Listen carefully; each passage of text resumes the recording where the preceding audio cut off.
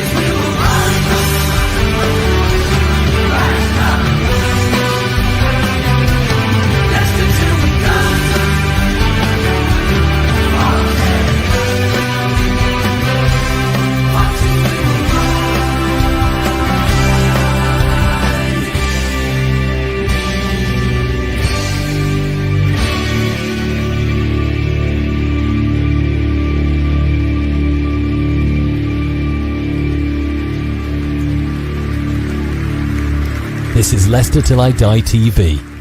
Watch and subscribe on YouTube and listen on your podcast platform.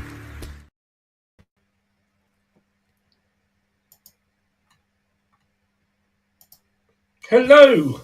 Hello, mate. How are you? Let me give you a clue here. Look at the picture there. That sums up how I feel at the moment. I wish this guy would go and play on the M69. Yeah. In the fast lanes. Hopefully a truck will come along and hit him. The guy is a useless fucking cunt, and I apologise to cunts everywhere because at least they have a use. The guy is absolutely... What is the point? What is FaZe fucking him up the arse? Because that is the only way I can imagine why he has got back into this team. It's remarkable, isn't it, Chris? Let me read you a song lyric that sums it up, right? Yesterday, all my troubles seemed so far away. Now it looks like they're here to stay. Because last week we actually had a pretty relatively good performance, but it's very deflating seeing FaZe back in the team today, and he's replacing a guy who scored us a goal. I know he's a centre-back, but he contributed to a goal as well. It feels almost borderline trolling now, doesn't it, Chris? It does.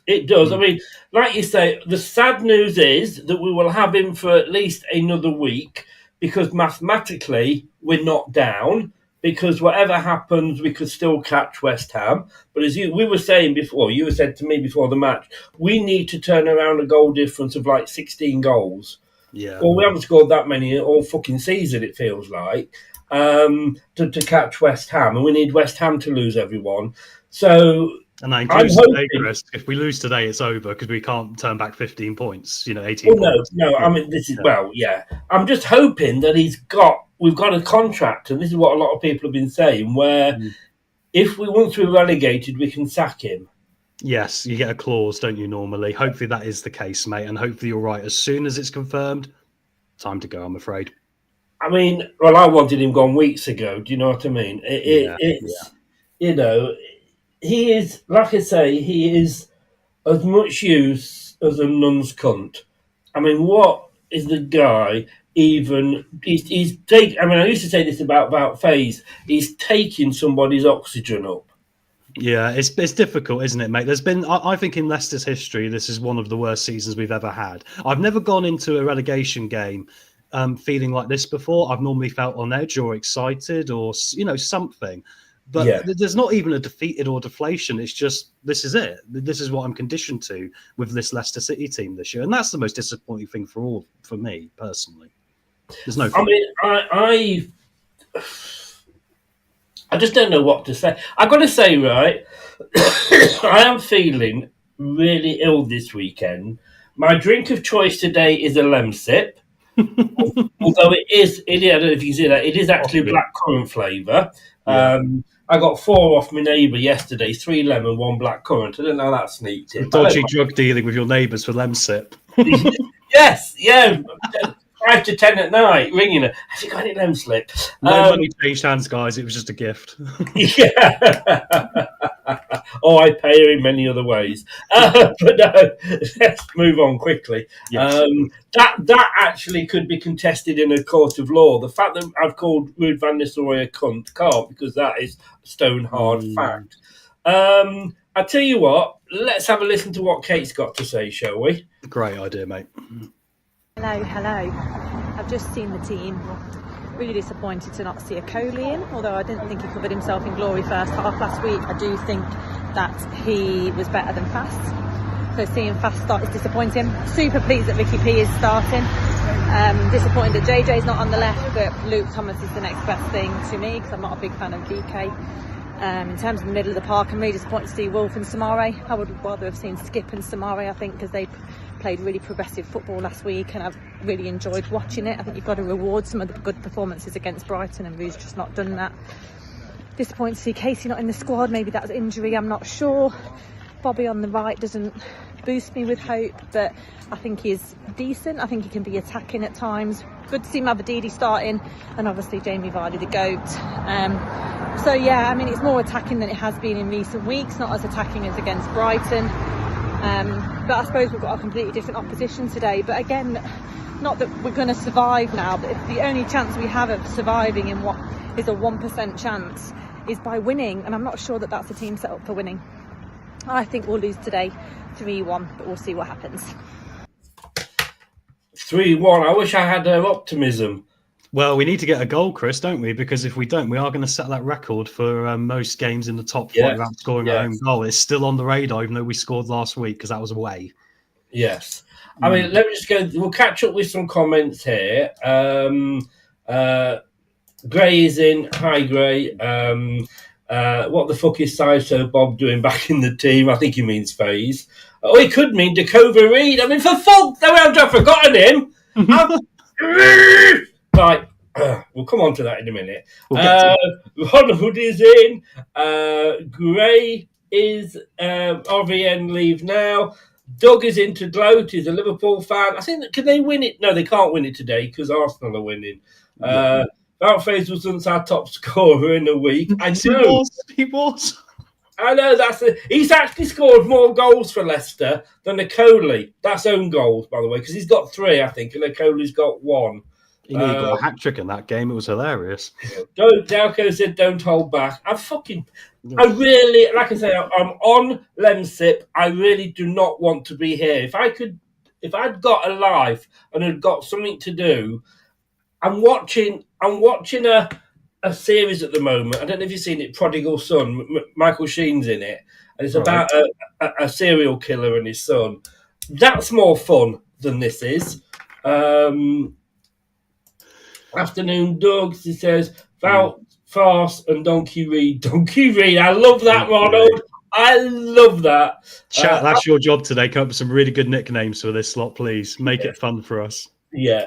We're down. Wolves are winning. I guess, what the fuck is that team? What has Dunphy's done to get back in the team? He's shoved his dick up Rue's arse. That's what he's done. This guy's worse than Frank McClintock.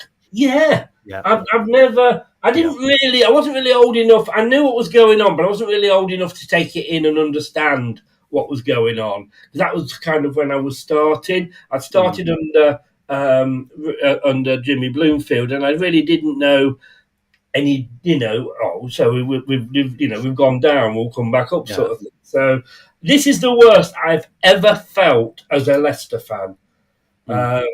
Blue Hawks, Darko, relegated with 6 games to go is embarrassing. We were relegated with 12 games to go, really, weren't we? Yes, well, that is very true. I'm sorry. Chris, it's kin awful. It is. Feel free to swear. I've been calling Ruud van Nistelrooy a cunt for the last 9 minutes, so don't worry, guys. Happy Easter. And look at Easter, Doug. Christ has risen. This lot couldn't rise if you give them a year's free load of Viagra. Blue Fox, Ricardo starting. That is a good thing. Yeah. Coley dropped. Harsh. Face playing wide. McAteer injured. I'm not sure. Rene says, "Hi, Chris. How are you?" I'll let you guess, Rene. I'll let you guess. Anybody is better than FaZe. Vestergaard's dog is better than FaZe. And Andreas is in. Hi, Andreas. How are you? Look, let's get the team up. And I think Kate really... Oh, I just want to say sorry, guys, before I do bring the team up. Why didn't that come up before? Anyway, it's come up now.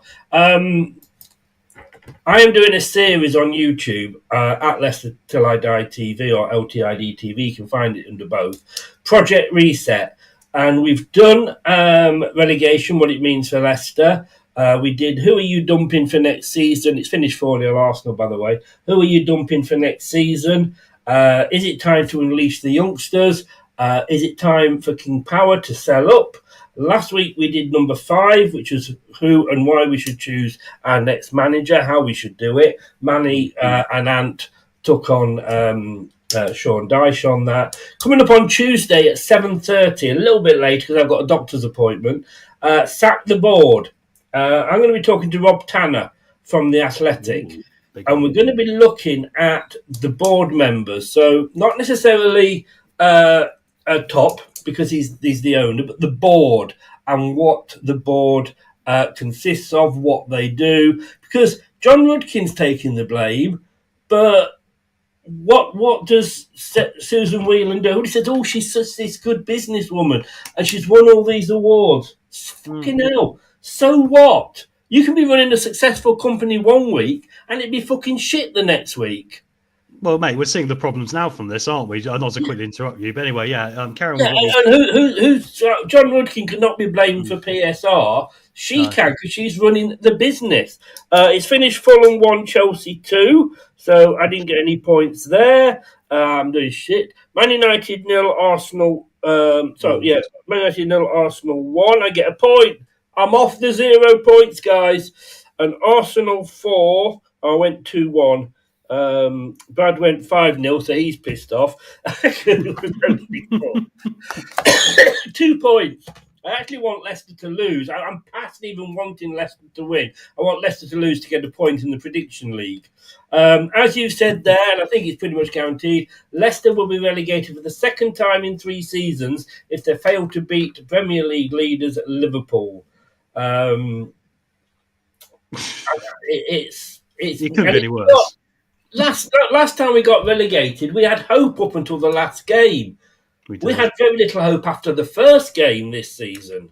Yeah, mate, I ran out of hope before we were getting around to Christmas time, really. I think it was then the signs that we weren't going to be good enough, irrelevant of what we did. But just going quickly back to the board, it's interesting, isn't it? Because, there is a lot of discourse among fans now, and the board are getting obviously quite arsy about it as well, because they don't want to hear discourse from fans. Of course they don't. But a lot of the problem is brought on by the board, Chris, in my opinion, because they've not been transparent with the fans. No. If you're transparent with the fans, they're not going to be doing things like this, in my opinion. There won't be this level of chaos going on in the fan base. I would ask the club to consider this. Is the plane tonight, mate? I think it is, yeah. I think they're putting it in today, yeah. And I mean, obviously, that's a controversial thing. I mean, I get the passion of it, and I love having passionate fans, but I get it's a diversive thing, isn't it, Chris? It's something which half the fan base isn't going to get on board with. And that's, like I say, I think it comes down to the club, because if the club is being transparent with the supporters, you wouldn't be having this infighting. This goes back to Brendan Rodgers. Yeah, when he was wanting for the he wanted to reset the team, and he didn't get the money to do it, and Top couldn't have the balls to come out and face the fans until the Manchester United game, which was the day of the transfer window deadline. Was when he came out and said, "Actually, guys, we can't buy anybody because of PSR. We want to get back into Europe." Had he said that at the word go, the fans would have gone, "We get that. We understand." And but because of that, you had 10 games, 12 games where the fans were just getting discontented as to where all these signings were. I thought Top knew how to deal with the fans. Top has got no idea how to speak and how to deal with fans. His dad didn't like speaking to the press, I get that, but it was always Top that did it. If he hasn't got the balls to do it, let his brother do it, let his sister do it. They're both on the board. I was going to say, at least put a structure in place that doesn't put Top himself in that position, because that is stupid, Chris. That to me is bad management, and that is the biggest problem we have faced. And quickly going back to what you're saying about Brendan, mate, I mean, like you say, if we had sold Tillemans and sold Soyuncu rather than holding on and letting them go, we'd have had some money to reinvest. We didn't. No, that was a big mess up. We had no money to spend. Tom Smith, well, we'd let 192 million or something go walk free of charge. 176 or something, wasn't it? Very close. A whole year's figure, basically, of revenue. Playing the youth, Bobby Reid. Well, he's younger than Vardy. Yes, just about. I mean, he should be first name on the team sheet. He scored so many goals for us this season. He got my donkey of the week last week. Last week, I didn't even... I think the first time I mentioned him during the match was when he got taken off. Yeah, it's fascinating. Michael Gamble, worst I've seen from the club, and I've been going for 82 years. Michael, I've got to say, fair play to you, mate. Yeah. Fair play to you. How have you survived?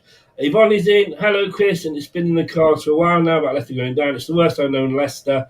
I think top needs outside help winning the club. Paul is in. Dorco, there must be a way to cancel the contracts of certain players. Unfortunately, I don't think there is. At least the Scousers can't win the title today. We have Bobby Covery, the flying winger, playing on the right wing. I know. Look at Sky later and take note of the banner. Yeah. I would sack him straight after the game. I would sack him at half time. Wasn't the manager sacked once at half time? I think it has happened. Wasn't it Martin Allen at Nottingham Forest, Chris? Because of the Carlisle incident, unfortunately. Oh no, he was a Leicester manager at the time, wasn't he? Yeah, he was. Yeah, that was that incident. No, it wasn't a Leicester manager. It was somebody else. He did get sacked after the game. I remember it was something happened in the game which caused his sacking, wasn't it? Really? Yeah. It was. But again, full details will never be known. Never know. But look, here's the team. We started a little bit early today because I thought we're going to have a lot to talk about. Ricardo back, that's going to be a good thing, hasn't it? I think so. I think JJ has been left out, to dry a bit on that right-hand side, hasn't it, Chris? I completely agreed with what Kate said, actually. I think to see JJ on the left today would have been a nice thing as well. I mean, it's kind of like he gives with one hand, giving us Ricardo, and takes away the other, putting Faze in alongside him. I mean, are we at the point now, Chris, where maybe he's playing Faze to try and put him in a window for a transfer? Is this what it is? Or is Cody going to go back to Italy and we're like, we might as well not play him? If you're going to say that, though, in fairness, sorry to interrupt. If you're going to say that, then you want to put a player in that's going to play well. Yes, true. I think we can devalue him further. Yeah. If I was a manager, I'd be looking at. I want a defender that puts a tackle in. Yeah. I want a defender that doesn't turn his back on the ball. Yeah. I want a defender that actually looks like that actually plays like a footballer, professional footballer. Faze fails on all three of those points. He'd be a good advert for L'Oreal, wouldn't he? Maybe that's what he should be doing. Maybe somebody has cut his hair and that's a wig that he's wearing. That's very biblical for Easter weekend, isn't it? Yeah, a little bit. Cody, I kind of get Cody. Thomas. I mean, it's interesting to say that 2 seasons ago, the guy didn't have a future with Leicester, and now he's one of the names mentioned by Ruud van Nistelrooy to form the foundation of the future. So it's 4 at the back. They've put 3, I think, down below, but that's Leicester Mercury for you. But I think that's the 4 at the back. What have they put? No, they put 4-2-3-1. Yeah. Again, am I the only one that looks at it and goes, Indeed and Samari can't play together? Yeah, I'm a bit like it, mate. They're far too susceptible. They've not done what they need to do in that position. They're not blocking properly, and they're not progressing the ball well enough, which is what we need. This is why we're having problems on the flanks, getting caught in a transition too early and then having to make the extra run or get past the extra man. I see today as being a day where that midfield too is going to put a lot of pressure on Mavididi, for example, who last time out was taking on players and probably taking on one player too many a lot of the time, but having a good day of it. Against Liverpool, I don't see that being the case because they've got better quality at the back. I see it being a difficult day. I certainly, for me, I'd have either starting, but probably with Skip, to be honest with you. I think now is where we are, yeah. Mavididi, I just hope he performs well, because like I say, how many times have we picked Mavididi after a good subs appearance and he's not played well? He started last time, was up there, he could have been man of the match for a few of us, and he's starting again, so please do it. El Canoes, at least he should be after Edmonton. They should be the first 2 names on the team sheet. Dakova fucking Reed. I mean, he's not the worst one they could replace McAteer with if he's got an injury. If he hasn't got an injury, he's just been dropped. I think there's some sort of weird mind games going on because he had a good game last time. I think he was fine. He was my man of the match. Great. Yeah, I think he was right up there. And I think it was nice as well because I think he really cared and he talked in the post-match. You can tell he really cared as well. And that's what I want to see. I think Deck Cordova-Reid can score a goal. He's done it this year. He's better than having AU there, but it's still a bit underwhelming, isn't it, mate? Binotti could even go on there, really. I know he could play the right side, but... Yeah. Or move El Canous out to the right and play Binotti in the middle. Rotate them so Liverpool find it difficult to mark them. They're meant to be the two players that are meant to cause chaos, right? So bring them on, allow them to cause chaos, because it's the only way. It is. And do you remember the Great Escape year? The season before that, we could have named Nigel Pearson's team 5 weeks in advance. Yes, 100%. That Great Escape season, no way, because you'd go and you'd score a couple of goals and he'd drop you next week. Yeah, and that was we didn't have the same team 2 weeks running until the end. When we got the Great Escape run. So I'm looking at it and thinking this is reminding me so much of that because a Coley scores. Vardy has a shit game, and Vardy's still in. Who is Jamie? I mean, has he got Rebecca? Has he got Rebecca ringing Rude up saying, "You better fucking put him in, or I'll see you in court"?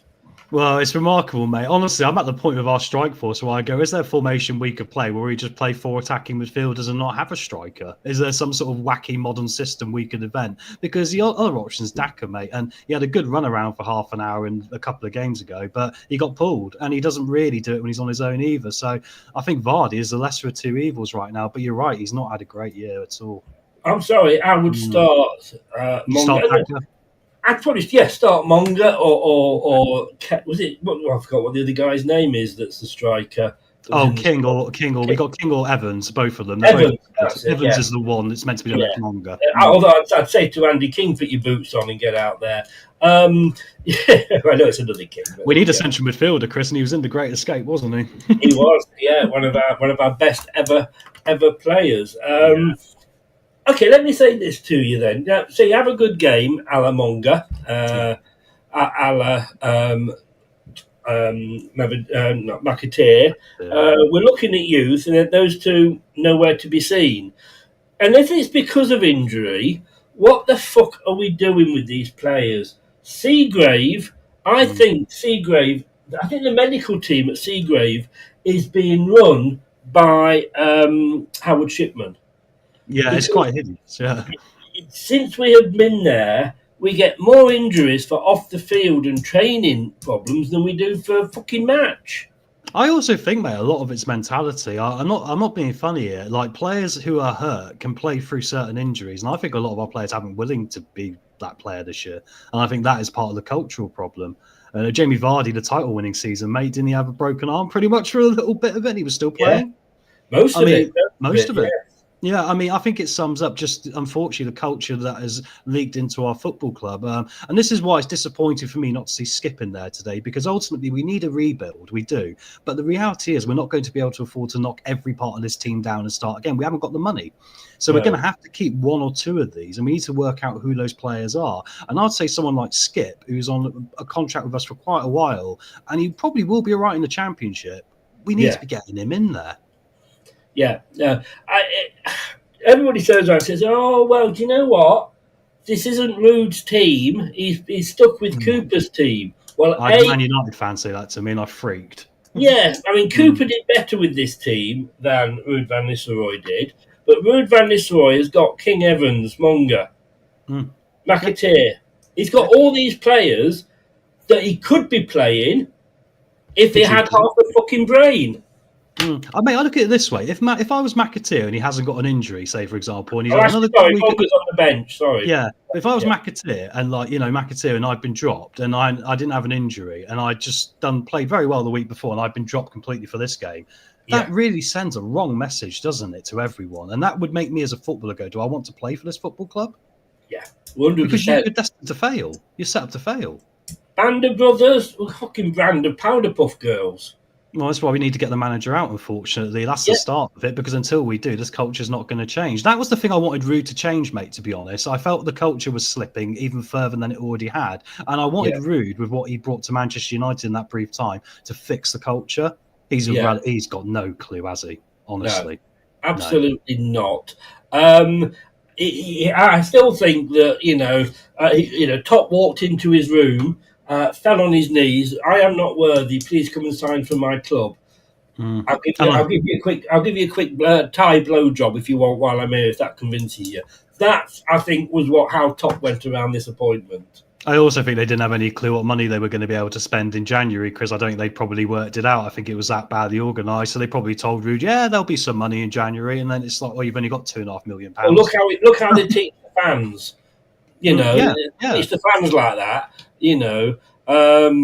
They're just comparing Slot's record compared to Van Nistelrooy. Both Dutch managers, of course. Yeah, and you can't underestimate what Arne Slot has done, really, because they're doing a superb... I know they've had a bit of a wobble at the end there, but they're still doing a superb job of a change of manager from last year. Yeah, exactly. RVN was in The Wizard of Oz, if only I had a brain. I've had him as the straw man for ages, I'll tell you. I'd say it's something as well. I mean, is he Wayne Rooney in disguise? As Brad likes to quote this, Scooby-Doo? Yep. At the end of Scooby-Doo, they always used to pull the mask off and reveal who it was. If you pull Rude's mask off, is it underneath Wayne Rooney? Or is it Peter Taylor? No, Peter Taylor was better than this. I'm sorry. Peter Taylor was better than this. True. Paulo Sousa will be up there for me as well. I remember the Sousa months, and they were terrible. I remember that Portsmouth loss we had, mate, where they scored from our kickoff. The thing is, with Paulo Sousa, he was good at Swansea. He was. True. Wayne Rooney hasn't been good anywhere apart from the courtroom. There's a rumour that he's going to get a new championship job as well, apparently. This is the ridiculous thing. Who would be? He could. There you go. Look, Gray's agreed with me. He could be Rooney in disguise.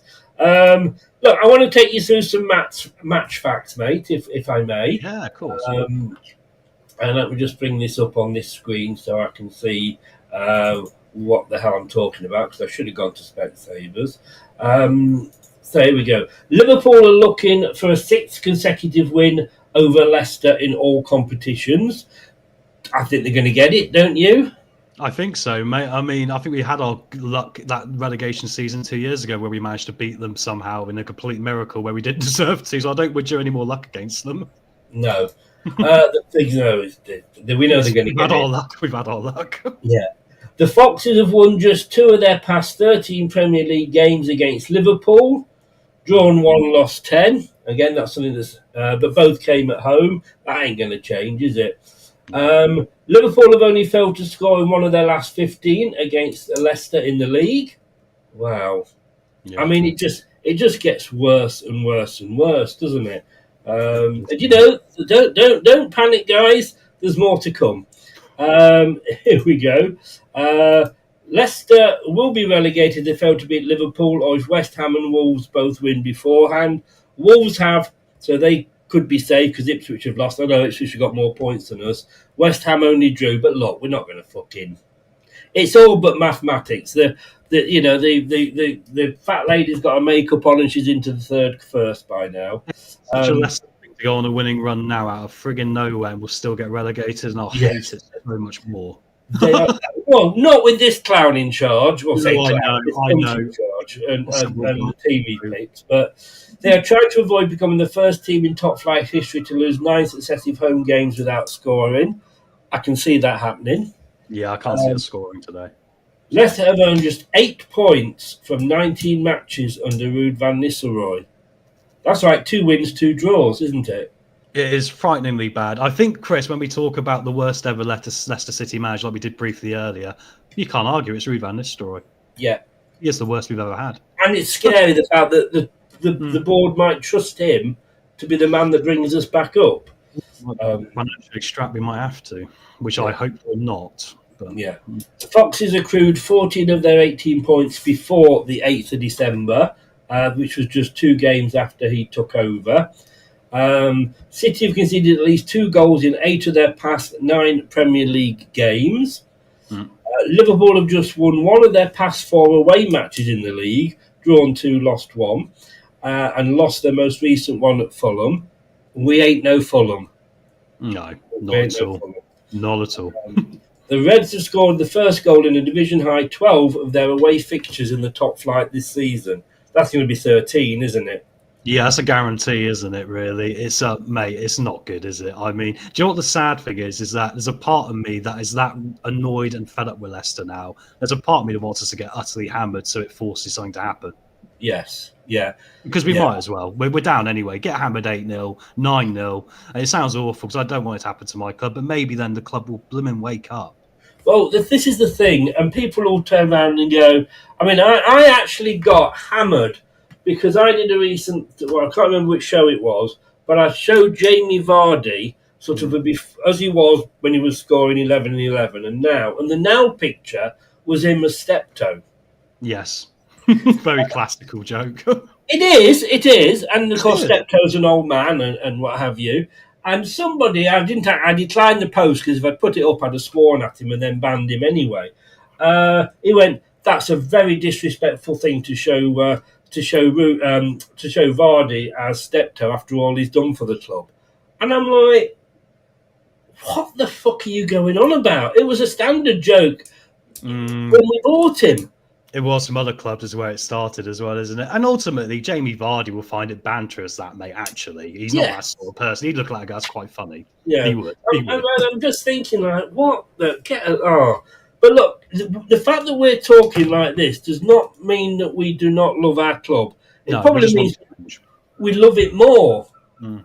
We love it more. And I've got to say, look, and I've said this many, many times, I wanted Cooper in, I then wanted Cooper out. I wanted Rood in, and I wanted Rood out. So I know that picking the right guy is not even, it's not easy. But then again, I'm a fan. I'm not running the club.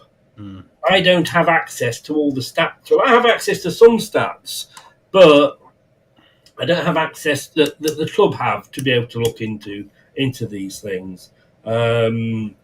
Rude Van Rooney, said Ronald. Imagine if they maybe together. What sort of footballer would it be? Yeah, I know. Good God. It would be like Yakubu with better feet. Yeah. When they didn't score, Lookman scored another gem that eluded us. Yes, indeed. Rude McDonald. I hope we don't keep him. It would be a disaster. I mean, this is the problem. This is the guy that we could be trusting the future of our club in.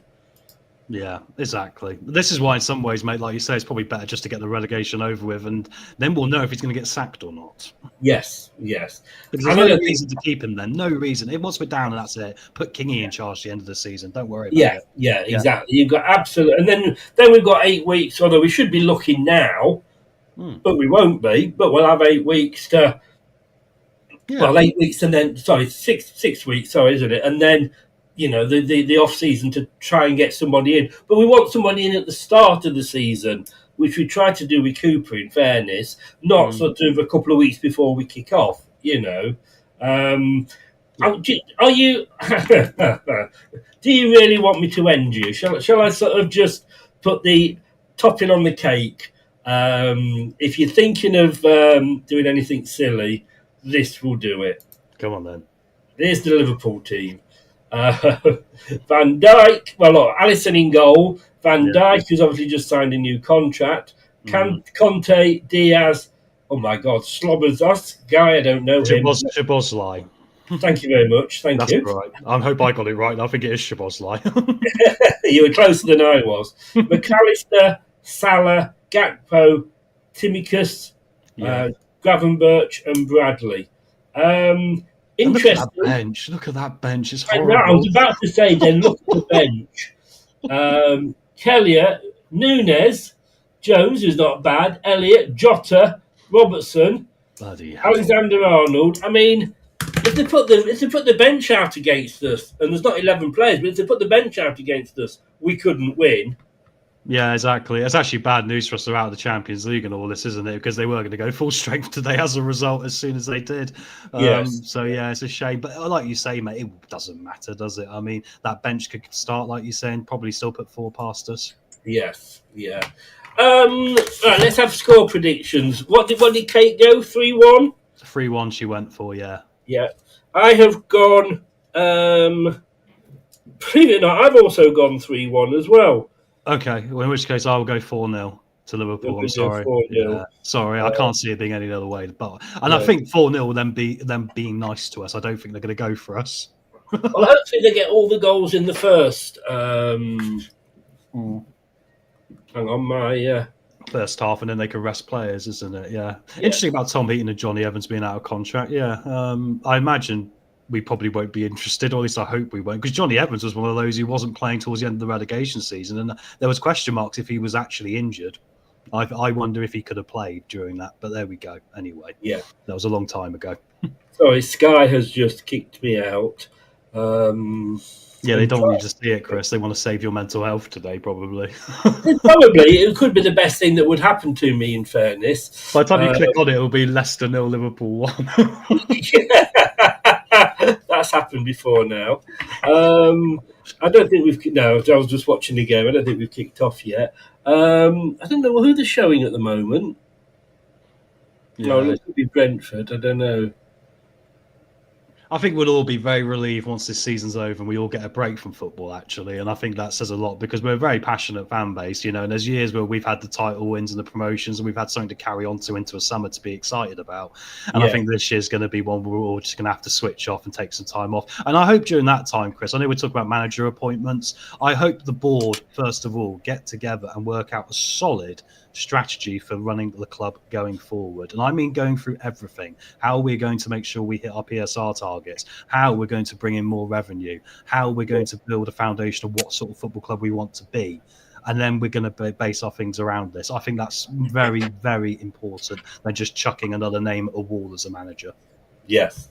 Gray says Tom Heaton and Johnny Evans are out of contract. Hope we don't sign them. Are they old enough for us to sign yet? I don't know. Paul's gone 4-0 to Liverpool. Gray's gone 4-0 to Liverpool. Stuart's gone 6-0 to Liverpool. Could very well happen. Yeah. Well, out of interestingly, Wayne has gone 4-1. Interesting. And I'm going to get a point back. I'm going to get some points back against Brad at least. Because Brad has gone. Are you ready for this? Oh, is it like 7 or something? Well, he's gone. Leicester City 3, Liverpool 1. Oh, well, I tell you what, Brad, I need some of what you're drinking, mate. Fantastic. Yeah, I mean, I don't care.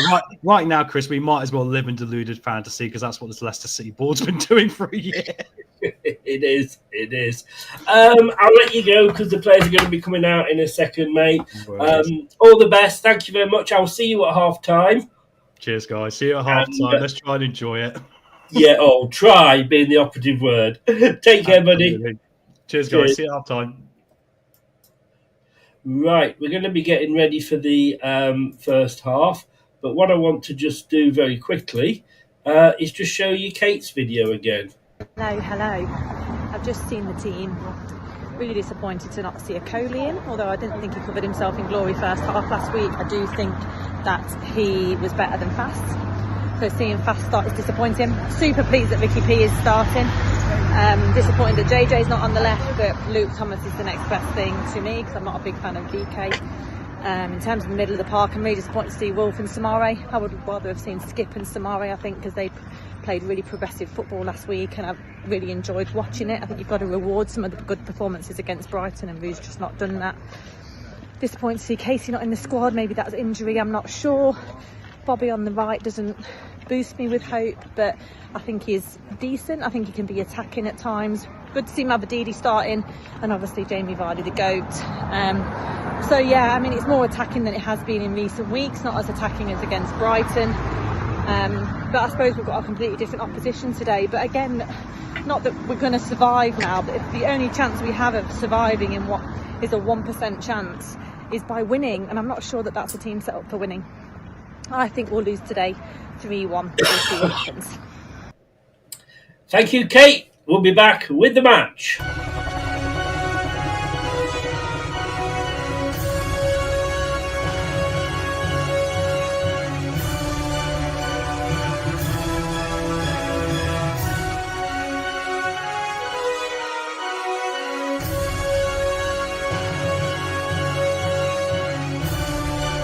This is the Leicester Till I Die Watchalong Show. Join in the chat and don't forget to subscribe. I will love it if we beat them. Love it. But we ain't going to.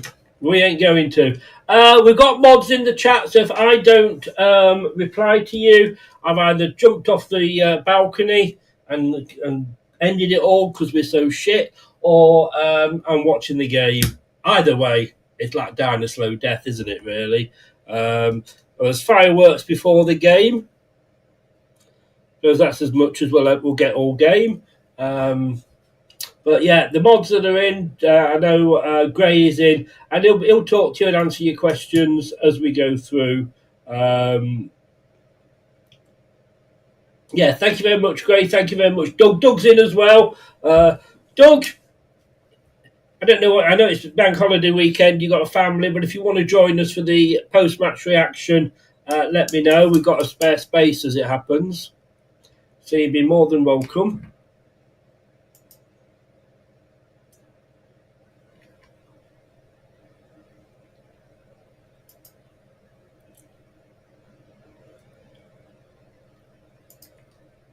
We're in the abyss. I don't know about tinkering on the edge of the abyss.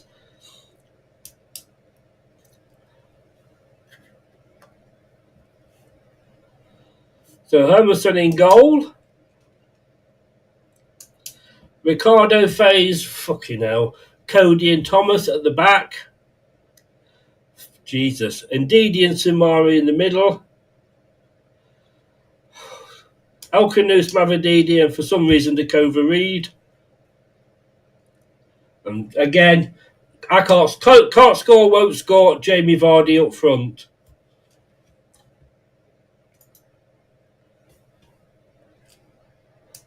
I mean, when you look at what we got on the bench, Justin, Akoli, Buonette, Skip, Monga. I think if we were to win, Vicky, we could still stay up mathematically, but we'd have to win every game. West Ham would have to lose every game, and we'd have to turn around to that 16 goal difference stat. I think I'd sooner see the legends turn up.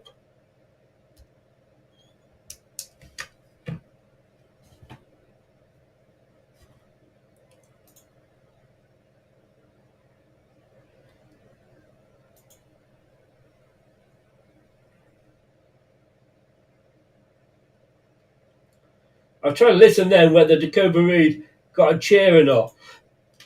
I think he did, purely because of who he is.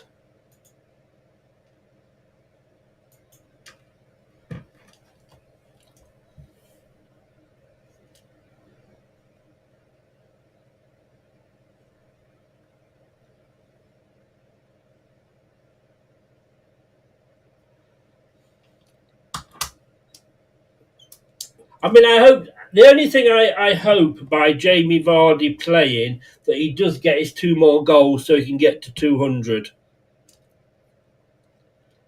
Is that 200 Premier League goals he's got or just 200 goals? I'm guessing goals everywhere. Somebody will tell me, I'm sure.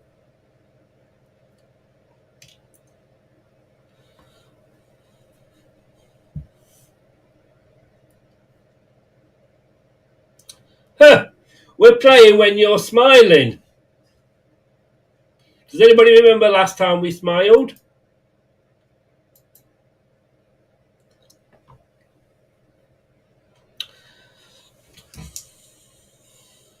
I just thought Sumari actually played... Once Ndidi went off, Sumari played better with Skip. I think that's not saying that Sumari was awful. I was surprised that it was Ndidi that went off. But I think if Ndidi had stayed on, that he would have played better with Skip. I just don't think those two can play together. Gerrard, Lampard situation. Anyway, Leicester in all blue getting the first throw in midway into their own half here on the near side. Leicester playing from left to right as they always do if they can possibly win the toss. That's about the only thing we do win. Yeah, I think we are. I think you're right. Dorker, I know it's not it's not good.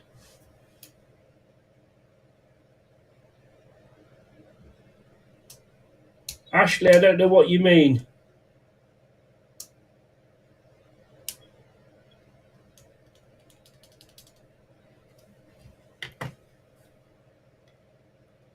I do see what you mean.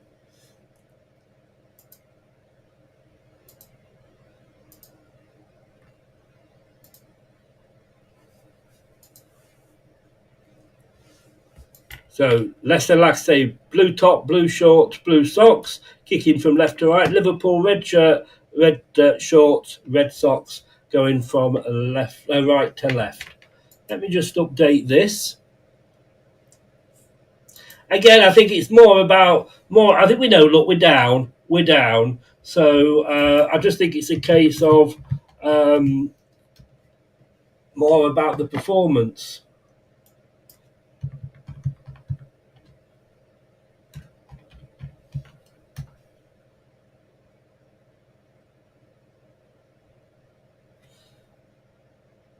Oh, Mavadidia. We got into the box.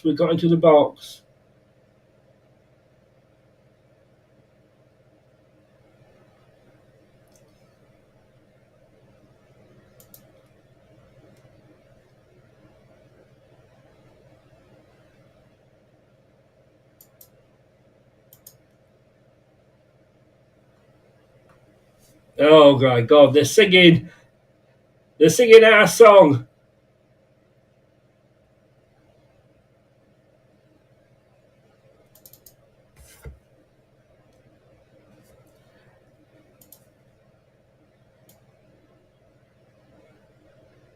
Cheers, mate. Oh my God, Diaz hit the post after 2 minutes. Liverpool hit the post completely. And it's a double post, isn't it? Yes.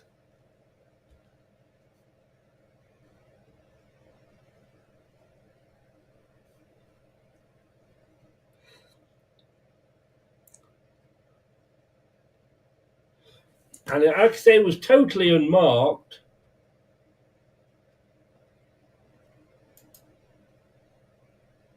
I mean that's just happened after 2.5 minutes.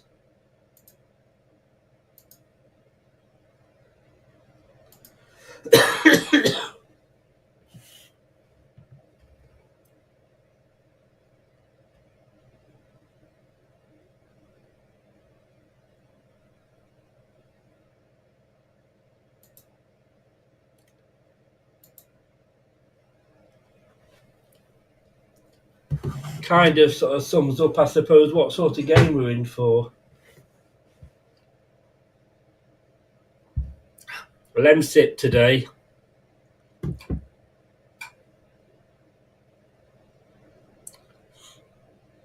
I'm off to see my grandchild tomorrow. So I want to try and be well. So we got away with one at the start. Again, playing it out from the back. What a load of bloody shit. We got away with that one. Indeed, doing well.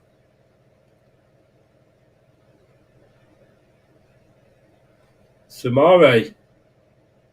Oh. Takova Reed on this right-hand side. Oh, turns and then loses the ball, for fuck's sake. Oh.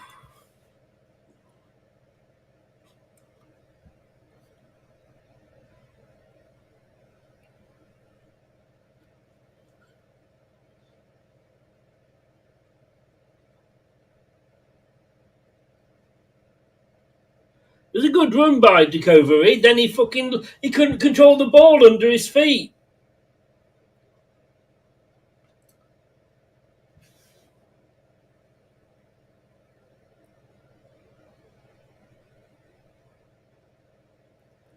Hey Jeff, how you doing, mate? Sorry I didn't see you come in.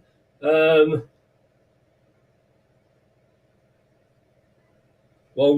Wish I could have some of your medicine.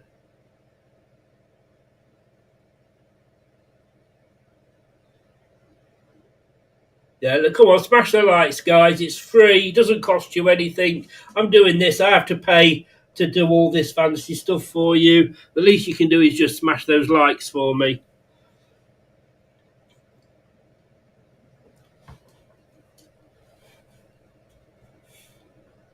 Oh, God, that phase is on the ball. It's a free kick. Reed took a tackle from behind.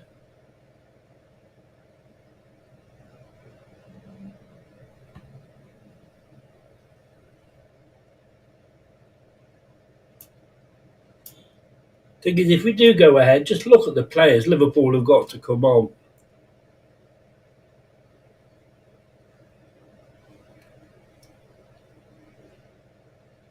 Ricardo gets the throw in. I've got to say, Liverpool, look, I've got to say, in fairness to Liverpool, I didn't expect them to do this well, past the Klopp era. And the guy they don't make that many signings. Was it 2 maximum in the summer? And what Slotter's done, Slot very much reminds me of doing to Liverpool what Ranieri did for us. Came in, just tweaked things a little bit, nothing too big, and of course turned us into title winners. And I think he's going to do the same. Why Mavadini got fouled then? But look, they're there because they deserve to be there, and fair play to them.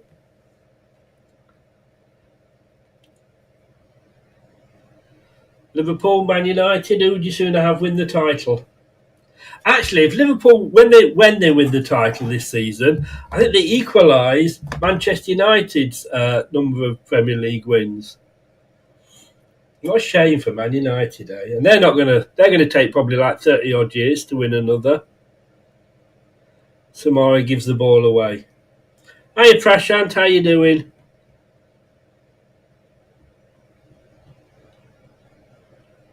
It's Liverpool on the attack. Playing it up into the box to the far side, but it wasn't Thomas. I don't know, Thomas got in the way. Good defending there from Thomas. Yeah. Well, he didn't defend, he just sort of got in the way, but did his job. 20th, that's equal with Man United, isn't it, Doug?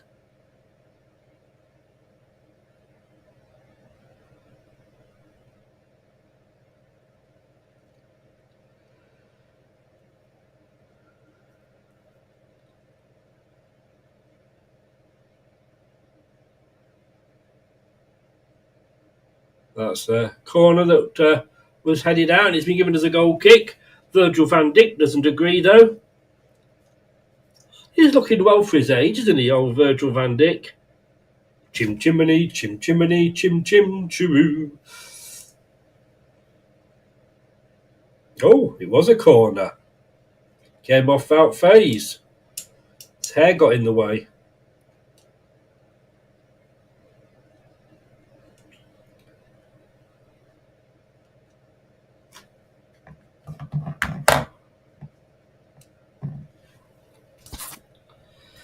So, Brentford beat Brighton 4-2.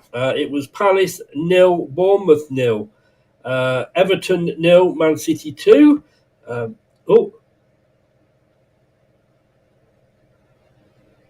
it is the post! Oh my God!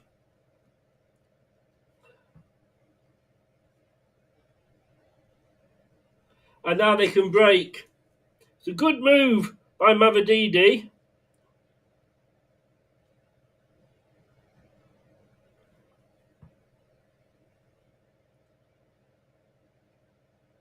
Oh, good save by Hermanson.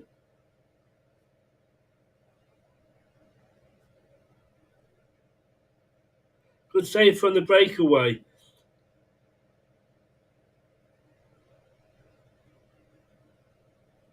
Indeed, he was so close, in fairness.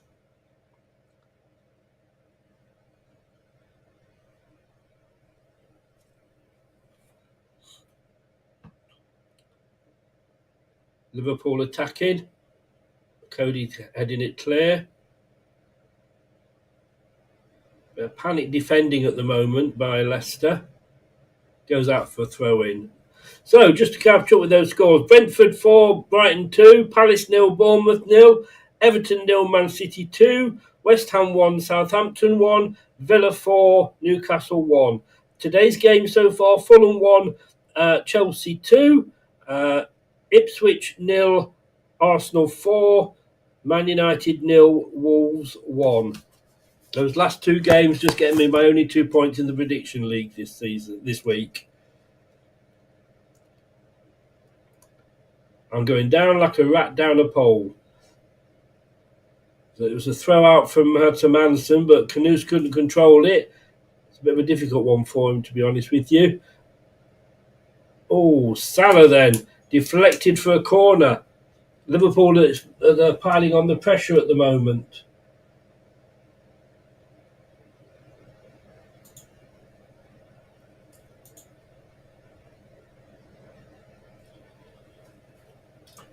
Possession's pretty even, I've got to say. 47.7 for Leicester, 52.3 for Liverpool. XG, Leicester at the moment, 0.05, 0.38 for Liverpool. We've had one shot, they've had 5. Corner comes in. Oh, it's a goal kick. It's 2 corners that they've not really done much with, Liverpool.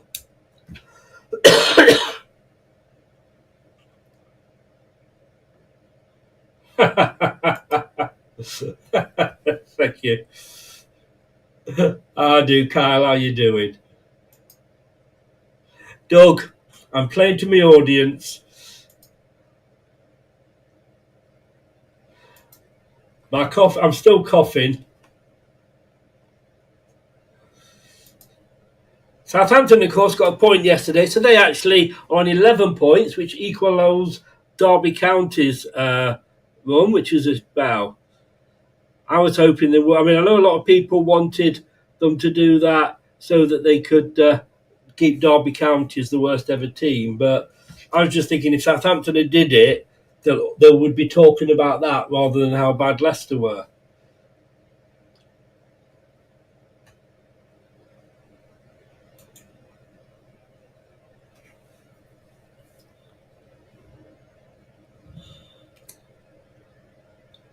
Oh, good ball over the top down this left-hand side here to Gakpo.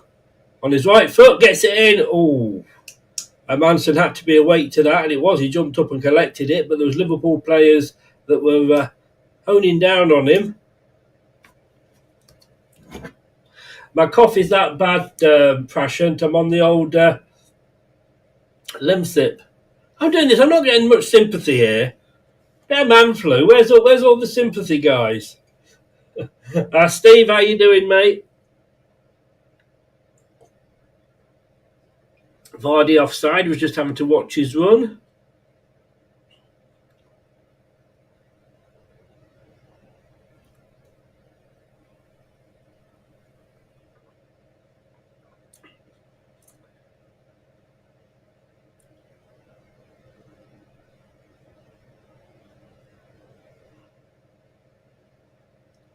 So let's have it on the far side. Oh, it's a little bit too hard for...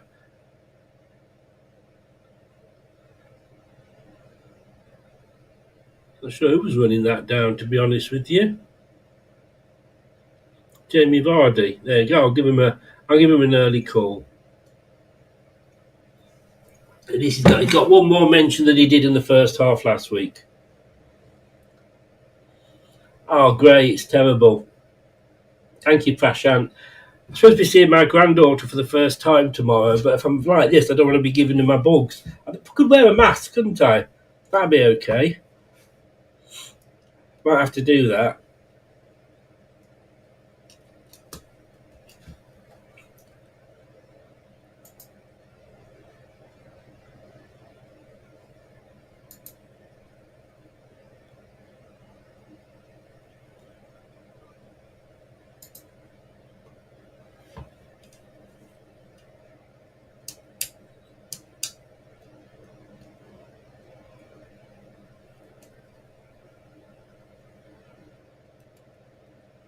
They've only won 8 of the 12 away games this year. Liverpool, what a shame for them.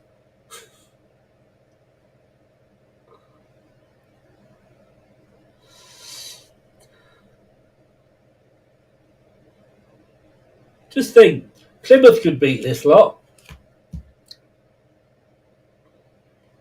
First quarter of an hour's gone. Oh, I know. Tell me.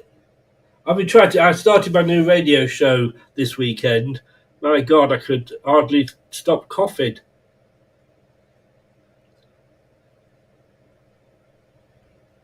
Samara gets the free kick there. He was holding a fair play to Samara. He was fighting all the way there.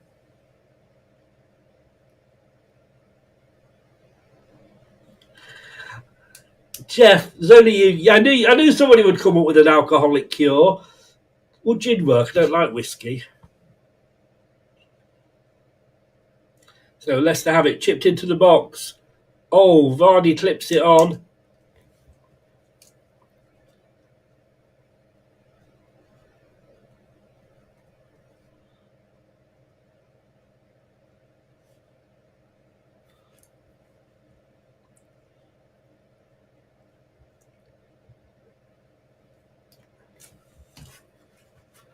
Here we go.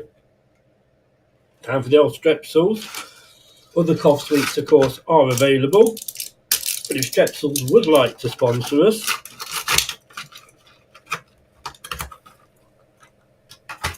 actually that goes very well with my the Lemsip.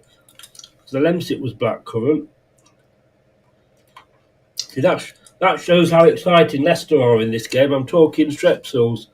Oh, chipped ball into the box, but it's way, way too high and hard from McAllister for Salah to get on the end of.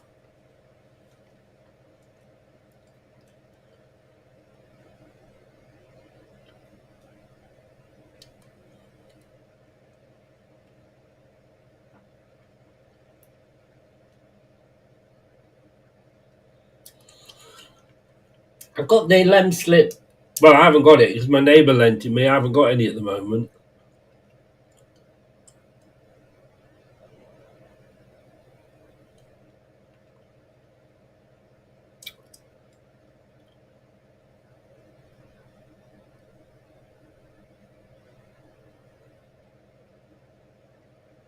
So we'll throw in here on the inside of Liverpool half for Liverpool on the near side.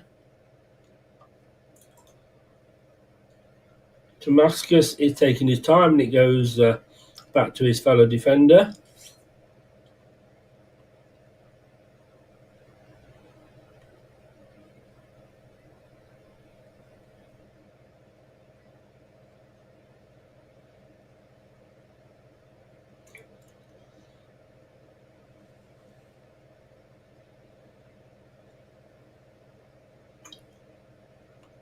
Defensive header there from Leicester. Leicester get control of it.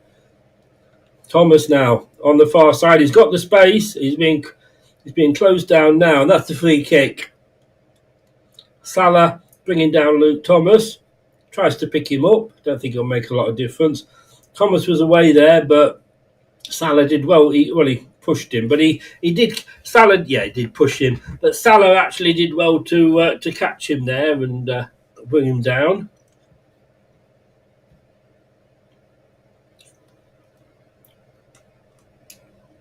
So free kick to Leicester, almost equal with the penalty box line, but right on the far side of the pitch. Liverpool have everybody back. Bout Face is up there, Cody is up there, Ndidi is up there for Leicester. Comes in, with a high one. Cody heads it back across, but only as far as a Liverpool player.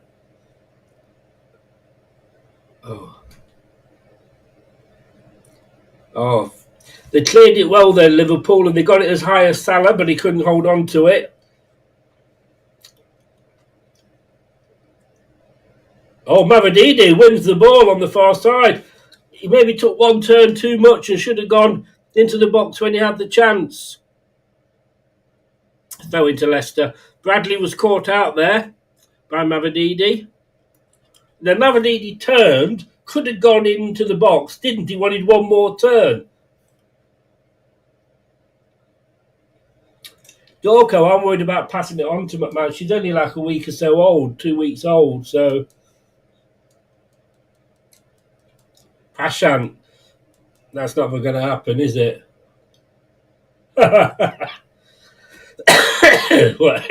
Whatever you're having, John, send some.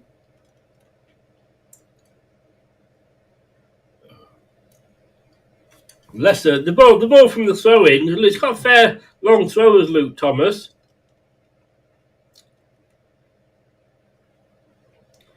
Carter Pierre trotting back from his left side where he got the ball, back to his normal right. Yeah, I'm not sure which player it was in the box, but the ball fell and the Leicester player was looking round. I know when I get to this stage, which is the really, really bad cough stage, the coffee phlegm stage, I know I'm towards the end of it.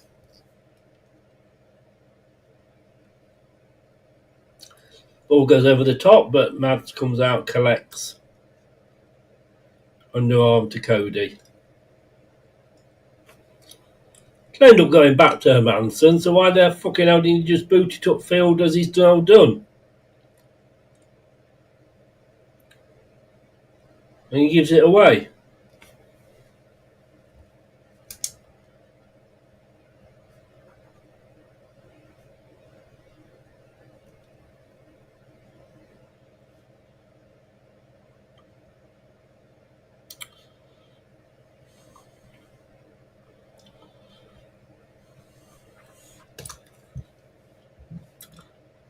So Mads Hermansen, instead of just booting the ball upfield, he plays it out to Cody. Cody to FaZe. FaZe back to Cody. And then Cody back to Mads Hermansen, who boots it then upfield and gives it away.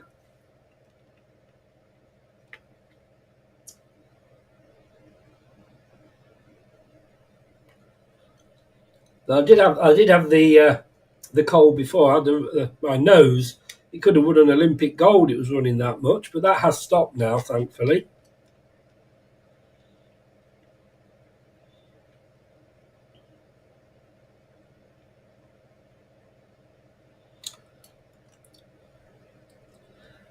In technical terms, it's actually called man flu.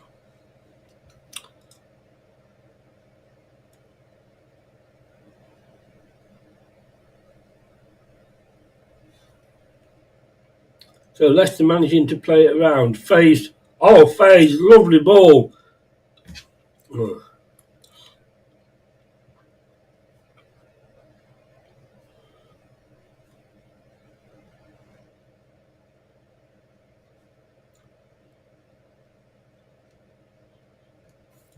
Fairness, it was a lovely pass from Wout FaZe.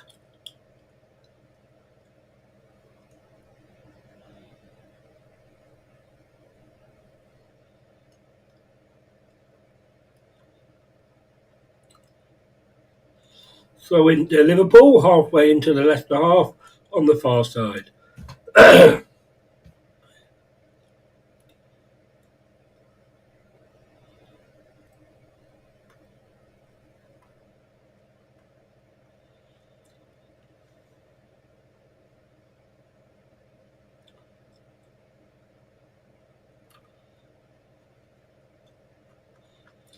goal kick.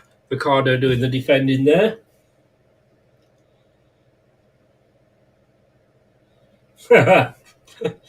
Thank you, Prashant.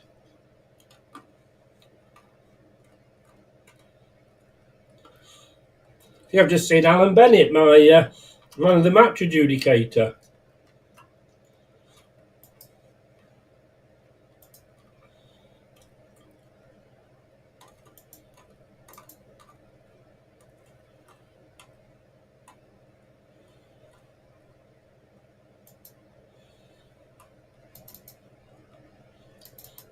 Liverpool come forward again.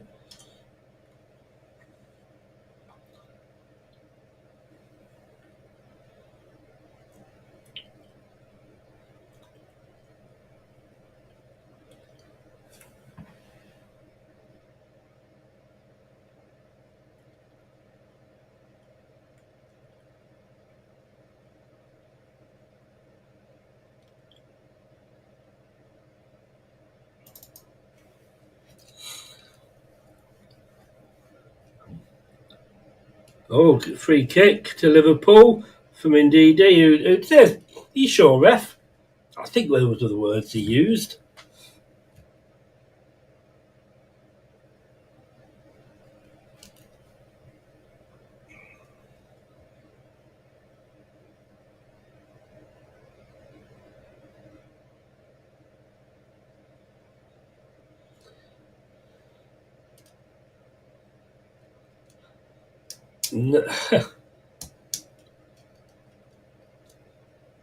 So this free kick to Liverpool,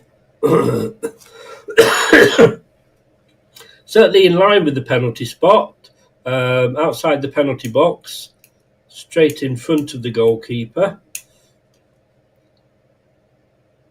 Oh, so it was a free kick straight through, but it did go straight through to Manson, who just went down slightly.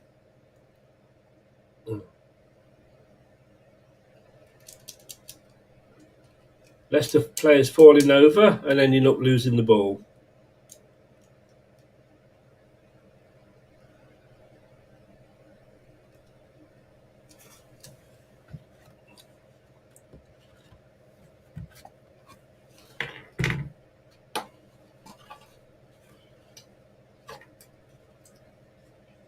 I'll be back in 1 second, guys.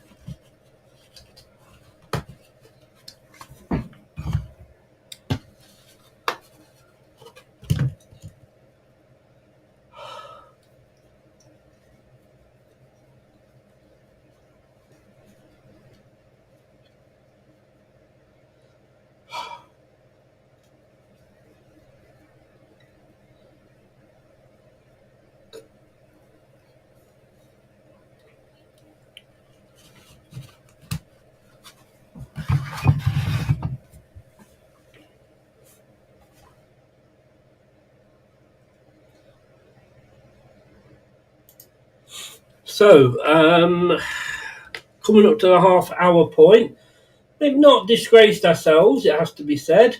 43-57 split on possession.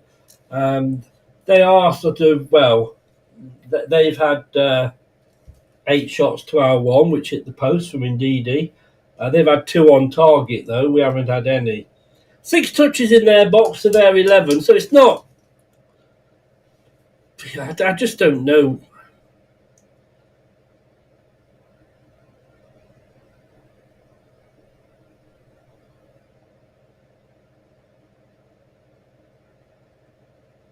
Canoes has 2 or 3 players on him.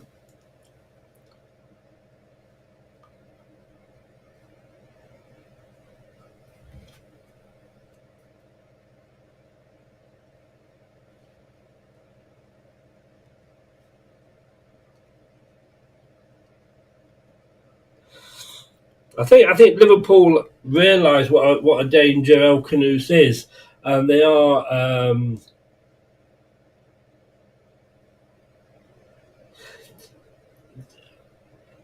this, like I say, 2 or 3 players on him every time he seems to get the ball.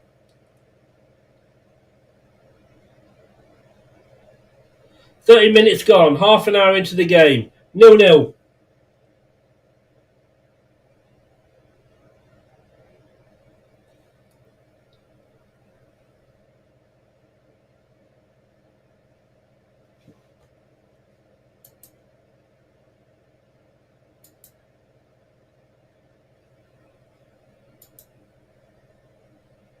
Oh, Canoes is down, injured here.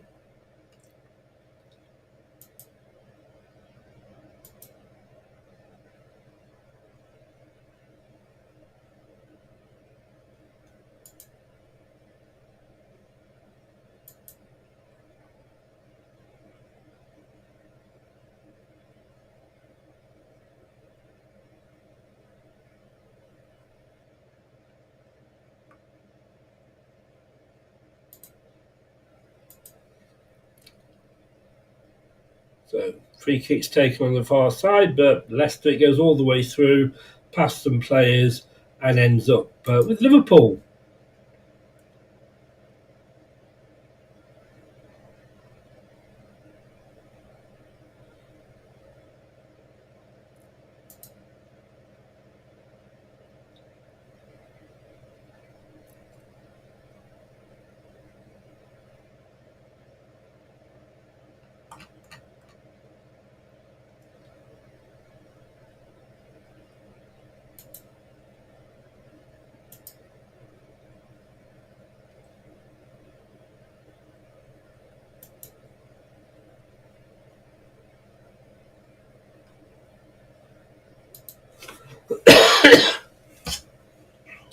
Right, I've moved on from the lem sip. I'm now on coffee. Which tastes not like coffee at all.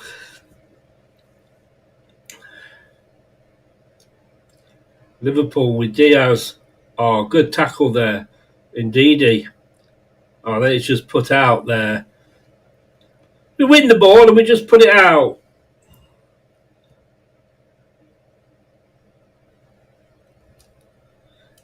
It's all down the Leicester's left at the moment.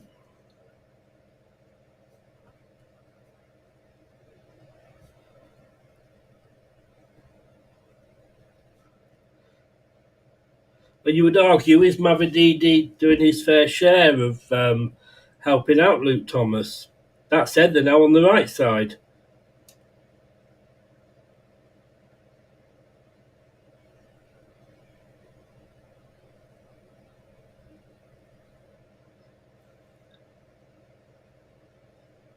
Now Leicester.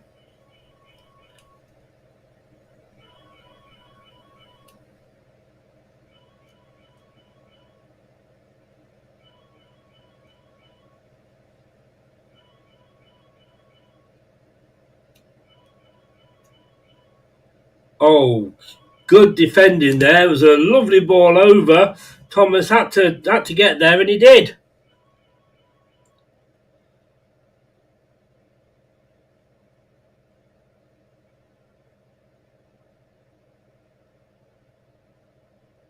Yeah, Salah was lurking. He had to get to that, did Thomas, and he did. He's put it out for a corner, so he's done enough.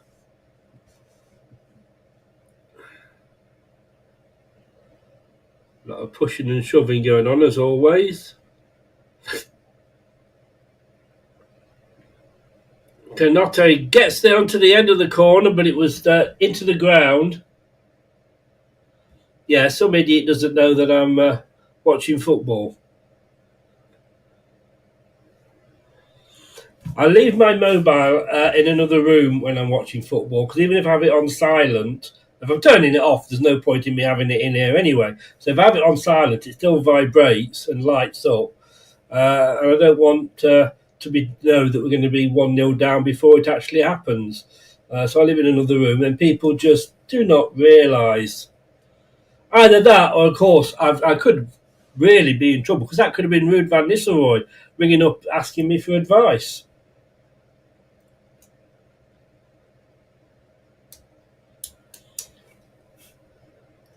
Does it have a car phone? Why would that be a car phone, Jeff? You've lost me. Oh, that wasn't a free kick. Anyway, Liverpool have got it, taking it, well, try to take it quickly.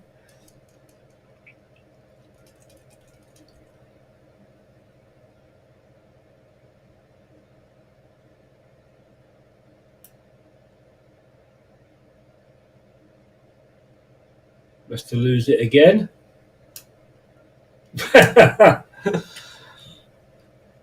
Do you remember a certain Gary Taylor Fletcher? I would make him look like Twiggy.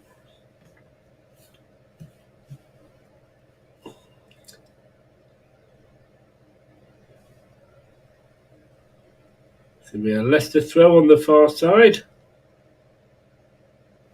Liverpool were looking for a free kick, or the player certainly was.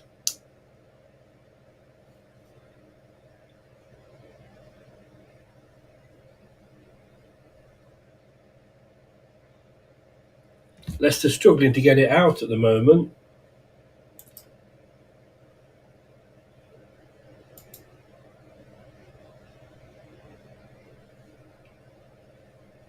Oh, Manson scrambling to get the ball there. It was a chance for Liverpool. Now Faze has got some space on this right-hand side.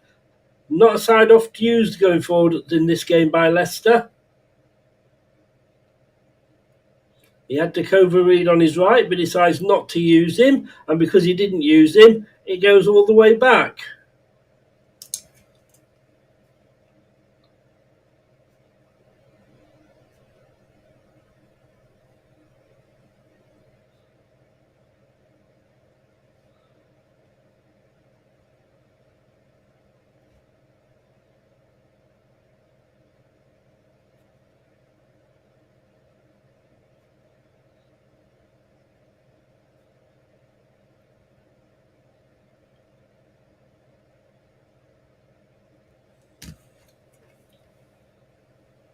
So, it's a long throw again from Luke Thomas. No Canus, but it's out for a goal kick.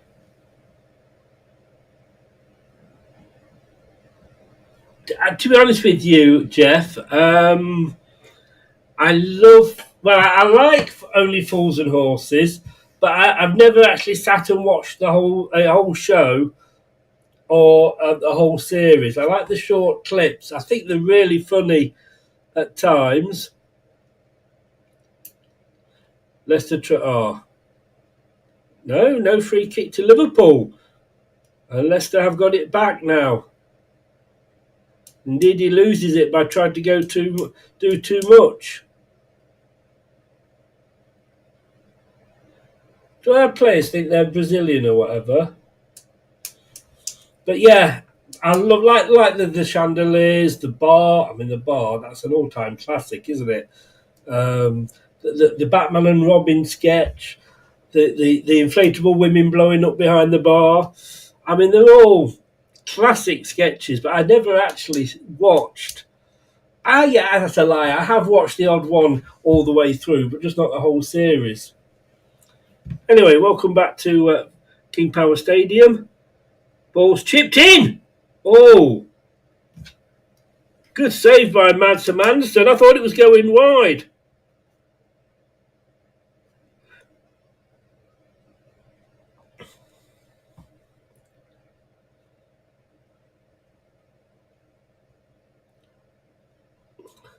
Now we're now getting into 39 minutes, last 5-6 minutes of the half.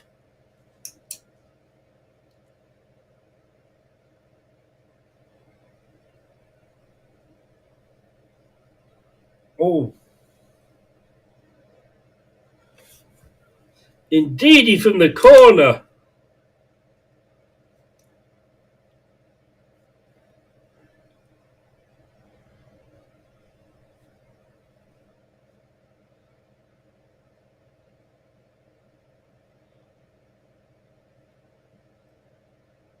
That was excellent defending.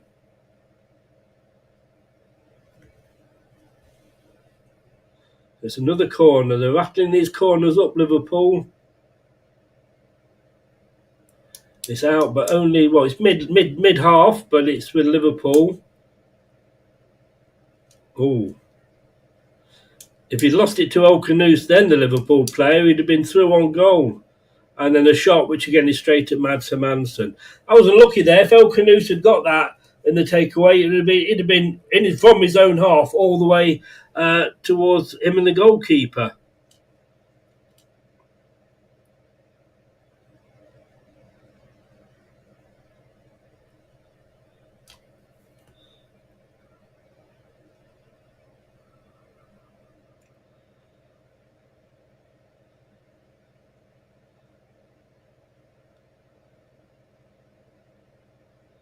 So Liverpool break down again, down our left, their right. Bradley plays it back. I've got to say, we don't look like we're going to break this scoring record. Although, of course, if it stays 0-0, that won't be a... Oh!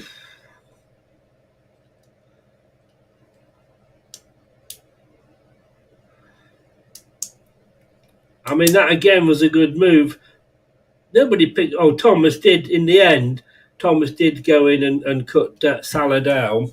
Not literally, he closed him down, I meant to say.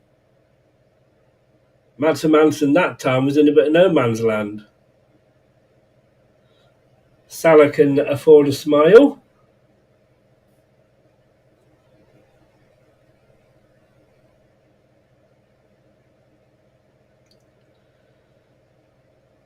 Yeah, I mean, Gary Neville's just said it's coming, and you've got it. The game does have that feel that Liverpool are going to score.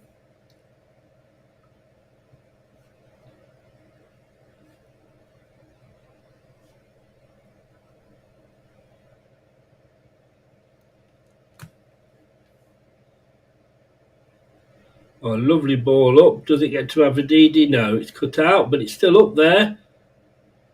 Oh, Vardy gives away a free kick. That could have gone either way, I feel.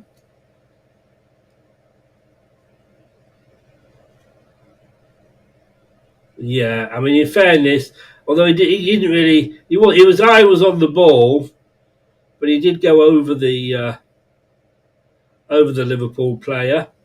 I can understand that was a free kick to Liverpool. Jamie Vardy, give him another mention there.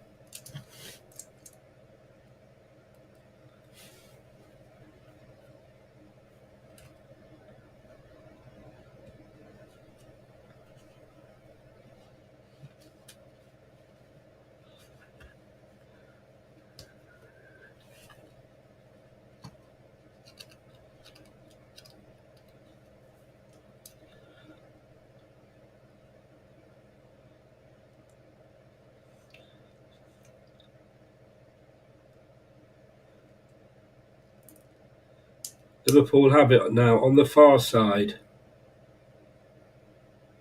You go all the way back to Alisson.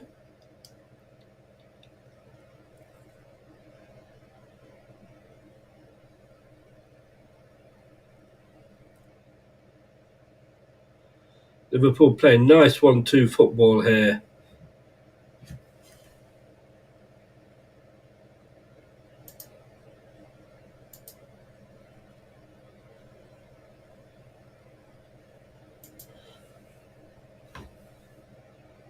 Oh, Mavadidi now. And then plays it all the way back into our own half. What fucking hell?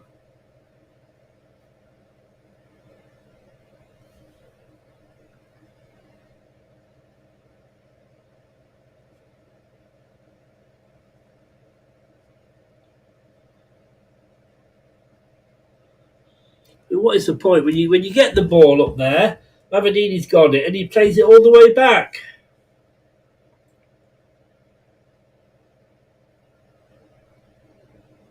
Oh, Manson right on the edge of the box came to collect it there. Had a good game, Manson. I hope we don't, Dorco. I really hope we don't. We need to get some new young blood in, not 38-year-old stagnated blood. It's a minute of stoppage time.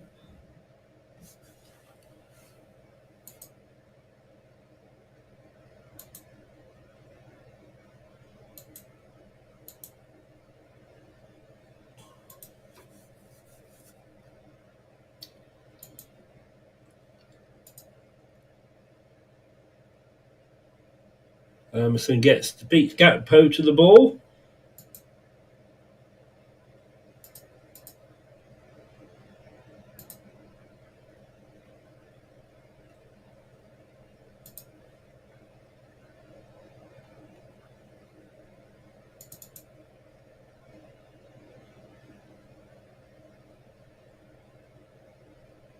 Diaz with the overhead kick.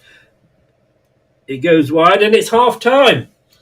Gentlemen and ladies, I will be back in a few minutes. I'm going to go and try and cough my guts up and various other things in the bathroom. And I will see you along with Tom in a few minutes. Please don't go away. I will be back with the halftime analysis.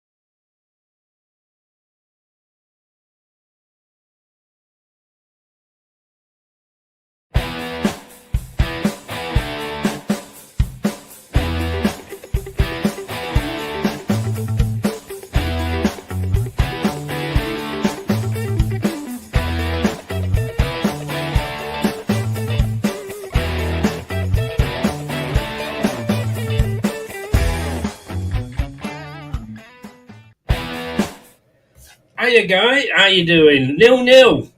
I know, mate. It's not too bad, is it? I mean, I still got a bit of a bug in my bonnet, though, and that is that anytime we go forward with a potential counter-attack, we have no clue how to counter-attack.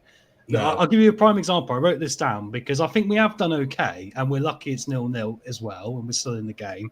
But on the 36th minute, this sums up Leicester City this entire season. Wout Faes brings the ball forward over halfway. He's got a load of space to run into. He's bringing it forward. Jamie Vardy is stuck in between the two centre-backs. He's not moving to provide any sort of outlet. Decordova-Reid is stuck on the flank, but he's not coming into a gap where he could be played in for a one-on-one with a goalkeeper straight away. I don't understand, Chris, why we've lost the ability to understand how to counter-attack, especially with a manager like Ruud van Nistelrooy. So little things like this, mate, are really annoying. So I look at this game and go, like the Tottenham game, we managed to win from a similar position like this. I just don't know if we're going to be able to score because we don't seem to be able to get it right. I mean, funnily enough, on that, I have put a note here at 44 minutes. The ball was played up to Mavididi. Yeah. On that far side, literally level with the penalty line, hugging the far touchline, and then he plays it all the way back into our own half. Exactly, because there's no one providing an outlet up top. I look at it, mate. The defence are their own thing, and the strikers and the forwards are their own thing. But there's a massive disconnect between how they're both operating. Honestly, it looks like they're not even wanting to help each other out. That Decordova-Reid one for me sums it up because he should have been running into that space to give the pass for Wout Faes to play, and he would have been in one-on-one with the keeper. Vardy would have been a square option. It was so apparent, and they weren't willing to do it. Is he on the pitch, Decordova-Reid? Well, this is my point. He wasn't willing to get involved. I mean, don't get me wrong. You might get caught out of position if you lose the ball. But against this team, you can't be messing around and getting your transitions too slow because they will get back and they'll win the ball off you. So just go for it in that moment and try and create that one chance like we used to. 4 passes, in, shot. If it doesn't go in, get back, try again. But we haven't got that last bit of it right, Chris. Defensively, yeah, I think we've done okay. We put bodies on the line. Well done. We can't really do anything going forward, though. It's all, when we do anything, it's all down the left. I mean, Decordova-Reid did make one good run, put the ball inside, and then lost it under his own feet. Yeah, he did. Yeah, I mean, I'll give him credit that he got it back, but he hasn't offered what I thought he would in this game. Because ironically, the thing that I thought he was good at when he's at his best is driving inside and getting into a goal-scoring opportunity. Because he's done it this season. So I don't know what's going on. If Ruud's told them, "Look, we're not trying to score a goal," because it just seems baffling to me if the opportunity is there to create a shot on goal against a team like Liverpool, who are going to give you limited opportunities. You don't run and drive and take that opportunity. So, mate, I'm kind of in two houses here because I think we have done all right, but I'm still looking at it going, I actually think we played better last week. My half-time man of the match, and to me, this one sentence sums up our first half. My first half man of the match is Mads Hermansen. Yeah, I think that's up there. It's either him or El Canouse for me, because I mean El Canouse has got himself about as usual as well, but he's the only one that's maybe creating an opportunity. That was the best bit of football we saw from us when he ran in. Was it Ndidi who played the early ball in? I mean, we've not seen Leicester do that once this year, and that's how you're meant to play football. I was like, we need more of this, boys. El Canouse, every time he's got the ball, there's at least 2 Liverpool players on him, though. Well, exactly. So in which case that creates our space for someone else like Jamie Vardy or for Decordova-Reid or Mavididi, but none of them are taking it, Chris. That's what's getting to me a little bit. Vardy, I've mentioned him 5 times this half, so, I have at least mentioned him, but one of those was for an injury. But, I mean, look, 2.5 minutes gone, they hit a double post, Mo Salah, and I thought, here we go. Here we go. But then, 9 and nearly 10 minutes gone, indeed he hits the post. I mean, that was unlucky. I mean, as a team, you do look at that and think, like, oh, God, where we are, that just sums our season up, doesn't it? Well, it does indeed, mate. Yeah, I mean, I guess it was like for like in the end, and it balanced out, and 0-0 was probably, just about the right result. Well, especially for a Leicester fan, because Liverpool have had chances, but like you say, Mads has had a good game and all the rest of it. But yeah, imagine if that Salah one had gone in, mate. I wonder if we might be 3 or 4 down by now. I do feel as well that it is a matter of time before Liverpool score. So rather than if. Yeah, absolutely. I think here's the funny thing, right? I know what I've just said about Leicester there and all the rest of it, but if Ruud is a half competent manager, he should be showing them what I've just said at half time. And in the second half, the first chance we get to have a goal on the counter, we should be getting a shot on target. Maybe Yeah. we go 1-0 up. But then, mate, I'm like you. I think if we came under any more pressure from Liverpool and we concede one, I think that's when we're like tracing paper and all of a sudden, we're going to concede 3 or 4. Thomas is having a good game, in fairness, considering he's marking Mo Salah, which is no easy job for any defender. So yeah, I mean, and I can understand. When they're saying that I am keeping, they say we're going to base the future around players like Thomas. I can understand why, because when he's given the chance, he's not the worst player in the world. No, he's not. And also the thing I realised in this first half, which I'd accidentally completely missed, was that he's obviously got a long throw on him as well, which I wonder. Oh, he has, yes. I wonder. But the funny thing about this is, Chris, he's got a long throw on him. We've got no physicality up top. None of our players are over 6 foot. So I kind of think it's a bit redundant because we've never really had a target man. The one we did, we sold to the Championship. So I kind of think it's a funny thing. It's a good thing to have, but it's a halfway house because we haven't got a player to really get on the end of it anyway. No. Let's have a look here at some of the other things I've wrote down. Mads passed to Cody. Cody passed to FaZe. FaZe passed back to Cody. Cody back to Mads. Mads booted it upfield finally, and it ended up with Liverpool. Yes, that shows you how we do not know how to break a team down, Chris. I mean, look, the only chances we have had, like I said, have been on the counter, and even then we can't break a team down. And that is why, like I say, it's difficult, because I think the performance has been relatively better than what we've seen before. Yeah. Or at least the commitment has. I still feel it's so lacking. And I know it's Liverpool, and we can hide behind it's Liverpool. Liverpool lost to Plymouth this year because Plymouth had a go. I know they put out a B team, but every team's got a susceptibility if you're willing to go for it. And we're still not quite there, mate. It puts me back in the Ruud out camp. Why are we only playing on one side? Because everything that we seem to do is happening on the left. Apart from that one Dukover Reed tackling himself and tripping over the ball moment, we've hardly been down the right. I think the reason why is because every time we have gone down, there's been no option, so it's put the players off, and they've decided, right, we'll get it across to Mavididi, because he's to be fair to Mavididi, he's also done all right as well again today. He's been willing again to take on his man and willing to try and do a shift for the team, which is what we want to do. I mean, Ricardo's come into the team. What part of the pitch does Ricardo play on? Well, he's meant to be a right back, isn't he? And that's what I thought. But every time I look at him, he's on the left and jogging back over to the right. Yeah, it's interesting, isn't it? And he's always been the last man back, if you noticed, in this first half. I wonder if that's why he's gone for Wout FaZe, mate. I know we've debated this, but Wout is apparently a ball-playing defender by all accounts. So I wonder if that's why he's gone back in, and because Ricardo's sticking back and Wout's going further forward. But yeah, it's such a halfway house, this, mate. And ultimately, it's the manager, because I know we're not a good team. I know we're not.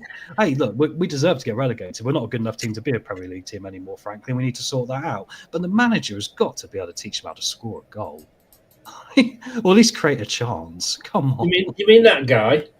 Oh, mate, it's just like, I don't know what they're doing at training. And I know I shouldn't be so annoyed because it's Liverpool, perhaps, but I'm just fed up at seeing chances escape us. Would we have you need to take them? A few weeks ago, would we have taken 0-0 at half-time? Oh, mate, to be honest, the way I was thinking a few weeks ago, I just wanted us just to close up shop for the season, just take 3-0 losses and just not bother playing. So, yeah, no, I think you're right. That is the positive to look at this. There's no harm done yet. It's 0-0. We can still win this game. I still think we could win this game, but we're going to have to do something from a set piece or get a bit fortunate, because I don't see us doing it from open play. Players are coming out, so I will see you at full time, mate. Hopefully I'm wrong, guys, and please prove me wrong, Ruud. Go out there and show them to score a bloody goal. Come on. Fingers crossed. Take care. We'll see Tom at full time. Thanks as always, Tom. Gentlemen, sir. And let's just wait for the second half to get underway.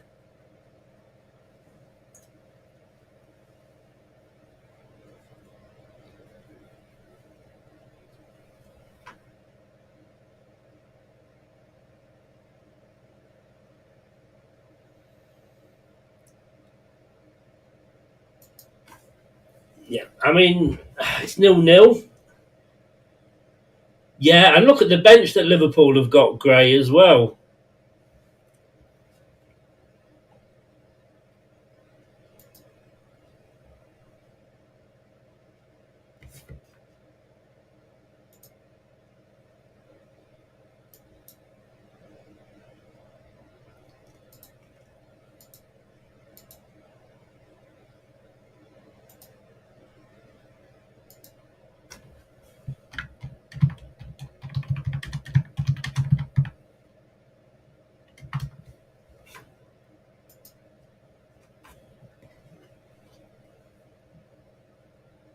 So Leicester all in blue now, kicking from right to left. Jacobo Reed was offside apparently. He's done something then. Yeah, I mean that's the. Well, you could say some of our bench players are better than those that we've got on. Liverpool coming away.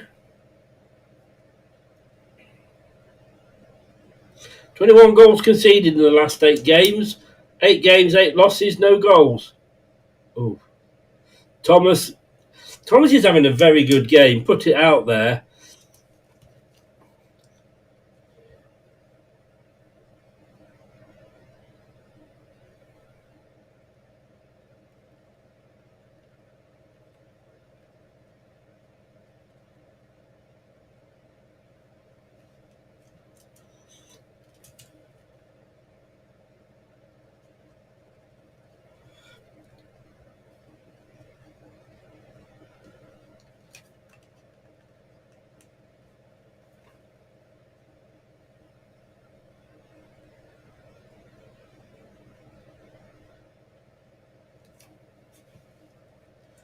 Yeah, just commentators just said then. I'm just reading it down. Thomas ticked every box so far.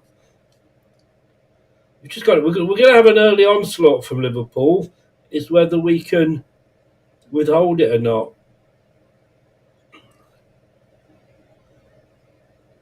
Vardy had about 4 players on him then. That should have been a free kick. The error was taken out.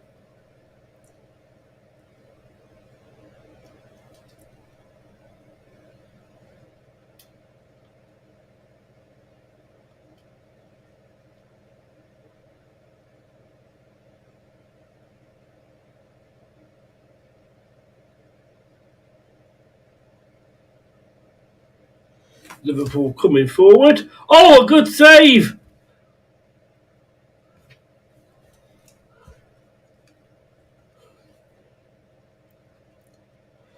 The Mads saved and Cody kicked it out. Could Mads have done better? Yeah, dropped it.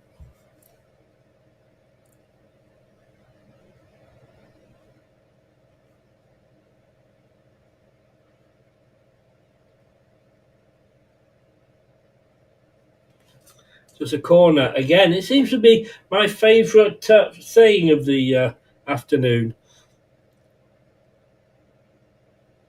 I've got to do a piece for the Capital. If anybody listens to Capital Hits Radio in Leicester, East Midlands, I've got to do a piece for them after the show.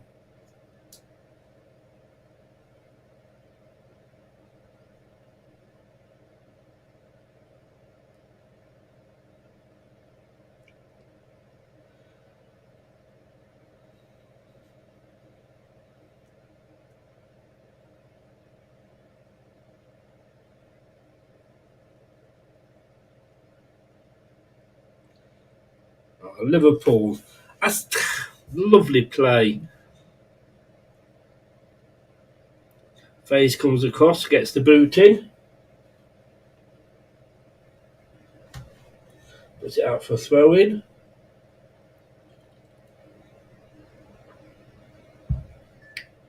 You know what, Gray? It's free to like.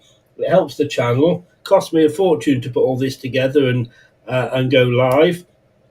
People don't seem to care.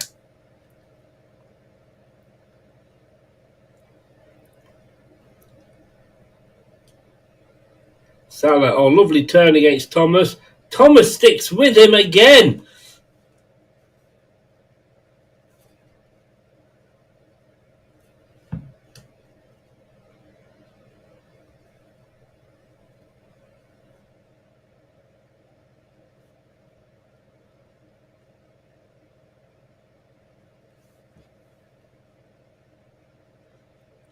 So number 21 for Liverpool, December. I can't even pronounce his name.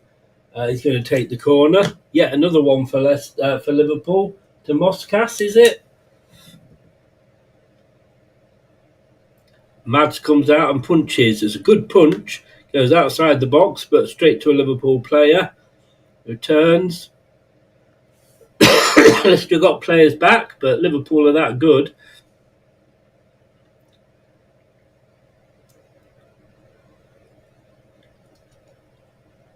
And the ball goes all the way through, and it'll be a goal kick to Leicester. 51 minutes gone.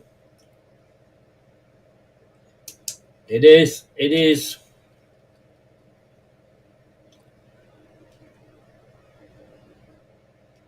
I mean, there is an option to become a subscriber, become a member of the channel and help me financially, and that's only $1.99 a month, like yourself, Gray. I wasn't having to go at you, Prashant, because I don't know who has and who hasn't. We don't see that, and I know you always do. But I appreciate it, but it costs £400 a year just for the StreamYard to be able to stream to YouTube. And it costs nothing to like it, but it helps the channel. Now, can Leicester break? Nobody's up with Mavadidi.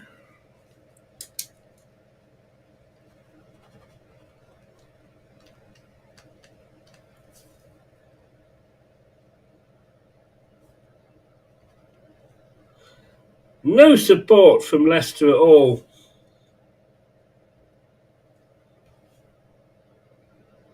Oh, Canoes now. Oh!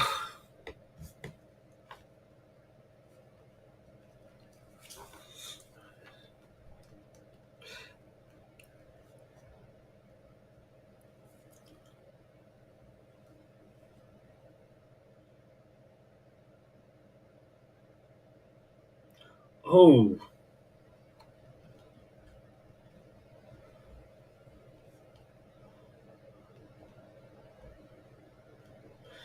They are. As Gary Neville just said, Liverpool are knocking on the door.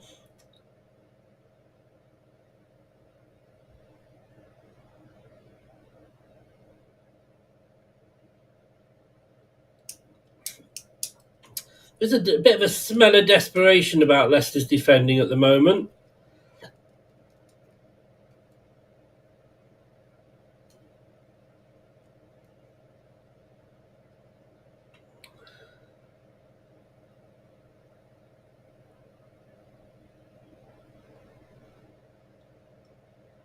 It's out for a goal kick. Takova Reid, fair play to him there, is covering the ball, made sure it went out.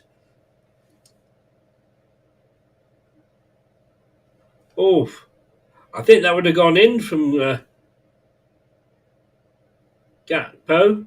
I think that, Manson was still outside his goal on the far side. It was a good defending by Ricardo.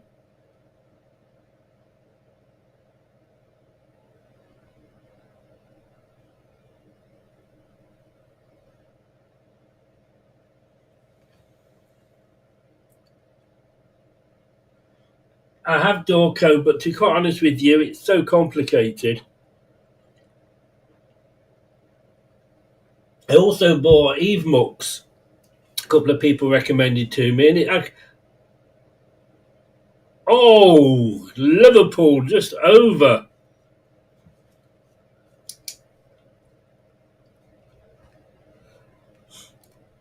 And they won't let me cancel it.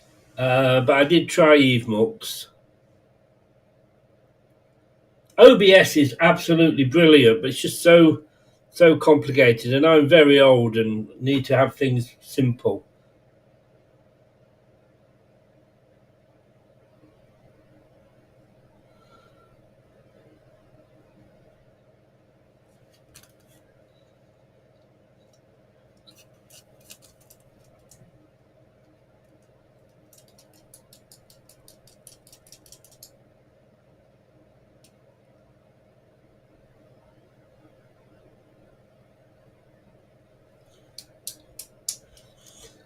The only thing I can do is offer another option of a more expensive monthly fee. keep the 199 maybe and introduce, I don't know, a 499 one.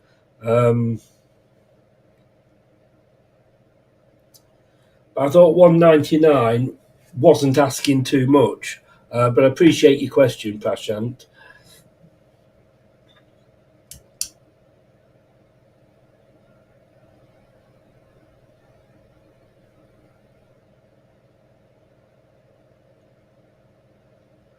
There's Liverpool down this right-hand side, or their right-hand side. Leicester's left, which is where Liverpool have come down an awful lot. That said, it's in the middle of the field now.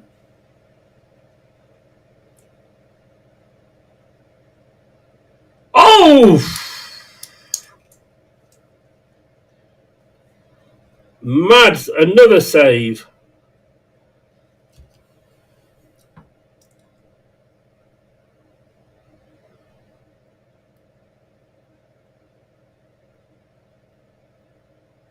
Honestly, he's having a brilliant game, is Mads Hermansson. The problem is you do feel that Liverpool are going to get one and it'll all be a wasted effort.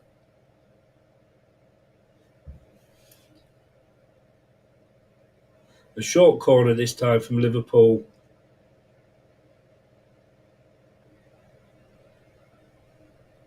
Now, Leicester have got a counter on, but they need players up there. They are getting them now. El Khanous takes over. Oh, then runs it out. That was unlucky. But again, he had two players on him, El Khanous.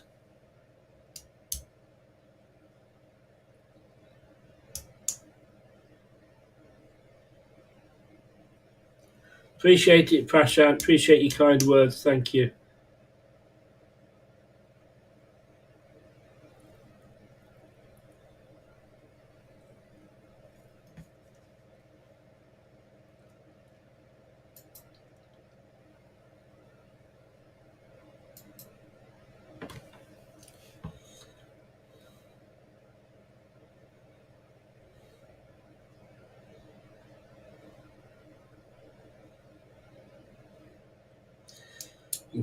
Mads Hermansson tries chipping it upfield, but just chips it straight out, having just praised him. Liverpool throwing that was quickly taken. Mavididi back defending, takes it off Mo Salah, but it only goes as far as a Liverpool player.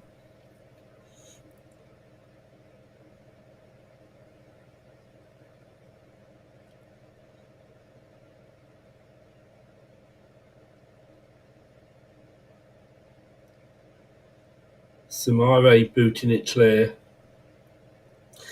It's a good performance, and I've got to say, those players that have come in, well, not really Dakova Reed, he's not really done much, but Faze has had a fairly decent game.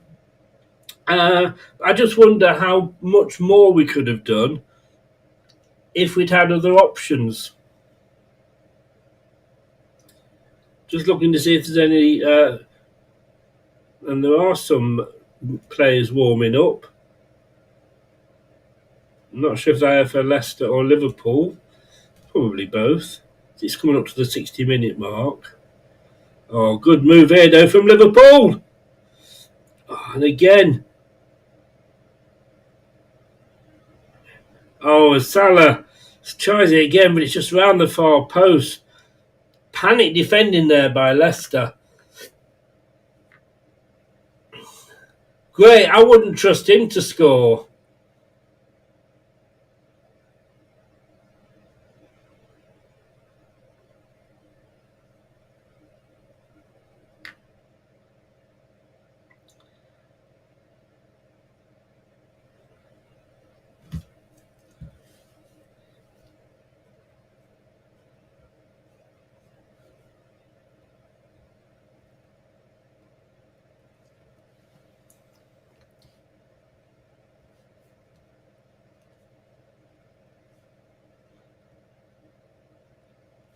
And Diego Jota comes on. Daka and Brunette coming on for Leicester.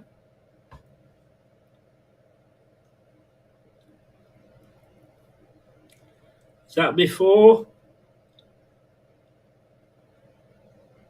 Oh, Mads Hermansson. And he fouled him.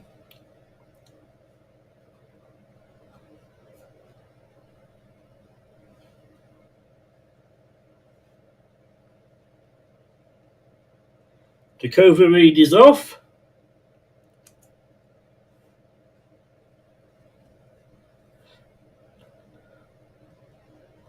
And Buenete on. And Vardy is off. Daka is on. And the captain is now Ricardo.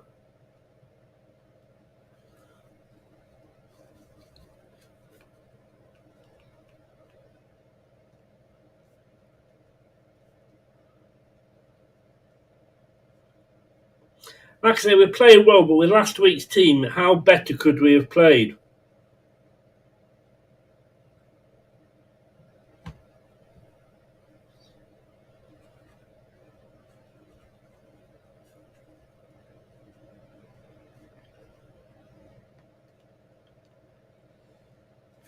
That's my question.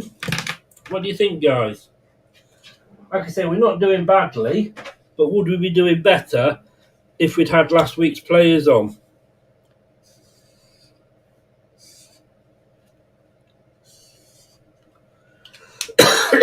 I'll tell you what, I've been watching this game now, and I've just pulled my headphones out.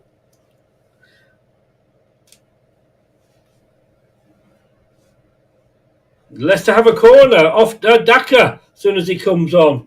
I tell you what, I've watched now 62 minutes of this game. You know what the highlight's been for me? Thank you. So Leicester corner. I think it's only a second, I think. As soon as Daka came on, he won us a corner. Samare's up there. Cody's up there. Corner comes in. But it's headed clear. Well, not really clear. It's headed to the side by Liverpool, but they can break down this right-hand side now. No Dakova Reed here. Got Buenete on this side now. Sorry, it's our left-hand side. It's there. Right. Oh! Then down the other end, and they have another go, which again is wide. We're trying. Yes, we're trying. Or are you on about I'm trying with my jokes, with my highlight joke?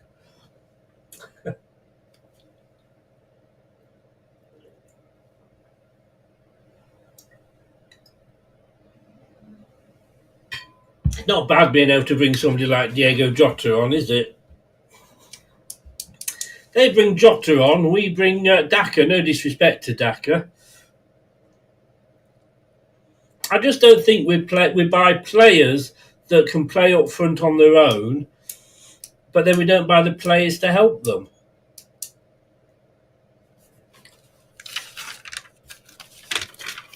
Does that make sense?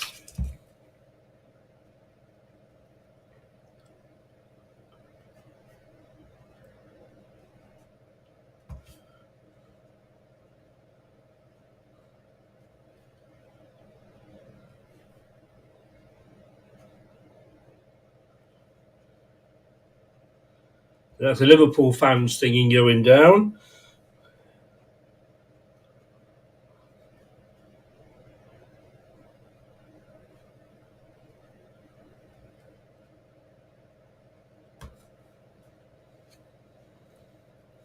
Bloody hell.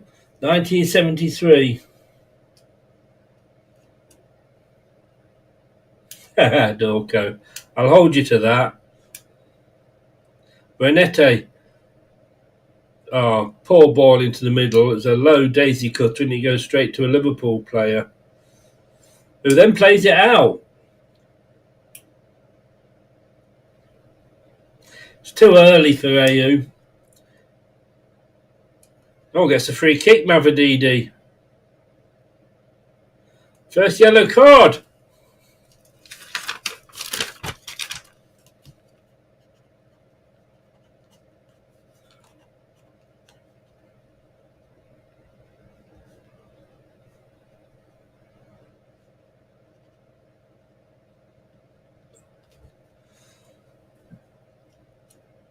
The third yellow card of the season.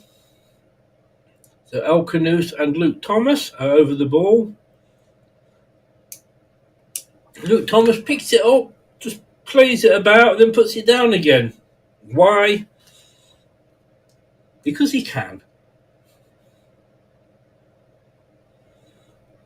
That's going to be Thomas, left-footed in. Not a bad ball, actually.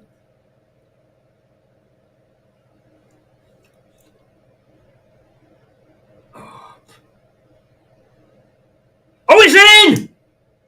It's in! What's happened? No, he's not giving it. He's giving a free kick.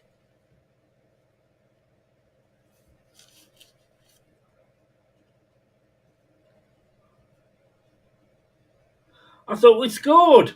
They're going to look at it.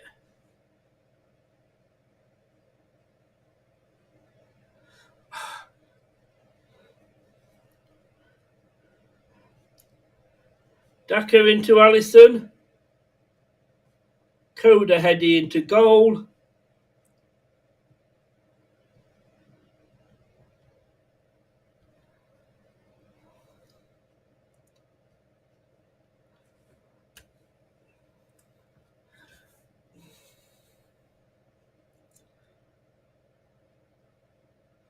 Ooh.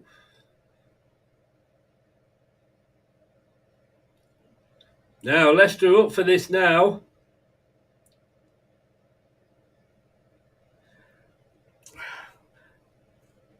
I mean, he stood there. I mean, we know goalkeepers are overprotected. What do you guys think? Should that have been allowed?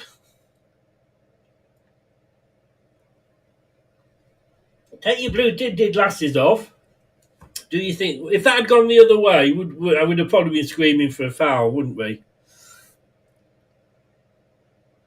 Liverpool now piling on the pressure.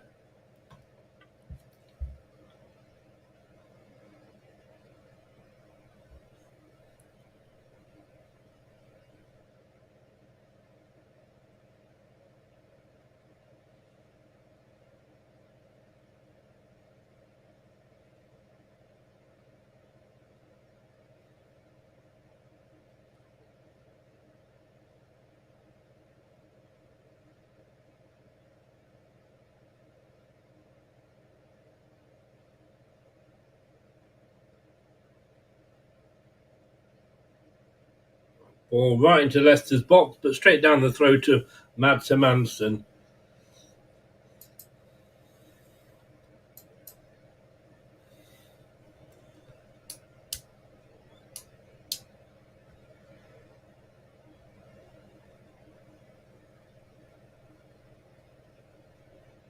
Leicester now battling it for it. Mavididi on this side. Daka's in the middle. Oh, Daka. Still got the ball. Daka goes down. The crowd shout for penalty. The referee says no. It's back on the halfway line with Leicester. VAR will, of course, look at it. But I don't think it was a penalty. Leicester a little bit got the tails up. Trent Alexander's coming on in a minute for Liverpool.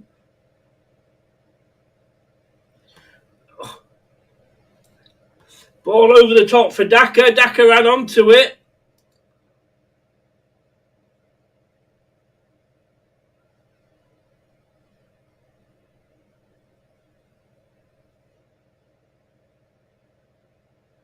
Oh, come on, referee. Yellow card for Ricardo Pereira, is it? Who's the yellow card going to be for?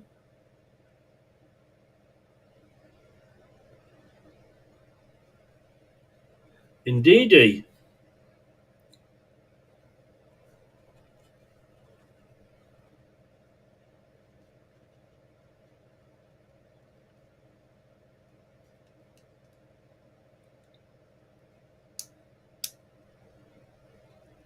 His 7th card of the season.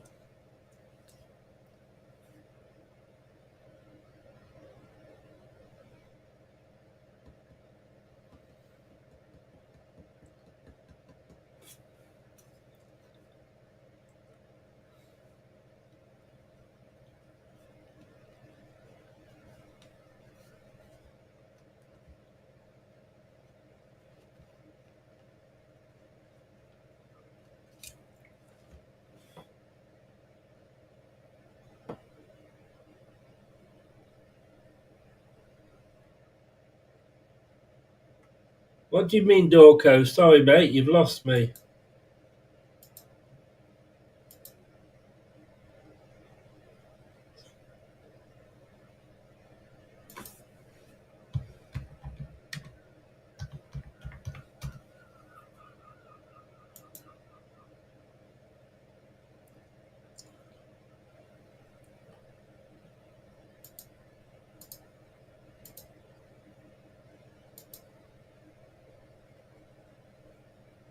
Oh, that would have been a good ball if that had gone through, but states the obvious, really.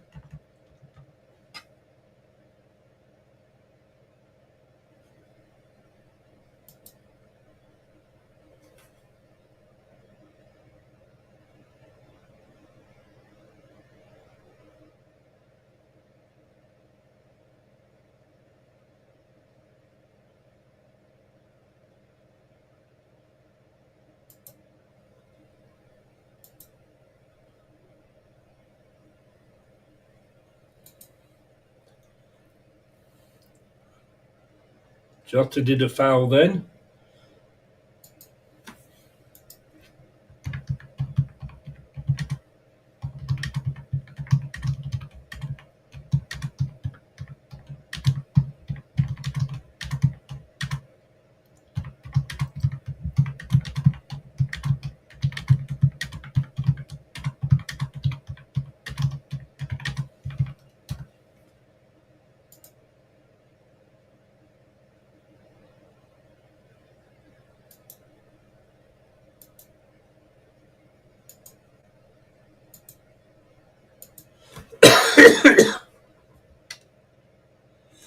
Oh, Harvey Elliott. I know he wants the corner. He doesn't get it. Thinks it was deflected. Oh, possibly off Thomas. Yes, it's not been given though.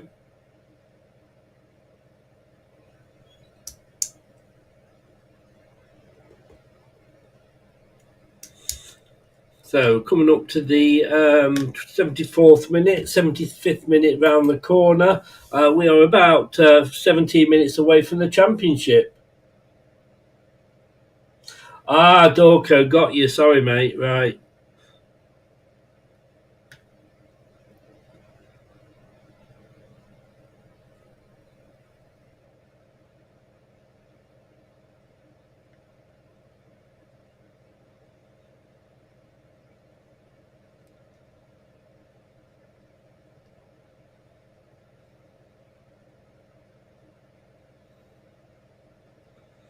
The crowd are slowly waking up for Leicester, giving them a bit of a cheer.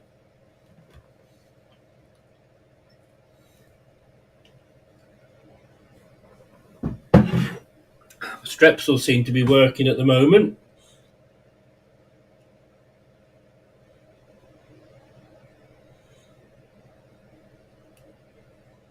Now Liverpool pass it all the way back to the goalkeeper.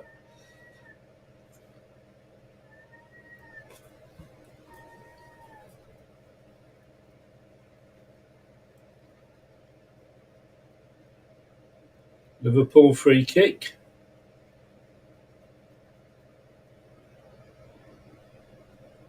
Oh, Trent Alexander-Arnold with all the space in the world, but can't get it past Luke Thomas, who heads it into the crowd for a corner.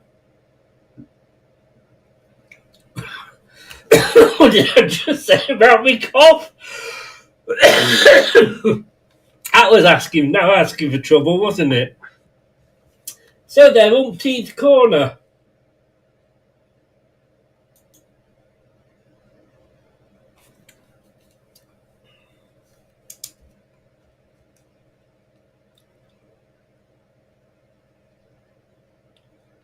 Oh. Oh, hello. Oh, it's gone in. It's gone in.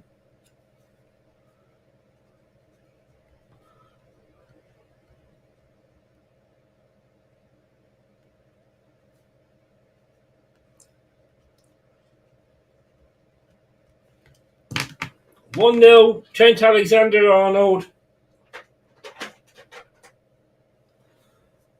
I mean, they will obviously look at this.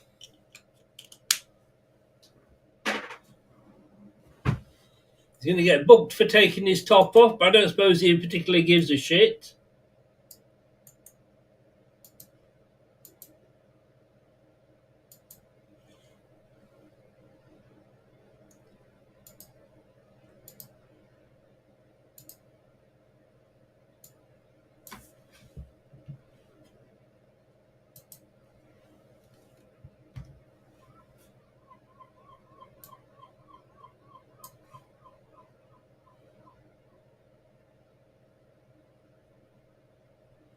FaZe was down.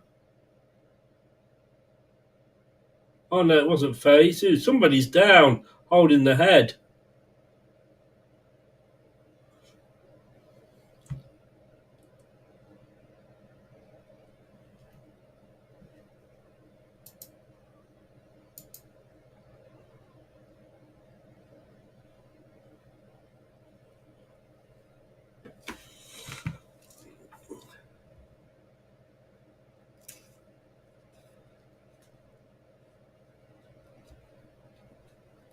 So 1-0. Did say it was all going to be worthless, didn't I?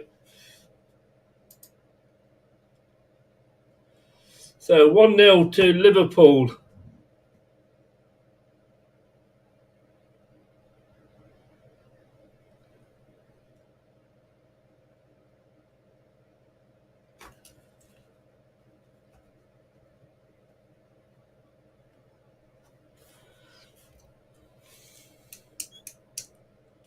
I mean, in fairness, you've got to say Liverpool have had 26 shots to Leicester City's 3.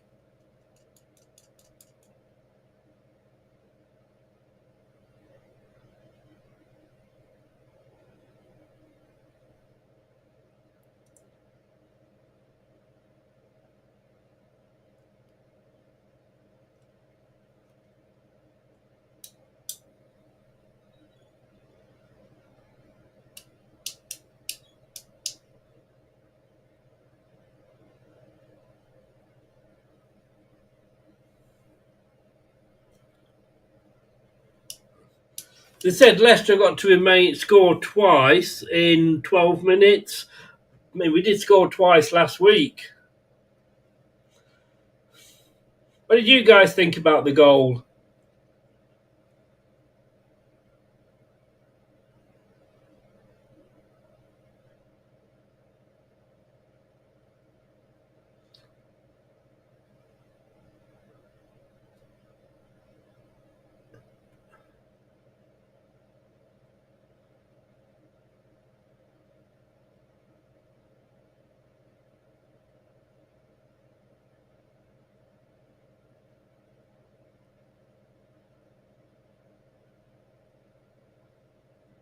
I mean, the argument is, I suppose you could say we've made them work for it.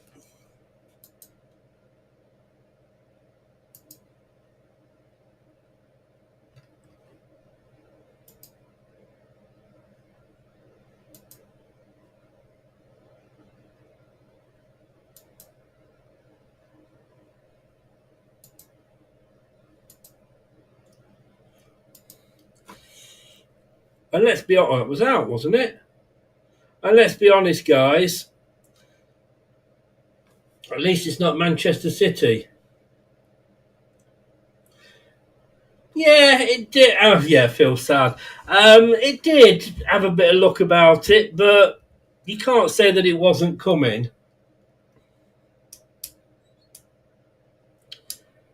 Now, Salah, got his Cody getting his foot in there, and indeed he put it out for a corner. 26 shots to our 3.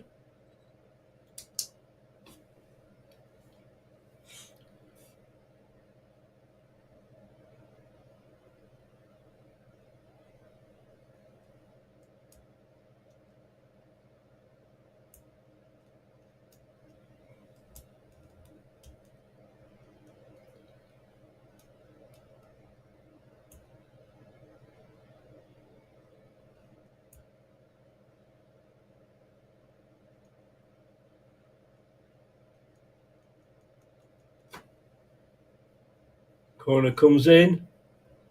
Oh, booted clear. El Canus, I think.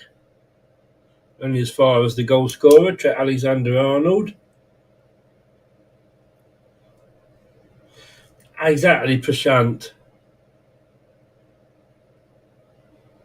Finds Mavadidi.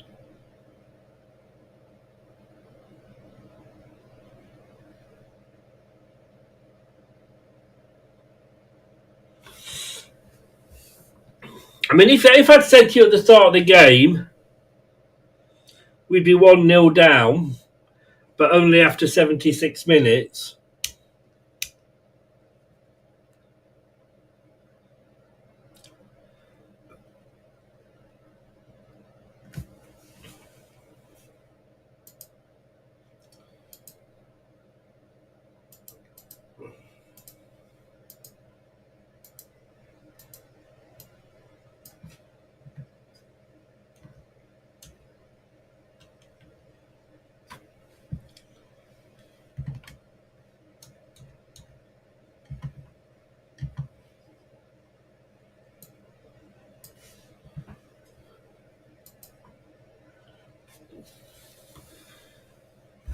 '82, where Nete just wide.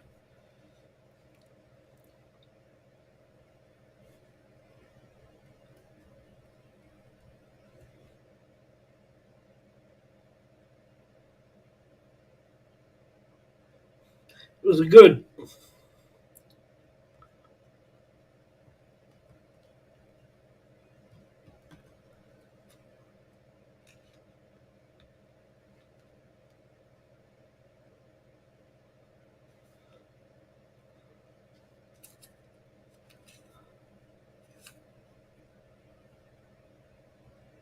Tristan and Skipper on for Ndidi and Ricardo.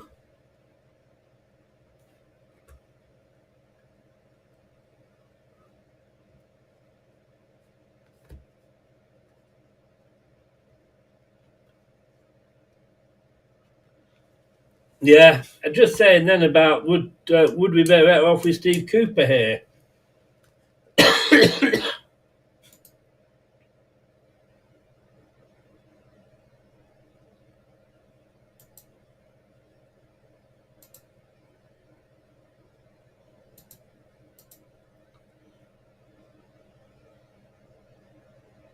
Well, Top's laughing. Don't know what he's got to laugh about.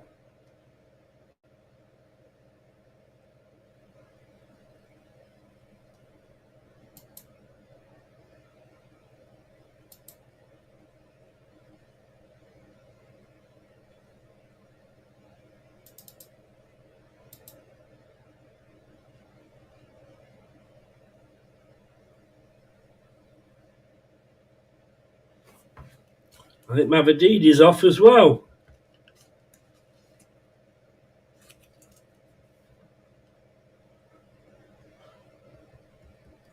Mavadidi is off. Monga is on. Monga's having a few words off Cody. Monga, of course, with his top without the sponsor on.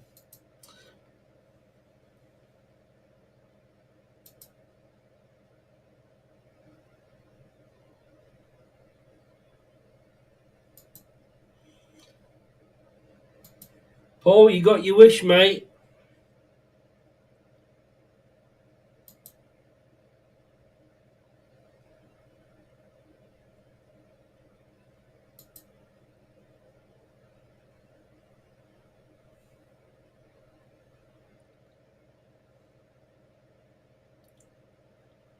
"22 and a half years younger than Vardy. Why are you cancelling to France, mate?"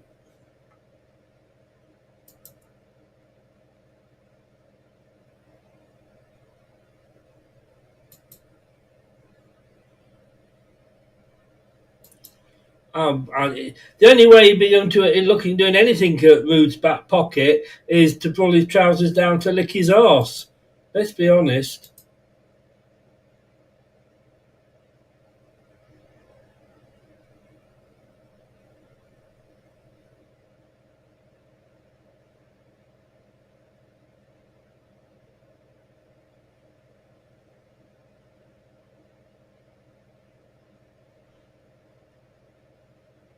Monga now.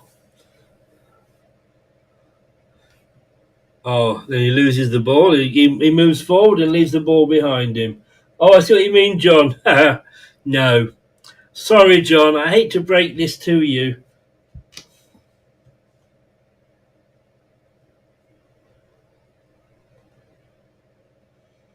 The tale of the tape is condemned today. It really is.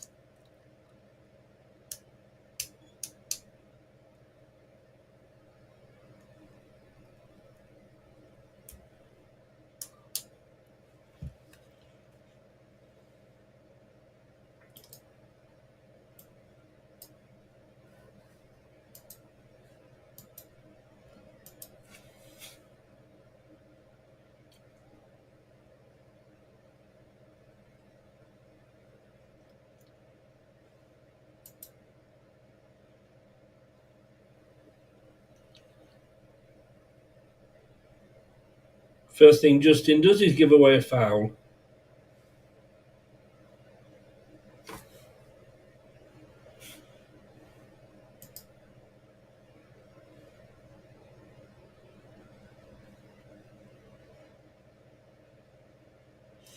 Could Mads have done better for the goal?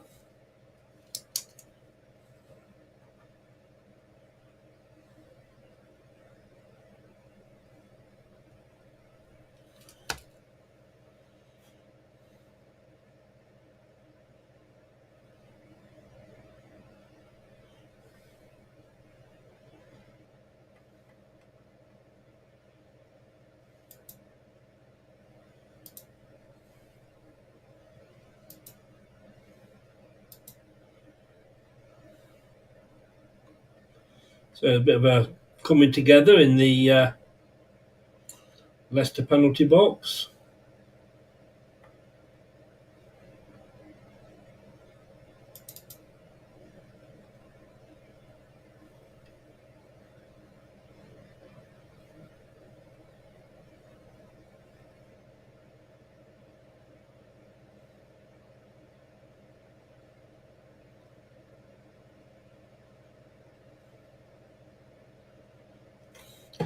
So we are a minute and a half away from being on a championship team.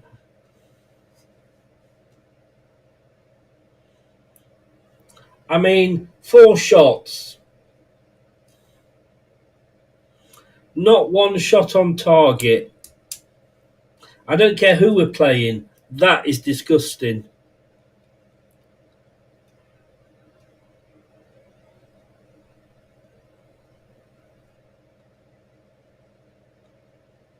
Daka. Tried to take it up for Benatti, doesn't get away with it.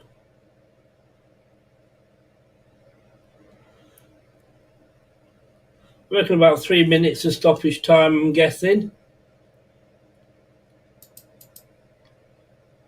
Please do smash the likes, 59 of you in.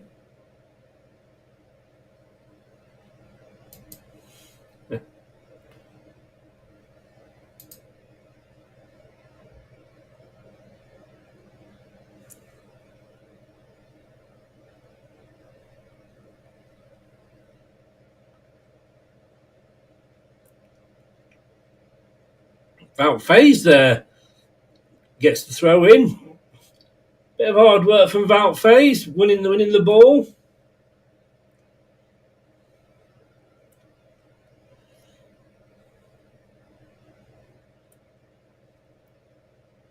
Seven.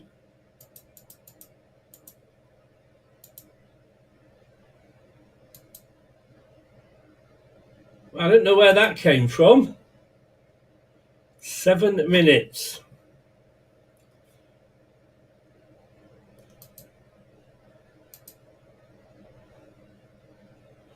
Ball's hoofed in.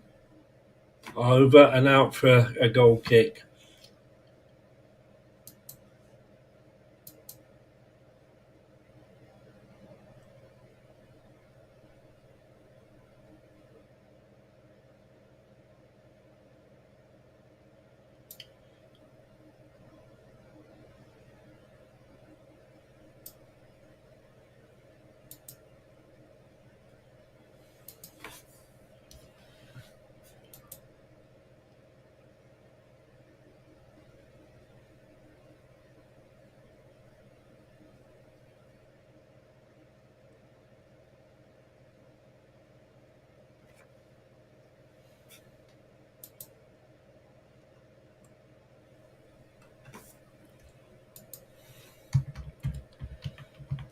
7 minutes to... Well, we're not going to save ourselves, let's be honest with you. We're not going to get 2, but 7 minutes to maybe... Although we don't deserve anything from the game. We've played well, but we're not creating anything. And if you're not creating anything, you're not going to win games.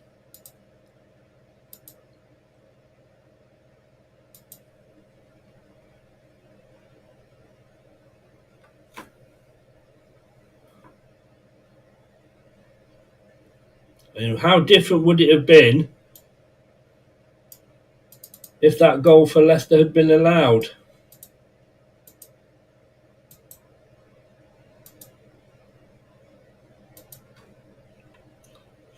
You know, I think well, I don't know, maybe. I think Liverpool, in fairness, you say they're maybe only playing at half, and this is what we generally say, isn't it? At half mast, so to speak, but...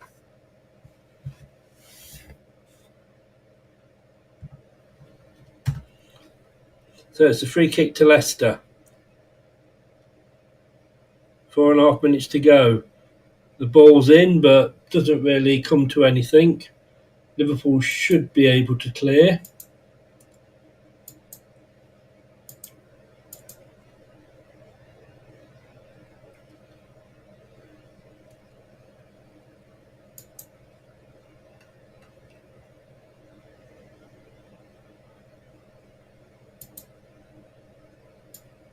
Liverpool just wasted a little bit of time here, bringing on a defender, bringing on a substitution, which you can't argue with. Diaz is going off.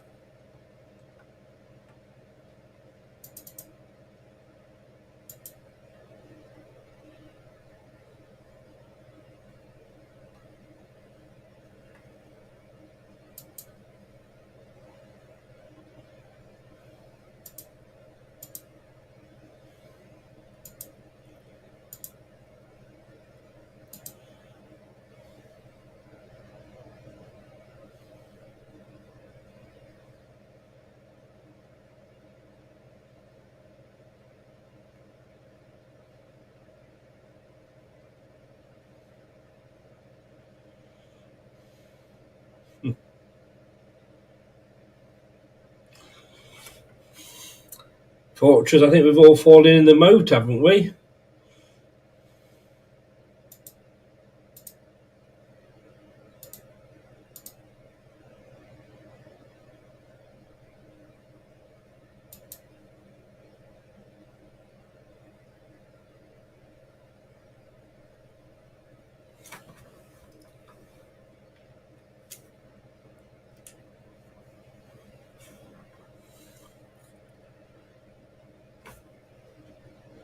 And now my sound's gone.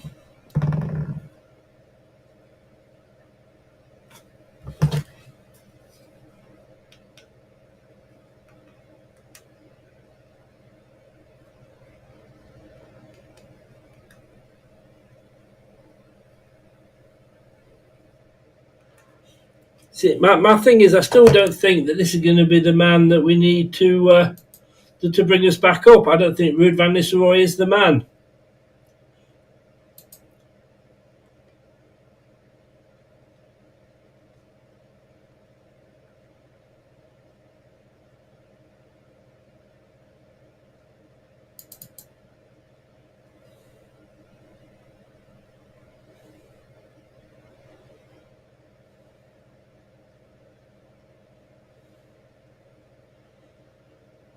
Less than 2 minutes. No, he's definitely not Gray. Get your point, Prashant. Oh!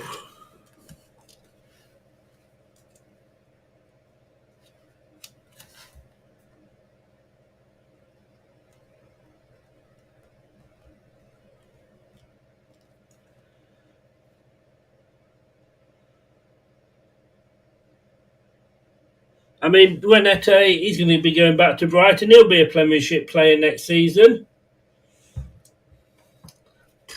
You know, stranger things have happened. Let's be honest with you.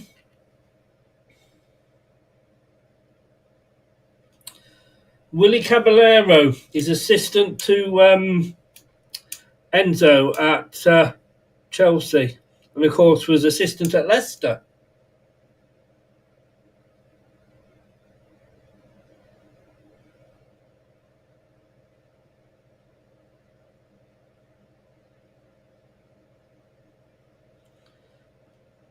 "25 seconds. Bye-bye, bye-bye. We're saying bye-bye to the Premier League here.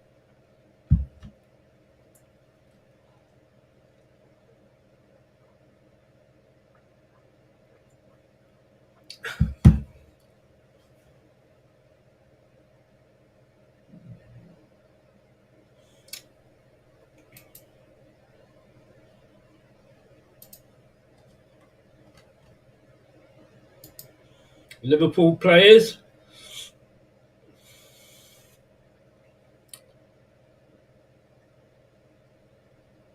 It's going to be over in a second. Probably let this one last attack go on, but no, Leicester can't hold on to the ball and Mavididi loses it. There it is. It's full time. Leicester are relegated. We'll be back.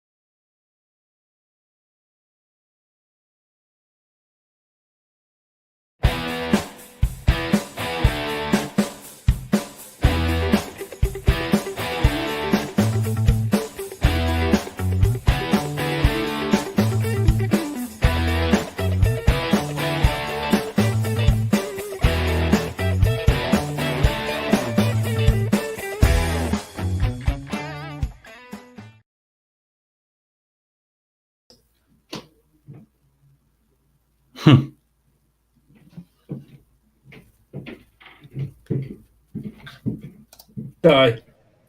If I unmute myself, you can probably hear me.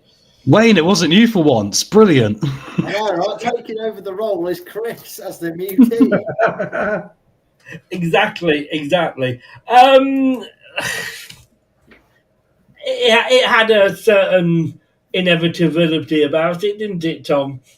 It did, yeah, it did. I must be honest, I didn't think I'd be this upset when it happened, but I do feel devastated that it's been confirmed now, to be honest. Yeah, it really hit home. I think the chat, I think like we were saying in the green room just before we came on, I think we're all at the same point with this now, and that is the bottom line is the last 2 games, if we put in the effort the rest of the 30 we played, would we still be in the shout irrelevant who the manager is? Okay, I saw that in the chat, which was why... I think we're all saying the same, aren't we, boys, really? Not trying to steal your thunder, Brad, but yeah. That performance was not good enough. I know we were playing... Right, okay, here we go then. So, we had 42% possession. All right, that was not bad against a team that's top of the league. Our XG, 0.25. Theirs, 2.62. We had 5 shots. They had 28. And why have we got that? Because we're fucking shit. We did not have 1 shot on target. And if you're saying to me, Brad, you're saying to me that the fact that we only lost 1-0 marks a fantastically great improvement in the team, I'm sorry, I'm going to say this, it's bollocks. No shots on target. Let me finish, Brad. No, you've had your go on mine. Newcastle 4-0, Brentford 4-1, Newcastle 3-0. We've been smashed by Manchester United. We got smashed by them. How many points? No. We got smashed. We put in a defensive resolution performance. Our bodies on the line, actually saw some effort, and you go, not good enough. It's not good enough. It's not good enough. It's a league title, mate. And they How many points did we get from all of those games? 0. How many points did we get from this game? 0. It doesn't matter how much defensively we put in, we lost. And we're always going to lose when we have 5, as a Premier League team, we have 5 shots in 97, 98 minutes, not 1 single shot on target. And technically, VAR ruled off our only shot on target, and it would have been a goal. If that had gone the other way, we'd have been shouting. I mean, I had you there. We did technically score past Liverpool. It just didn't count. Well, yeah, we did have to take their goalkeeper out to do it, but we'll come on to that in a second. Hey, our goalkeeper tried to take Lou Thomas out to stop theirs counting. It works both ways, doesn't it? He went full WrestleMania, didn't he? He took his head off with a blooming running knee. I thought it was Randy Orton coming in with that. Wayne, I mean, look, we had 13 touches in their box. They had 40. Thank God this isn't cricket. They had 48 touches in our box. I'm sorry. Yes, it was only 1-0, but we were never ever going to score in that game. I don't know. To be honest, Chris, I half daren't say anything in case you come on the attack. Manny style, Chris. Manny style. No. I'm just vigorously putting my point across. The thing is, Chris, you do it vigorously, but also eloquently as well. Oh, you're a creep, but I love it. No, to be honest, I was working this afternoon and we just got back. We missed the first 15 minutes of the stream because it was like a bit intermittent. So a bit of the action. But like I was watching it with my brother and we said we've not been sitting there biting our nails. we've not been sitting there thinking, oh my God, they're bound to score in the next few minutes, which like a lot of the people in the chat, Chris, said, oh, you know, Leicester to lose 4-1, 6-0, to lose 1-0 against Liverpool. And to be honest, that what Trent Alexander-Arnold is celebrated like he's a gladiator, just killed 3 lions in the amphitheatre. It was just a speculative shot that Wout Faes sort of put his hands behind his body and Hermansen saw it late and so it went in. It wasn't a super skilled top corner shot. And I'd say it's a goal that will take them that little bit closer to winning the Premier League. But they have only lost 2 games all season, Chris. So that's who we're playing against. And I do think we have improved. I do think it's too late. But that was a good performance. Luke Thomas against Salah, my God. My brother's, I'm going to mention the fancy football team. 2 hours, 50 minutes, get it noted, get it clear. He's the captain in my brother, and he didn't get any points because he didn't score. Because Luke Thomas, my God, what a performance on Salah. No, I just say as well, to add to your point, Wayne, you're right, people did predict 4-1 and 3-1 to Liverpool. You may have got a point in the predictions league, lads, but Chris went 3-1 Liverpool, Wayne went 4-1 Liverpool. I was only one to give us half a chance by being deluded. I went 3-1 Leicester. So you admit you're deluded. You admit you're deluded, Brad. Yeah, but I have counted up the points, and up until it was up until the Ipswich game that you were pointless, Chris. You got 3 now, but you're still 4 points less off than me. I know. I felt like the Leicester City of the prediction league this week. The only way I can get points is if I got them done for speeding, and I haven't got a car, so I couldn't get that done either. You know what? I was pissed off Arsenal didn't get a 5th. I know. I was laughing at that. But we said at half time, Tom, didn't we?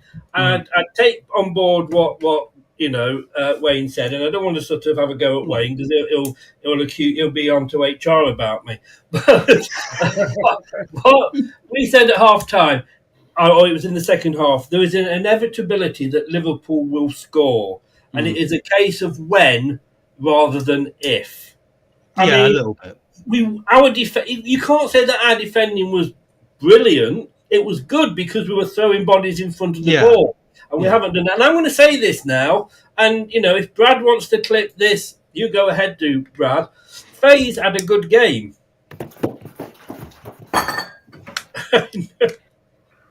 I know. Just like to throw that in there to put you off. 2 hours and 52 minutes. I'm going to send you the reminder on Facebook. Clip yourself. No, he did. But, look, was that good defending or was that last-minute block shots or... when they scored their goal, Tom, it wasn't a brilliant goal, but they had 3 shots before that, literally in that move, that could have been goals anyway. Well, exactly. I mean, I think the difference today was, like you say, the bodies were being thrown on the line. But then the question is, why wasn't that done earlier? Why was it early in the season, like Brad was saying, the Brentford game, where we weren't throwing bodies on the line and we were getting walked over at the back and there was no energy and no effort? I will agree with you, Chris, that I think the one thing that isn't good enough today was the attacking transition in the counter-attack. We are so poor in a counter-attack. And against a team like Liverpool, whoever you are, and that includes some of the bigger clubs who might have days they have to sit back and counter-attack Liverpool, you've got to be taking these chances, especially in the Premier League. So I was very disappointed in that part of it, absolutely. But I do appreciate the effort. I do, because I think the effort was better. I think tactically we're still useless. Yeah. 28 to be precise, Gray. Sorry to overrule you, but 28. Will Ruud van Nistelrooy now be sacked? We can only hope so. I mean, I know, I put beautiful pictures of him up there, so you'll never guess how I feel.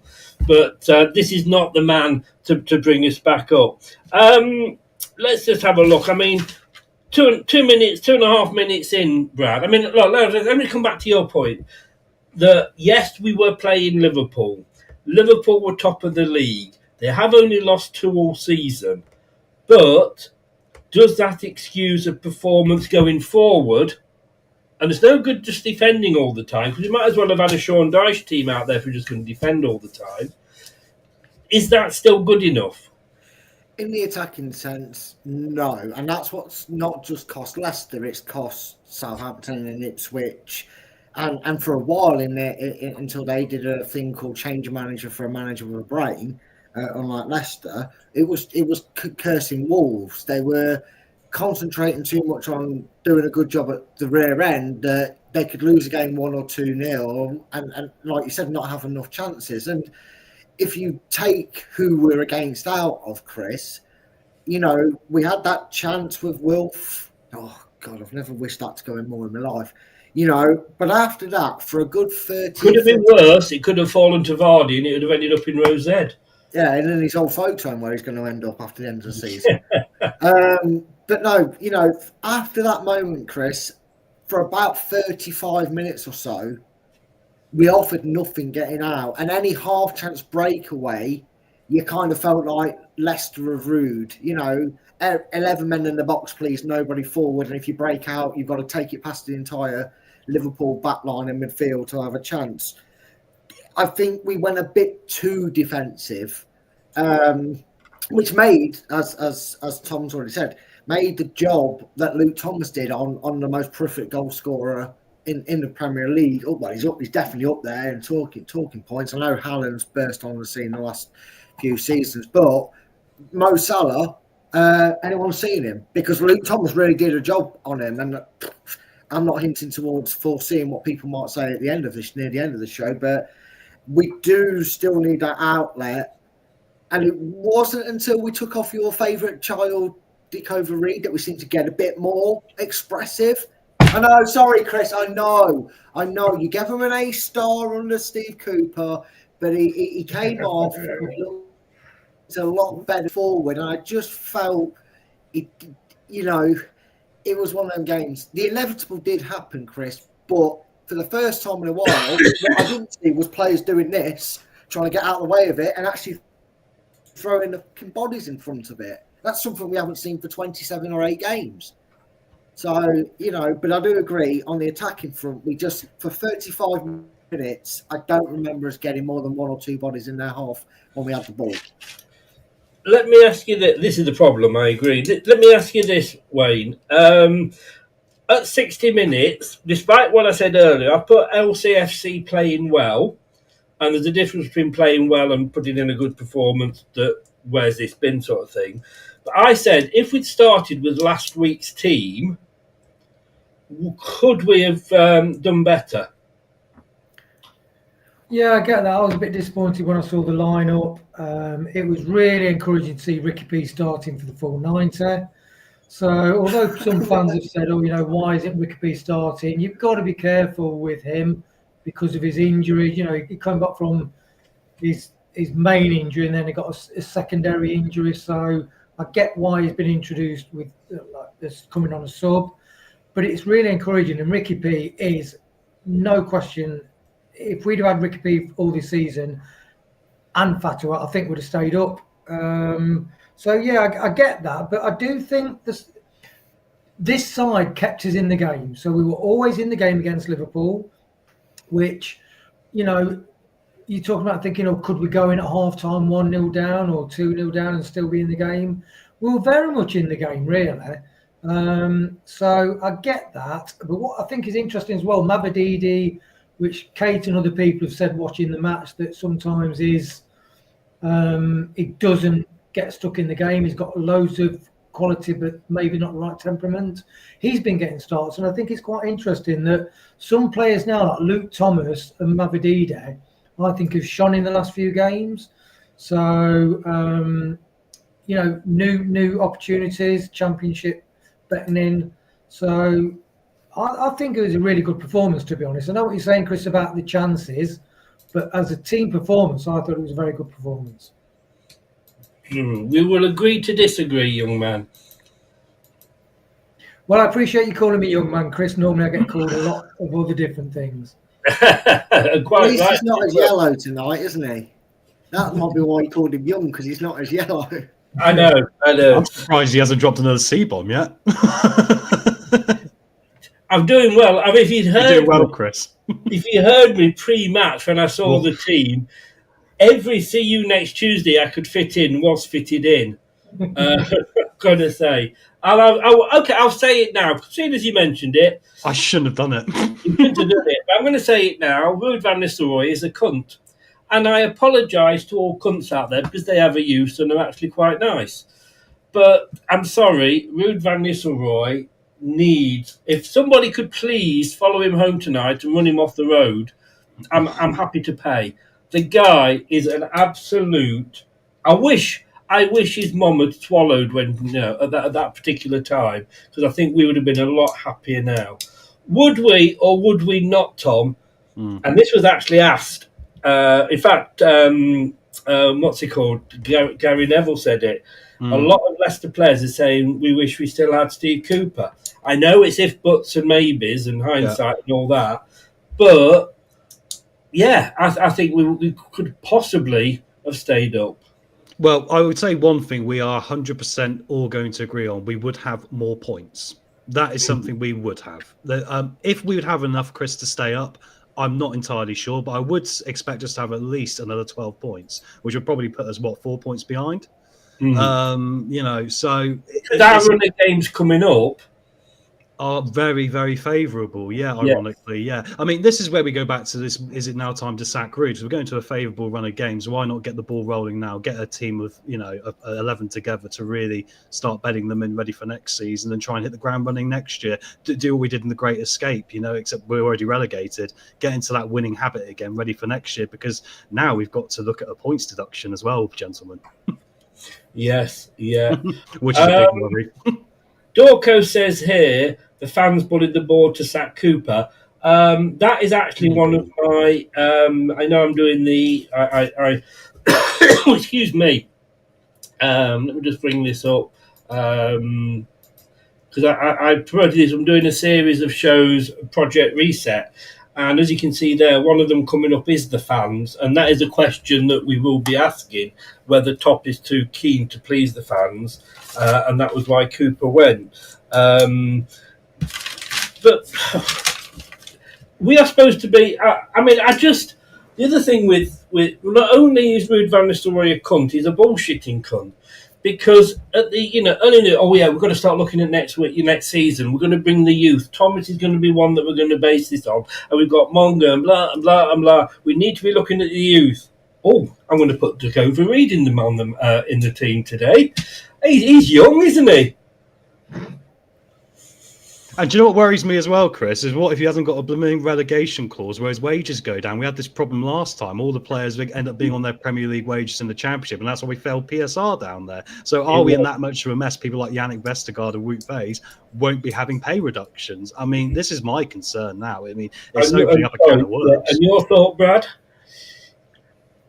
Yeah, I mean, it is a bit ridiculous, especially when it's very highly likely that unless a masterstroke's done by the board, and it'll have to be the board because it won't be Rudkin or anyone like that. We're not going to see Jeremy Munger in a Leicester shirt after these 5 games. So why not have put him on? He had electric pace. You could tell he was 15 years old when he kind of left the ball a few times and the ball didn't quite go with him, and he suddenly went, oh, you're not going to absolutely fall on your arse when I do this because you're not 16, 17, 20 years old. He's been playing in under 23s, I should say. But he showed the flair and the fearlessness that, that the others haven't. I do have a question for you, Chris, and for Tom and Wayne to kind of follow on if you want to add it over to them. We talk about if certain players had stayed fit. If Leicester had also triggered their option to buy Yunus Akgun for £15 million or whatever the fee was, would we have been in the situation we were where we didn't have an extra body to throw out on the right or play him in the middle, which he played very well at times, to give us more creativity? Because I've seen comments down there saying we had nothing going down the right. He would have offered us that with Fatua out for the season. Did the mistake start there? You could argue the mistake started when we let Lookman go. Well, yeah, but I mean, if you go on... The problem I have with that, and I can see very much what you're saying, is if we'd have kept Akgun, would we have bought Fatawu? Well, I think Fatu was always going to be favourable. I was more thinking Fatu was that injured. We've at least got a replacement for him. Didn't we let Atgun go before we bought Fatawu? No, see, Fatu was mandatory. We'd agreed a fee. Were they there at the same time? They were there at the same time, but the idea was Fatu was the more we must try and get him one, and he had to play a certain amount of games and get promoted, and then he was ours. We just had to sign and dot the I's and cross the T's. Whereas I believe Eunice Atguns was an optional fee if we wanted to go with it. I thought that Atgun had left before we got Fatawu. You know my thoughts on Atgun. I liked him. What he did never always came off, but I keep going back to the FA Cup game in Bournemouth. He attacked Bournemouth's defence more than any other game. He had more shots probably than the rest of the team put together. Maybe I'm exaggerating a little bit there. All right, they were all off target, but the thing was, when he was running at Bournemouth, they dared not bring him down in case they gave a penalty away. And he was causing all sorts of hassle. I would have walked over broken glass to have signed him. And yes, of course, you have then got that cover for Fatawu. Tom, your thoughts first. Well, I was just going to raise your question about Fatawu and raise you, would it have really mattered if we hadn't had Skip this season? Would we have signed him instead of Skip? Because I know Skip actually in central midfield we could have utilised more perhaps with how it's gone, but we haven't. So what was the point? So actually having Atgun there would have been a better sale, wouldn't it? Because we'd have had an attacking midfielder we could have played in the hole and the right winger. And about 10 million less. And about 10 million less, exactly. Yeah, I agree. And it's like Lookman, sliding doors moment. Look what Lookman's gone on to do. And the same as like Will Alves, it came on in the cup, made Premier players look ordinary, and those kind of players who have close ball control, take people on, are comfortable, like Ricky P, in the middle of a load of people, in fact, who are having the ball, not feeling pressured. They've got time to look around. They've got the vision. They're the sort of players that we are missing and we have missed. It's like Ricky P comes back for 2 sub slots and he looks goddamn quality. And that's what we haven't had this season. And that's the difference between linking the midfield to attack, which, like we said, Vardy just doesn't do. And Dakar did more. It's that level of Premier quality that Fatuwu's injury, and people like Atgun. I liked Atgun. I definitely thought he was a good player. Was he a little bit lightweight? Did we want him to make more of an impact? Yeah, but it's the coulda, woulda, shoulda, isn't it? Like Lookman, that to me was a catastrophic mistake. Not just saying. It's like going to a different company to save $2,000 on your double glazing and it leaks. Yeah, all the fans just thought, what the hell? What is the reasoning behind it? It reminds me when Kramaric left. I thought to us when we lost Kramaric, I thought this is going to be a mistake. He's going to turn into a half-decent forward in a minute, and look what happened. Yeah. Wayne, let me stick with you. El Canoes, as always, had a really good game. But every time he got the ball, Liverpool had 2 or 3 players on him. Yeah, it's like Mavadidi, when he gets the ball, people double man mark him, and that's when you got to release it early. And that's when, if you get more intelligent people around you, like Ricky P and other people, you can play around that. So you might have 2 players on one person, but that gives you then the opportunity to then overload in different areas. And that's where we are lacking, really.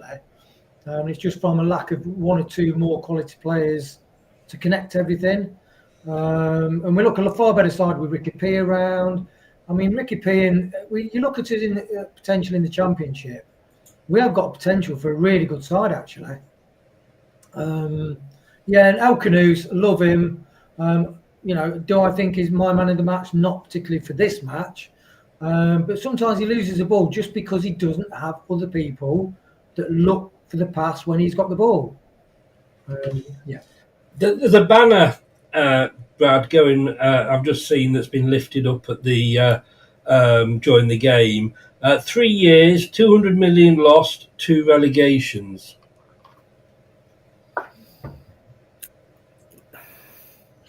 Yeah, and you could probably tag about 10 hours worth of our videos that give the whole definition as to why all that's happened.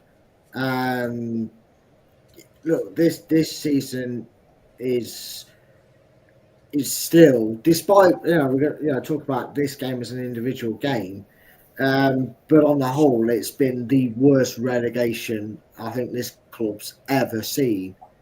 Worse than Peter Taylor, because at least you looked at Peter Taylor's side and went, well, actually no, there was a few stars in there, but the players he brought in, you think, what are you doing? They were kicking the ball around in like might as well kicking it around in Scotland Hearts reserves or whatever. They were far from Premier League proven players, whereas this squad, you look at it and go, Jesus Christ. And it's a combination of things that are led to it. And realistically, I saw, and I'm going to say it, and I'm sorry if it's someone in here knows anyone who did it, but anyone who put in for that plane that went across to King Power, well done TV for not putting it on there, is stupid. Because the thing is, right, it doesn't get traction anymore. They don't entertain it. TV cameras are told not to look up at them, not give it any attention, not to do anything. So unless someone was outside the ground or looked up when it went over, nobody noticed it and nobody's going to care. Obviously, social media will, but by tomorrow, nobody will care. And second of all, talking about the board as if they're like the devil themselves, the only thing the board need to do is go, oh, yeah, you three people that work underneath me and been making these crap decisions, come up here. Yeah, see that door? Go. There's your P45 at the end of it. That's what they need to do, because realistically, we haven't got a bad board. They just make dumbass decisions. And they just need a bad board because, I know we said this before, didn't the game, Tom, didn't we? Is anybody can be good at something for a set period. Yeah. But, look, you look at the guy that managed, I don't know, a company that's just gone, give me a company that's just gone out of business. WH Smith are going to go, aren't they? Yeah. They've sold the thing. HMV's gone. Yeah, all they're keeping is the airports and the railways. All the high streets are going to be renamed. When I worked for WH Smith, funnily enough, many, many years ago, the only problem with WH Smith was where I met my ex-wife. But apart from that, they weren't a bad company. They were a very good company to work for. And they used to have a travel department. They haven't got that anymore. They used to have a record department. They haven't got that anymore. They used to have a toy department. They haven't got that anymore. So the board, and all right, you can say that there was other reasons why with Amazon and COVID and all that. But when you're running a company that's doing well, you take the plaudits. But that doesn't mean that you should have a job for life. That doesn't mean that you don't go. We see it all the time. Tesco's profits drop, the chairman resigns or leaves. So, yes, the board are the people that run the club. The board are the people that have got us £200 million loss. The board are the people that sold £175 million worth of players for nothing or let them go for nothing. So, Tom, yes, the board have got a lot to answer for. Yeah, I mean, I've always had the same line on this, as you know, Chris, and I'll stick with it. And that is, I don't want a top or King Power out in the slightest, because ultimately, I think at the core of it, they're good people, which is half the battle in life. And I think they will always put their money where their mouth is if they need to, because they have proven that time on time again.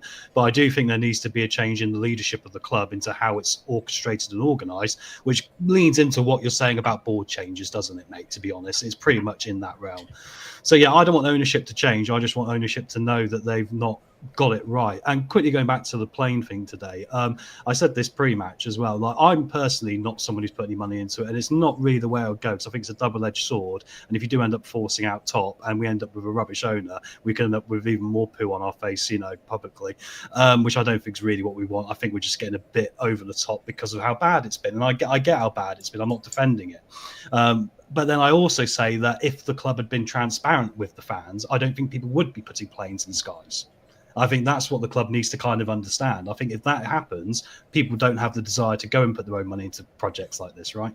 So I think it's about accountability, Chris. Wayne, I'm going to be honest here. If I'd been asked to put money in for the plane, I might well have done. and I don't see why the TV cameras shouldn't show it, because it's how the fans feel. Not every fan, I will grant it, but there are certain levels. You know, why are the BBC putting up a picture of that banner that's shown inside the stadium, but won't show a picture of the banner in the plane overhead? That's just showing a complete and utter disregard, as we know all the TV companies do when it comes to fans of football. Yeah, I mean, I don't agree with the flyover because I get people being, I understand people being frustrated. And when you look at the points tally, like, 18 points when the next, 17th West Ham, 36 points. It's a woeful tally.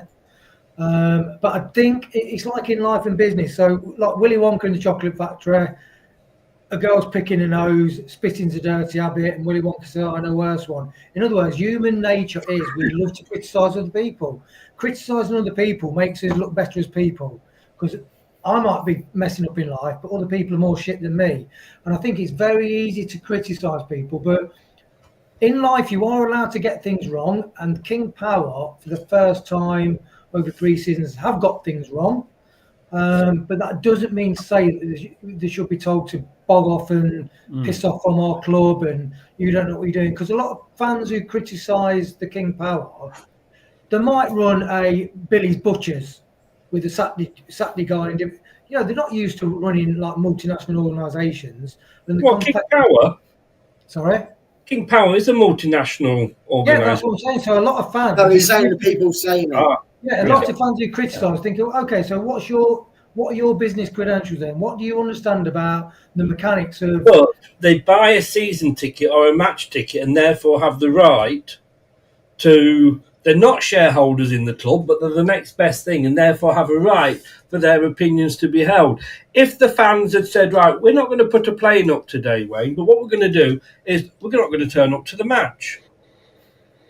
Then maybe, because it's hurting the pocket, the board might go, oh shit, where is everybody? There's a picture of a Top today laughing with John Rudkin. I saw that. How does that fucking look when he sat there laughing? Because at the end of the day, all right, he's not he's not born in Leicester. He's bought the club. He's not necessarily a fan of Leicester. He's bought into the idea of Leicester, and we love him for everything he's done. But to sit there laughing on the day we get relegated, he's pissing on the fans. I get that's like the way some people think. I don't view it as that. But it's like, you get like a nurse who works in an acute cancer ward, and yet she will be laughing with a colleague. Does that mean she's laughing at all the people who've got cancer in the ward? No. It's just that she works in a job. Black humour occurs in armed forces, acute nursing, and Samaritans who phone a bit. That you have to have humour to deal with life. Humour and life, they go hand in hand, like good and bad, evil and black and white. So I get that, but I wouldn't view Top as laughing at the fans and take that extremely personally, which some fans take a lot of things personally, and they get very sort of opinionated and they're very passionate, and I get that. But just because you're passionate, I don't think you got the right to personally attack people or say to somebody, you need to get out of our club, because what is the alternative? What? Okay, so what in the real world? Sorry, Wayne. We can say to Ruud van Nistelrooy, get out of our club, but we can't say to Top, get out of our club. Well, that's like saying to somebody, I really appreciate the last 10 years of your supportive friendship, but because we've had an argument, you can piss off. People do say that. That's my view. That is my view. But then, all right, then. But let me come to you, Brad. Go forward 3 years. We've just had a season like Luton are having this season. We got demoted to League One, and we don't come up from League One. We finish fourth, losing the playoffs. Are we still sticking by King Power? At what point do we say that, it's like, somebody's been put in jail for murder. Yeah, but for 26 years, weren't they a lovely man? They didn't do anything for 26 years and murdered somebody in the 27th, but we love him because of what he did for the first 26 years. Yeah, exactly. I mean, I am taking my. I get where you're coming from. Yeah, you're extreme. You're very much making the point in an extreme manner, but I get exactly where you're coming from, and I kind of agree with you. It depends on the stance of the argument. It could. I know. Take a sip slowly, Chris. But Wayne says about a friendship of 10 years. Friendships end over some things. What if he's been shagging his wife for the last 6 of them, Wayne? I'd end that relationship if that was me. I'd end both relationships at once. But it's all about how you look at it and weigh up the pros and cons, right? Because since their tenure, they took debt out the club. They pay back themselves essentially, but they took the King Power name out of it and gave the club back, the stadium and everything back to the club. So if they did decide to sell tomorrow, they wouldn't be owed anything. I'm just going to interrupt you there because we do have a wanker alert. I don't know. Chris was on the show. Craig, sorry. Gooner. You guys are useless. You guys can never do anyone a favour. Get effed and enjoy another season in the Championship, you scrubs.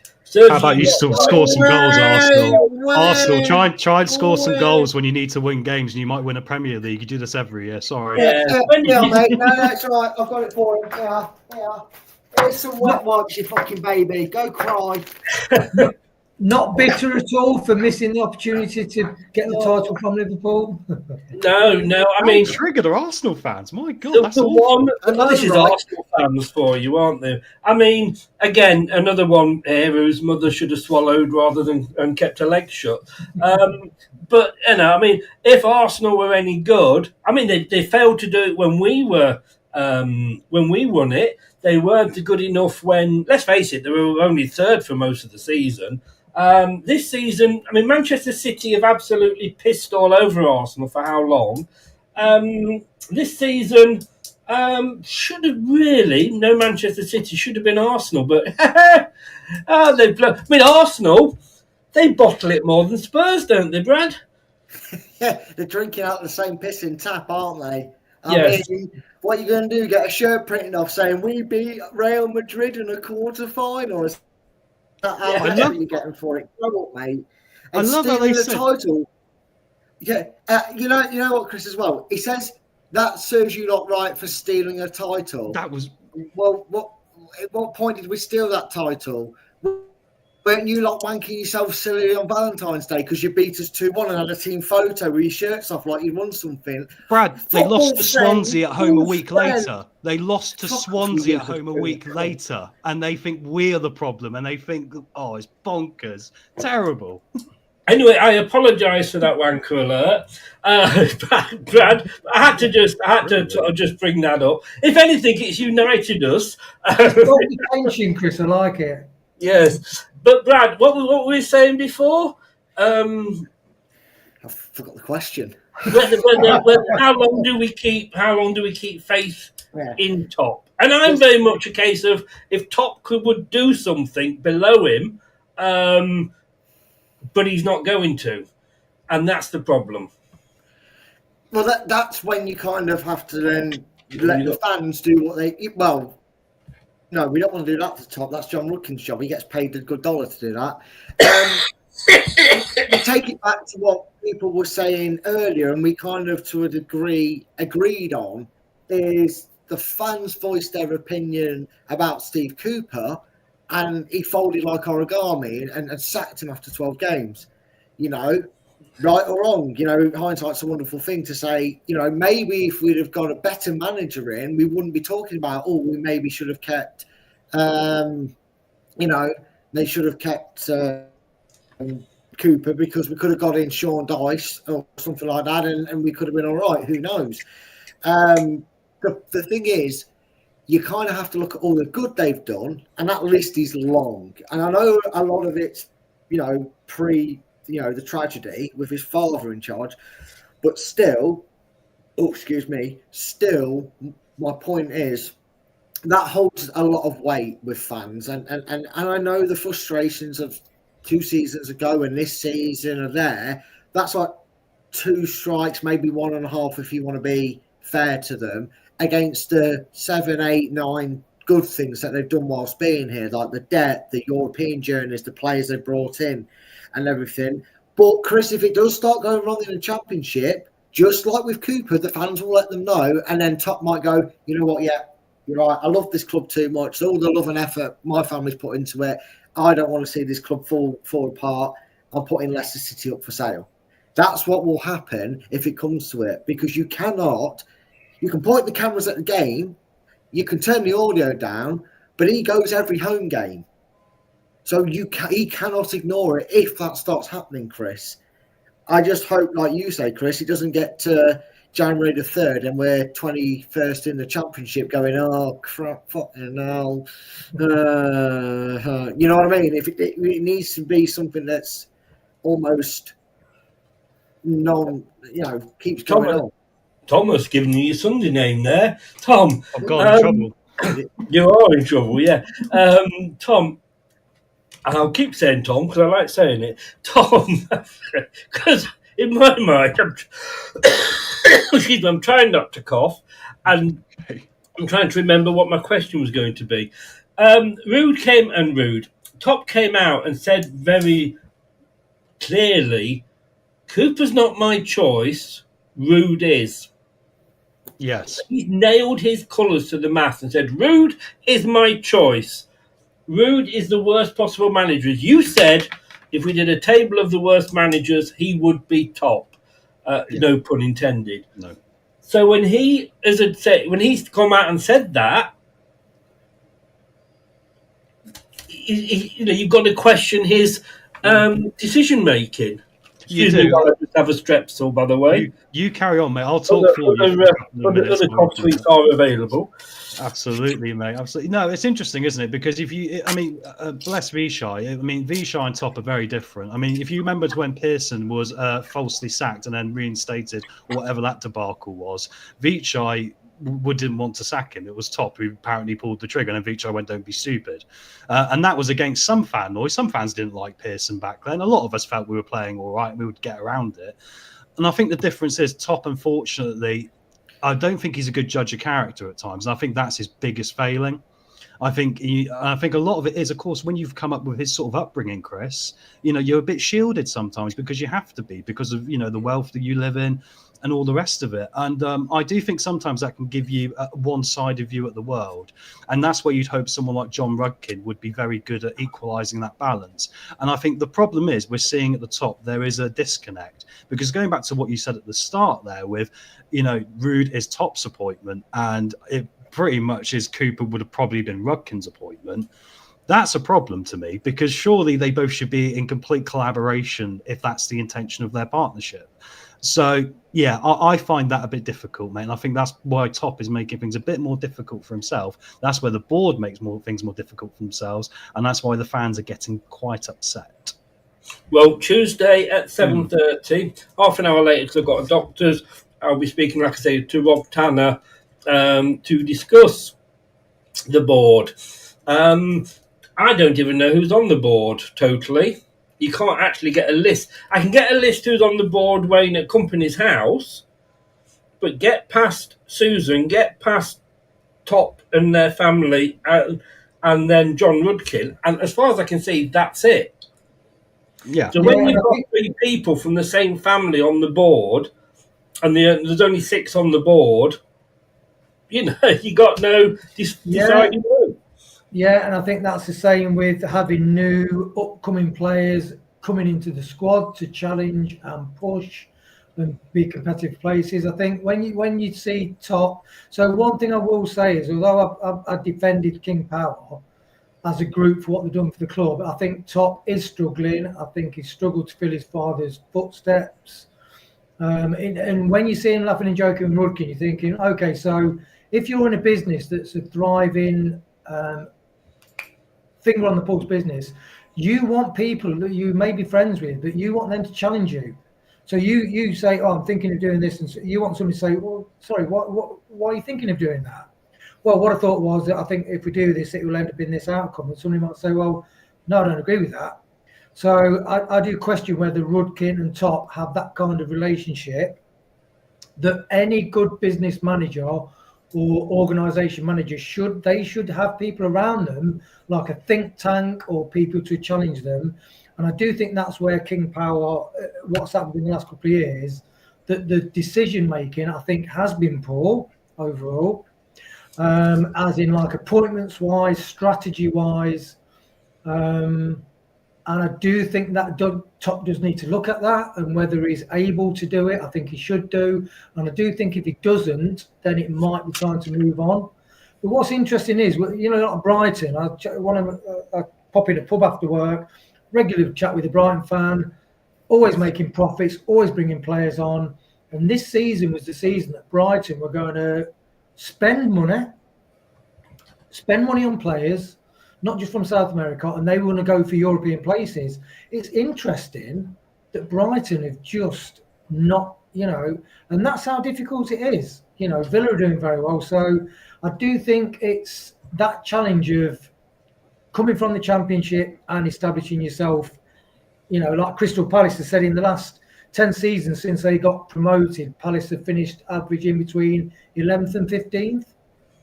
They're never going to get above 11th, 15th because they just can't compete to that level. So, and Brighton have done it, tried to push on, and Brighton haven't managed it. What are they, mid-table, Brighton? Just above mid-table. So, you know, that's a challenge of the Premier League, but I do think that Top, like Rob Tanner did say to you, Chris, he says, I think Top needs somebody else who's like another director of football to give him some help. Brad, and I've just had a message from a very nice lady. If you're listening, I don't know if it's tonight or tomorrow, but I've got to do a 4-minute stint on how Leicester City fans are feeling. So I'm having to get all my frustrations out on here so that I don't end up with 4 minutes, 3.5 of which you can't broadcast. But Brad, look, the saying is, be careful what you wish for. But if we'd stuck that with Milan Mandrić, we wouldn't have the King Power. No, it's true, and it's funny how everything seems to work out in football the way it does. I mean, we could be sat here, probably will be sat here because we're all four of us shadows, but we could be sat here in 3 years' time going, God, funny how it works out. Remember when we got relegated from the Premiership, we wanted King Power out and this to happen, and thank God they didn't sell because it's just how the world goes. It's funny how things always seem to work out and happen for a reason. So, you know, people didn't like, you know, some of the things that Milan Mandrić did. Let's remember, Chris, Milan Mandrić, who did rightly save this club in his own right and got us back out from the trenches of League One and got us up chasing promotion before he sold them to the King Power. He started off by hiring Ian Holloway and signing the likes of Gabriel Borri. Players forgot that wore a Leicester shirt. You could do a quiz on that. I wouldn't take part, Chris, because I'm crap at quizzes. But you know what I mean? He signed Zolt Laxko and, you know, Barry Hales from Plymouth because he had a love affair with Barry Hales, you know. And it started off horribly. I mean, it took us down to the first time in the club's history to League One. So, them things don't happen. Do Leicester come back up? Leicester, Cardiff, Kermigan, if he scores that penalty, do we actually have a different outcome? Do we ever win the Premier League? It's one of them things that we'll have to see where we are in 3 years' time, Chris, and then have like a rewind show where we look back at audacious calls that we made and whether we got them right or wrong. It is, but it is always a gamble. Yes, Mandrić wanted to sell. That's what Mandrić did. He came in, and I don't think Mandrić gets all the respect that he should do because he saved us from going bust for a second time and then sold us to King Power. Fortunately, the King Power that we have now is not the King Power that took over from Mandrić, and we all know why, etc. Talk to me about the goal, Tom, that never was. Well, the one where we fouled the goalkeeper. Yeah. Well, I tell you what, I mean, don't get me wrong. I guess it is a foul, but there's a part of me who looks at the game of football now and goes, what a soft game it is, honestly, because if you get within 1 foot of a goalkeeper now and he goes on the deck, you know, you might as well not challenge for the ball, Chris, because, you know, if you win it, it's not going to be a goal. because there's a lot of protection going on. And this has all happened since we won the Premier League, and you're not allowed to grapple and do this now. Well, unless you're Nottingham Forest, obviously they've got away with it a lot this year, but we don't worry about that. But yeah, I find it, remarkable that, the game is so gone away from the fact you can't really even compete for a ball with a goalkeeper, a 50-50. And to be honest, mate, I would have probably gone, it's a goal. I don't care. He didn't get the ball. I mean, I think that's where the Premier League has got a problem. And just beyond that, mate, just a little side note I thought of while we were all chatting there. The Premier League, and I've said this about Ligue 1 in France, the Premier League's got to be very careful going forward. And I'll talk not for 3 years' time, I'm talking 10 years' time now. But there's 6 clubs in the league who are very much operating on a different planet in money and finances and resources to everyone else. This has happened in France with PSG as a singular club, and now they can't get a television deal because there is no competition. So it's all well and good highlighting the big 6 and going, they bring in the eyes, they bring in this. We go to America, Man United versus Liverpool has 100,000 people in San Diego. Great, fantastic. If you lose the competition element and don't find a way to equalise this between the teams below them, eventually you're going to end up in a position you're going to cost yourself money. Brad, Goalkeepers Union. Yeah. I don't like them being ruled out throughout. I don't like it if it's ruled out for an opposition against us, because I just think it's soft. I think it's soft. And my biggest gripe is, and I said it to Jess after the game, I said, if it's a foul on Alisson, right, and yeah, Howley Jess, there she is. I said her name 3 times like Beetlejuice. She appeared.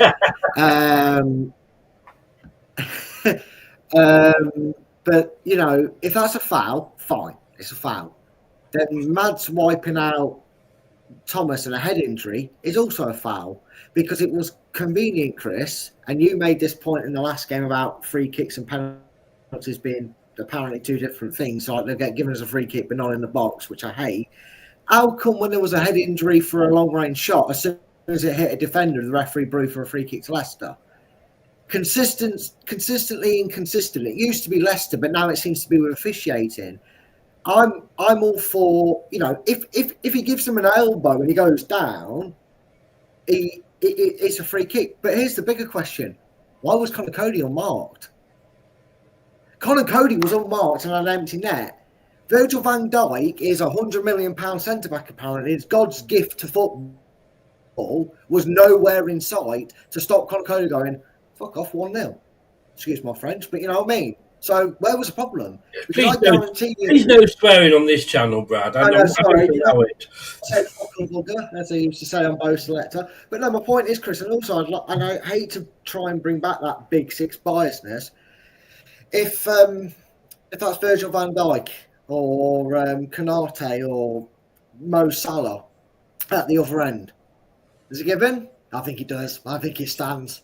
I think he celebrates and rips his shirt and shorts off like he's won the FA Cup and the World Cup all in one go, like Trent Alexander-Arnold did. Didn't over-exaggerate the celebration at all. But there you go, Chris. That's just my point. I don't like the protections that goalkeepers have. Look, Wayne, point that Brad made there. On their goal, Thomas was on the floor holding his head. Should that not have been cancelled as well? Yeah, that's what our players were gesticulating and arguing with the ref for. Cody, I thought Cody had a brilliant game today, to be honest. I perhaps thought, as the referee had his Christmas present, a triple pack of Liverpool boxes for Christmas. You know what I mean? Like, we all think the referee's biased against us, but some of the decisions of the free kicks he gave against Ndida, El Canoes, and different people, I'm thinking, no, come on. Didn't give it for us. And it might have Liverpool posters with Kevin Keegan on his bedroom wall. Who knows? Yeah, I did. Unfortunately, we're not going to have a Kate, I don't think, because she messaged me about half an hour ago saying, have you got a link? And I've only just seen it. So I have sent it to her, but I don't somehow think she's going to have time to join us. She's probably at home now with a nice hot bowl of soup. What am I going to say, Tom, in this thing for Capital Radio East Midlands? I I mean, a win, if we'd won, we're still going down, aren't we? But I suppose it just wouldn't be as bad. Okay, let me ask you this, Tom. Let me ask you this in seriousness now. Could you see, I mean, I'm just going to get the table up here, so bear with me. You probably know the question that I'm going to ask. But why are you doing that? I would advise you when you're on Capital, mate, not to use the C word, but I'm pretty sure you know that. This is the unfiltered channel, guys. This is where you want to be. This is, I don't know if I can. That's the problem. Look, we are on 18 points. Yeah. Minus 46 goal difference. Southampton are on 11 points, minus 54. I think it's a shame that they have actually equalled Derby's record, because I would have loved them to have taken that, because it would have taken... People wouldn't have said about Ipswich or Leicester going down. Can you see, Tom, any way in this world where you could see Southampton actually overtaking us and us going bottom? Because, my God, what a story that would be. Well, they still could, mate, because they still got to play us at the King Power, haven't they? So I think if they win that one, there is every chance. Because I think we're seeing a bit better effort now. But let's be realistic here. If the players are aware that Rude's probably going to go, that effort might disappear next week. Because what will be the point in playing for the man then? There will be absolutely none. So, it's all a write-off now, isn't it, mate? We're just in like literally out in the middle of the Nevada desert, starving for water, with nothing going on now. It's just we're going to sit there and just dehydrate, which is really awful. So, I feel for you what you're going to say, to be honest, because I think if anything you could talk about is the things that certain things like Sky Sports probably don't want people talking about, like the trouble with, the fans and the owners that has been beefing up a bit recently and all the rest of it. It's such a problem behind the scenes, mate. And like I've said for weeks, until I feel that is secure, I'm very concerned about the club generally. Do we see, Brad, Arsenal, why am I saying Arsenal? I'm just looking at Sky Sports news just to see if there's any news that we would all cheer for. And unfortunately, everybody, there isn't. West Ham have been deducted 20 points then. No, unfortunately not. Ipswich conceded 4 just before we kicked off. We've scored... We've only conceded 1 against the team leader. So I do get what you were saying earlier about the, it's maybe better than we were playing when we were getting stuff 4 and 5. But I've forgotten the question. I've built it up that much. I've forgotten the question. Do you see Rude as the manager to bring us back up? No, I don't. And the reason being, Chris, and I'm going to argue with the most optimistic man on the planet talking about dehydration in the desert, Tom here. I feel like, to take his example against Southampton, right? Southampton had 2 managers, both tactically inept, both somehow miraculously worse than Ruud van Nistelrooy as a manager. It was a total race. It took a photo finish, but both of their managers were worse somehow than Ruud van Nistelrooy. Only just, right? It's taken a caretaker manager who's in charge now to effectively do what Ruud should have done 10 weeks ago. Give up the ghost. He's gone out there and gone, play football, lads. You've worked on this formation all season, so I'm not going to change that. Go out there and play with freedom. Ruud van Nistelrooy is not behind the 2-2 comeback against Brighton.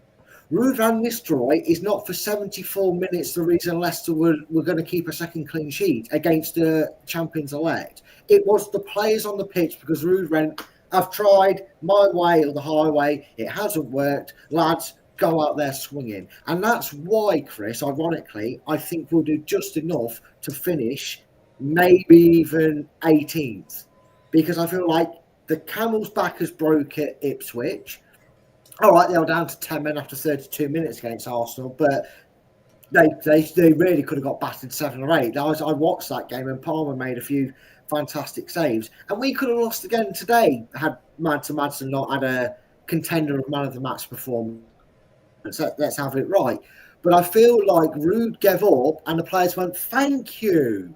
Why didn't you give up 8 weeks ago? But thank you. You're telling us to do what we want on the pitch.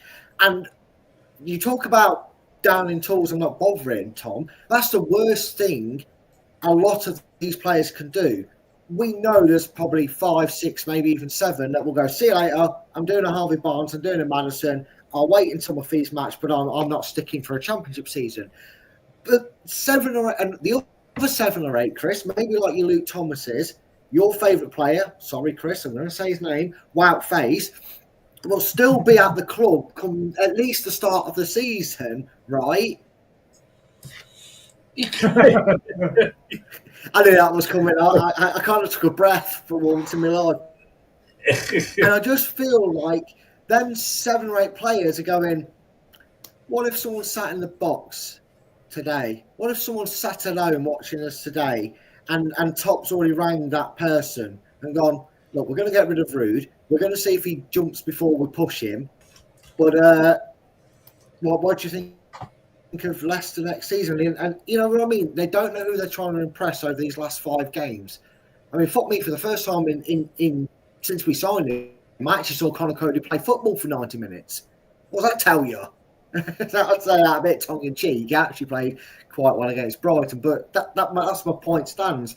I now, ironically, can see us finishing 18th because I think we've been given the freedom that we've been missing for the last 18 games to have actually had a fight in the first place.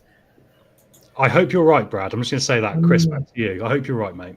Oh, you're too optimistic, Tom. Calm down. Right, 10 out of 10 from Tom. We know the rating from Tom.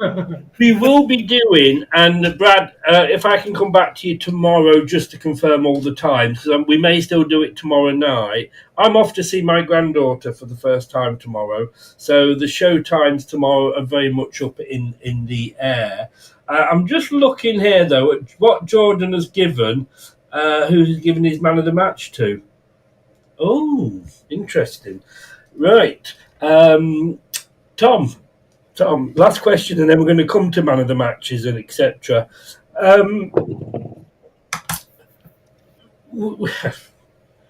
Even without Ruud, we're not going to come straight back up, are we? Oh, sorry, no, this was the question I wanted to ask you. Sorry, I'll ask you this one. Sorry, first.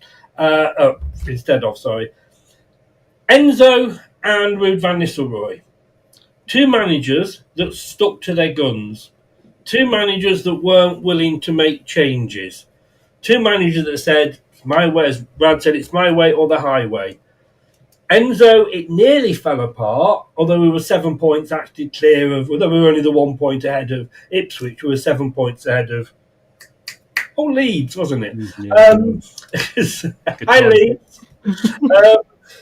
So, what's the difference between one stubborn manager and another stubborn manager? Is it because it's okay? People are saying, well, it's okay for Enzo to be stubborn, but then it's not okay for Ruud van Nistelrooy. Let me give you the honest answer, Chris. Sorry, I meant that for Wayne. Sorry. Oh, Wayne, you go, mate. Wayne, you go. No, carry on, Tom. No, it was meant for Wayne. Sorry. Oh, was it? Sorry, what was that question again, Chris? I can answer it for you, Chris. I've got a quick answer for you that Wayne can follow on for. My answer would be that it's a very simple equation between the two. I think one of them is actually a smart human being and the other one isn't. I think you can stick to your guns when you've got the foundation behind it. I think if you're, say, Jose Mourinho and you've got a level of success and you've proven that over many, many times, I think you can have a bit of that to you. I think Enzo rightly had a bit of that to him because what he did for us did actually work. I mean, at Chelsea, it's probably debatable now, isn't it? But we don't know. But anyway, I think that's the difference, Chris. Unfortunately, Ruud is an ego rather than actually the full package, unfortunately. When you're facing an ego, this is what you get. That was a film, wasn't it? The ego was landed. Could have been. I have no idea. I have to Google it. Boom. Thank you. I'm glad you got that. That was straight over my head, boys. The Eagle Has Landed was the film. It's been a long day, mate. Relegation, let me off. But Wayne, Ruud has actually had more managerial experience when he took over than Enzo had when he took over. Yeah, and how did that turn out? Exactly. Yeah, do you know what with Enzo? Well, look at Chelsea. They're now in the Champions League, 5th place, aren't they? So they're on the late charge. So it's going to be interesting. The thing is with Enzo, he did leave us in the lurch. He signed Vestergaard on a 3-year deal and pissed off. But he probably looked at all the Chelsea squad and thinking, right, I want to play total football. Do I play total football with the Leicester squad, or should I go to Chelsea? And it's a no-brainer, isn't it? No-brainer. Yeah. But he did have a brilliant squad. I think there are better, more modern managers about.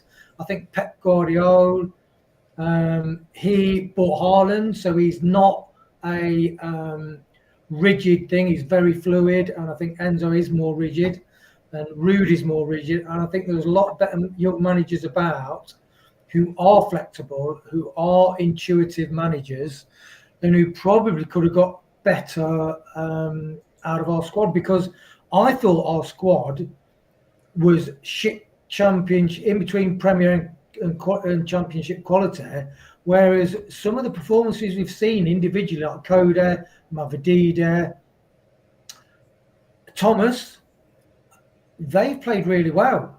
So the bottom line is the manager's job is to get the most out of the people he manages, whether that's like helping them to motivate, believe in themselves, play systems they understand, and make sure they're in the right mind frame when they kick a ball at 3 p.m. or whenever it is. And I think Rude has lacked that, and I think he has lacked leadership in, we need to fight for this, and you need to absolutely fight for the shirt that you wear. And I think that is a big part of managership, and I think that's the main area that Rude has failed with his team. Dave, very last question. Dorco said Rude played a blinder in his interview, Brad. Maybe we should get Claude off The Apprentice to do the interviews moving forward. Yeah, maybe we should. I mean, the thing is, you're always going to be in favour of getting the job when the owner turns around and said he's my appointment, not the other bloke who came in. Yeah. It is a huge gamble that has paid off. It hasn't paid off at all. Sorry, I don't know why I said it paid off. That was just me zoning out my own answer there. But yeah, honestly, I just wonder though, Chris, and it would be so heartbreaking if this is the case. I just wonder if now we're officially relegated back to the Championship, does that mean Gorinda's spot's up for grabs again in the Championship? Say that again, sorry. I said, I wonder if now we've been confirmed as a Championship squad, does that mean the season ticket of Gorinda's is back up for grabs again?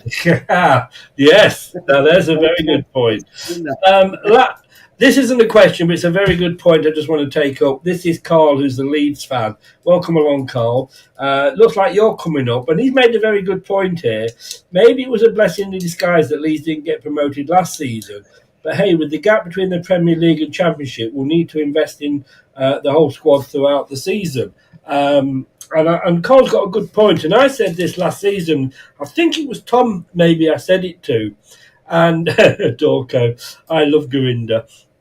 And I think, I would not have been disappointed if Leicester hadn't come up. Financially, we needed to, but if we hadn't come up like Leeds, when we lost to Watford in the playoff semi-finals, who can remember? Don't scratch your eyes and all that. The next season, we absolutely smashed it. Bombed it, because that's the way it works out. So maybe Leeds will do better than us because they've had that season. They've got rid of the players that they needed to sell that maybe didn't have Leeds in the blood because they left as soon as they got relegated. My worry is that everybody is saying, it's a big gap between the Championship and the Premier League. We'd been a Premier League side for 9 seasons. We weren't coming up like Ipswich were. No. And I love Ipswich, and I love the Ipswich story. I wish they could have stayed up because that would have just been the icing on the cake. And then who knows, they could have gone on and done a Leicester next season and won the damn thing. You never know. But I love that story. But I just... why has this caught out Leicester so much? Because, then we're back. It's like going back to an old school and then forgetting where the library is. Yeah, I'll be honest here, mate. I mean, I go back to the Brendan Rodgers season where we got relegated, and you could argue, and everyone else amongst other fan bases were looking at Leicester going, Leicester are probably too good to go down because they were in Europe at this, last year, and they've got a good squad. They won't get relegated. I think we had some arrogance come into the team then, and I think that is where all this decline started. And I think some of those players, and I'll put Wilf Ndidi out there, for example. Wilf Ndidi 4 or 5 years ago was linked with Barcelona for like 65, 75 million quid. Now he can get into Stoke's team, possibly on his worst days. He has days where he can be average now, but he's nowhere near the player he was. And that is the problem. We've somehow managed to decrease the value of our own players, decrease the quality of our own players. Obviously, Ricardo's had a major injury now. There's nothing much we can get there now. Vardy's, retiring pretty much, or he'll probably go to Saudi Arabia. This is the problem, Chris. We've stagnated ourselves. Going back to the Leeds thing, interestingly, Leeds last time they came up actually had a very clever trick with Bielsa, and that is they were going to do something completely different. I think you've got two options now. You come up from the Championship. Number one, like you say, is you prepare yourself as financially soundly as you can and hope you might be able to get yourself established as a Premier League club with 1 or 2 relegations perhaps along the way, back and forth, like I expect Ipswich will probably try now. Or you just go out there and try something so tactically insane it's going to catch every team out. I think that's part of the problem. I think there's not enough innovation sometimes. Wayne, I keep saying last question, don't I? Just to take up a point that Tom had said, I don't think it was the players' arrogance that got us relegated under Brendan. I think it was Top's pig-headedness on not backing. All right, financially we couldn't maybe do that. But it was gambling on the fact that if we got into, and this was the problem, if we'd got into Europe, we'd have been hit by UEFA PSR, not by the Premier League's PSR. Top decides not to tell anybody what's going on until the transfer deadline day game against Man United in his notes. So we'd had a month of grumbling of where all these signings come from. Brendan came out and said, I need a reset. We shouldn't have been surprised about that because you can't carry on with the same team forever and ever and ever, Vardy. And when you look at Man United, Alex Ferguson went, right, that's that team. It's had its day. I'm going to get a new team. Had he been backed then, would it still be a Premier League team? Yeah, we would. And it really, Tom's used the term sliding doors, and that really was the most pivotal sliding doors moment in Leicester's recent history. Yeah. Same as Kim Powell taking over. We so very, very nearly made it, and all his fans wanted us to try and make it. And we very nearly made it, and it all fell apart. And like in business, if you've got a lot of stock and then all of a sudden the value plummets by 60%, your business is in trouble.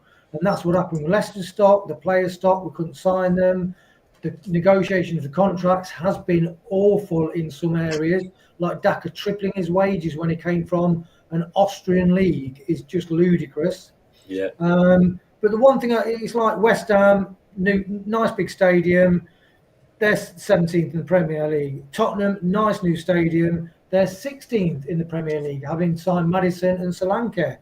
Man United, 14th in the league, just 2 points above West Ham.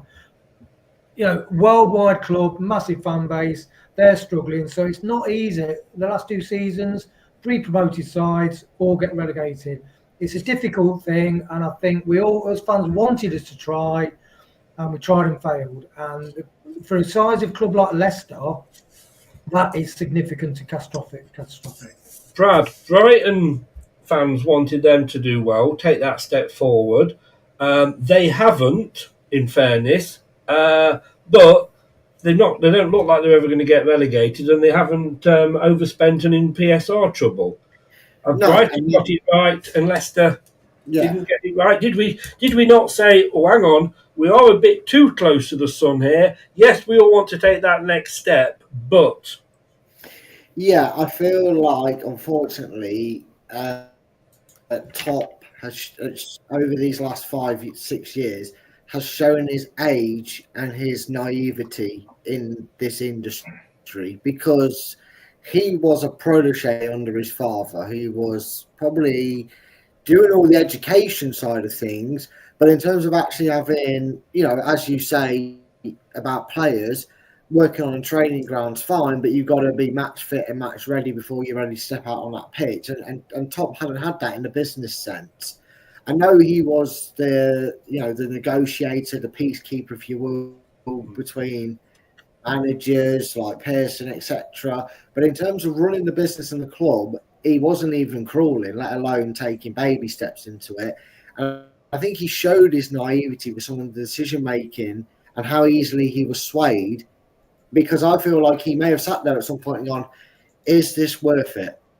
Is this worth it? Ranieri's asking me, and we've had these debates back and forth over several shows, Chris, but to bring it to light, I feel like Top's been told and talked into certain signings, certain wage structures. Yes, it's worth it. Yes, rub these cheeks, because it's been almost gone, go on, they're going to do it. They're going to get fourth. We're going to double our money. This time next year, Rodney will be rich. Sorry, I mean, this time next year, Top will be rich. You know what I mean? It feels like he sold a dream, sold him down the river, and then when he's gone, fifth, that's still good, right, though? We'll still get money, and they've gone, yeah. Shit, how do we tell him? And to quote what Wayne said a little bit, just to wrap it up. Sorry, Chris, I can see you ready to wrap it up. But going back to the Willy Wonka point that Wayne made, it feels like the board used to be open with the fans, used to put things out in a match day, and like Willy Wonka did with his chocolate factory, he just shut the doors one day and that's it. Now the public heard nothing. Well, like you said, Chris, what happened? Did they realise they balled up and go, in a ball, under a rock, see you later, head ostrich gate?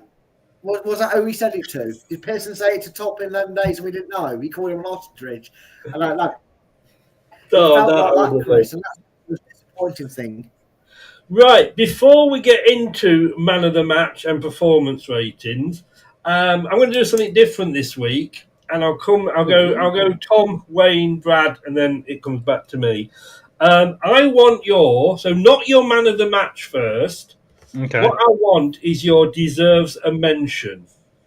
Yes. Okay, my deserves a mention is Luke Thomas. Okay. Wayne. Deserves a mention, Patson Daka, for his contribution. Yes.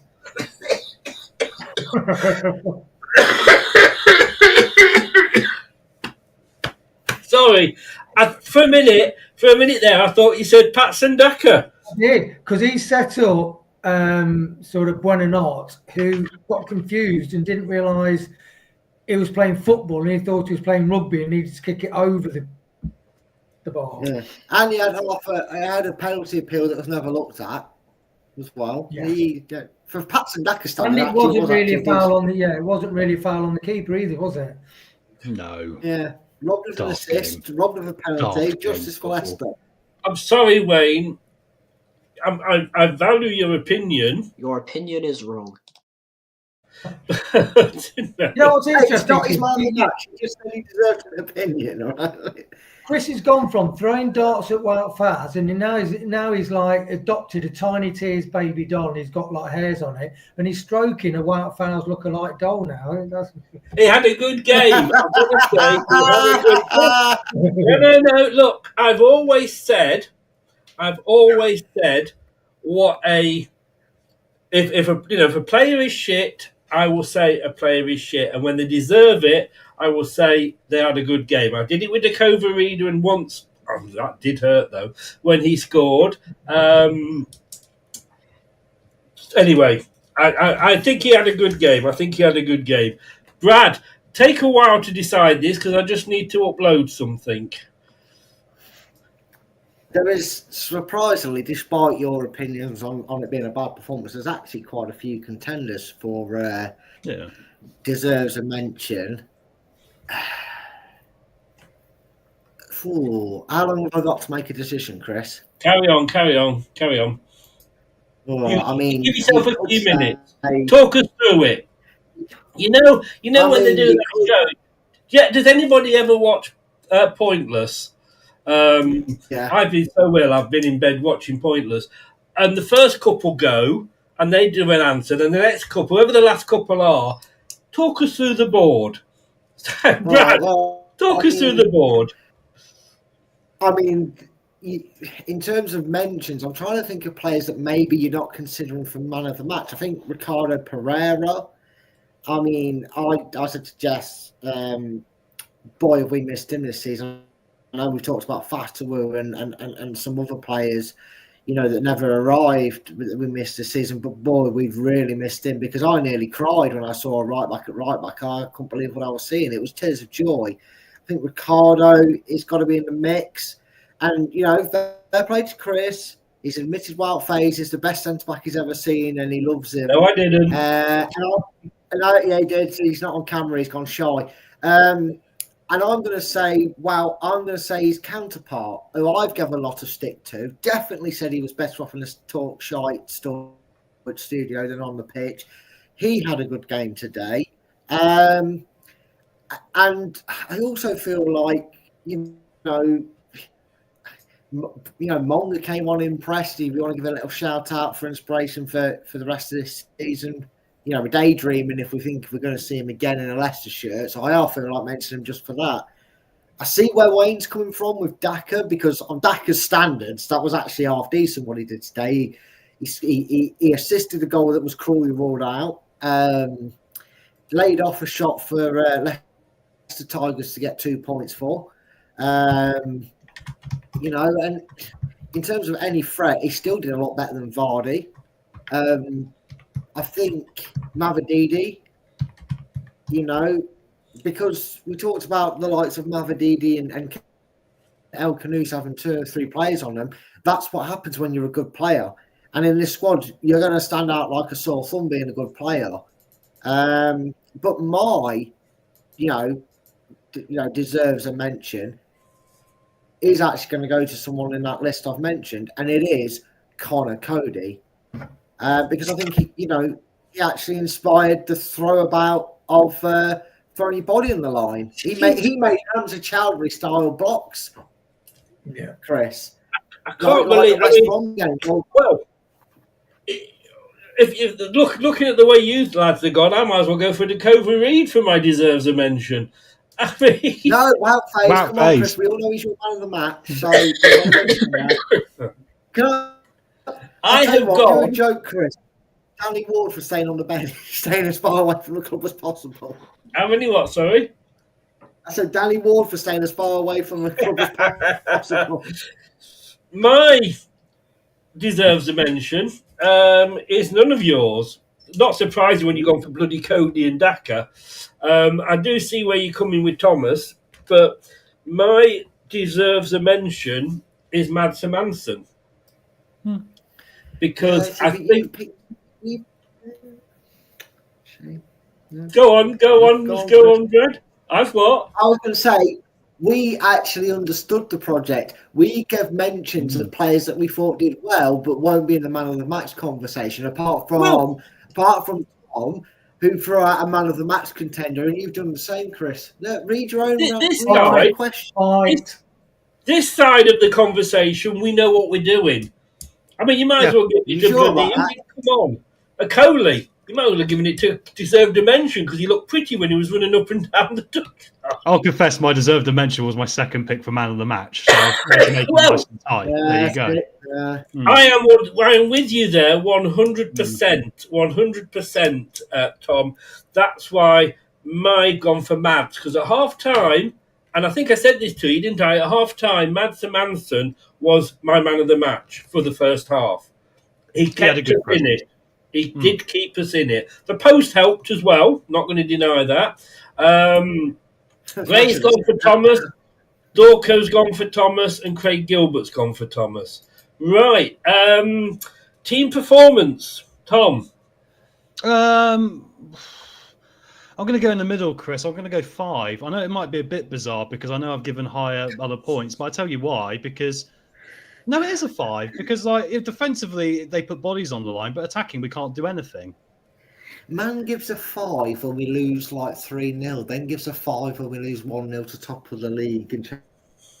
I apologise for that. No, you've gone 5, Tom. You've gone 5. It's your favourite number. It is. Fence number. I'm right in the middle. Wayne. I'd say 7. Wayne will give him a fucking 10 now. You can after his last week.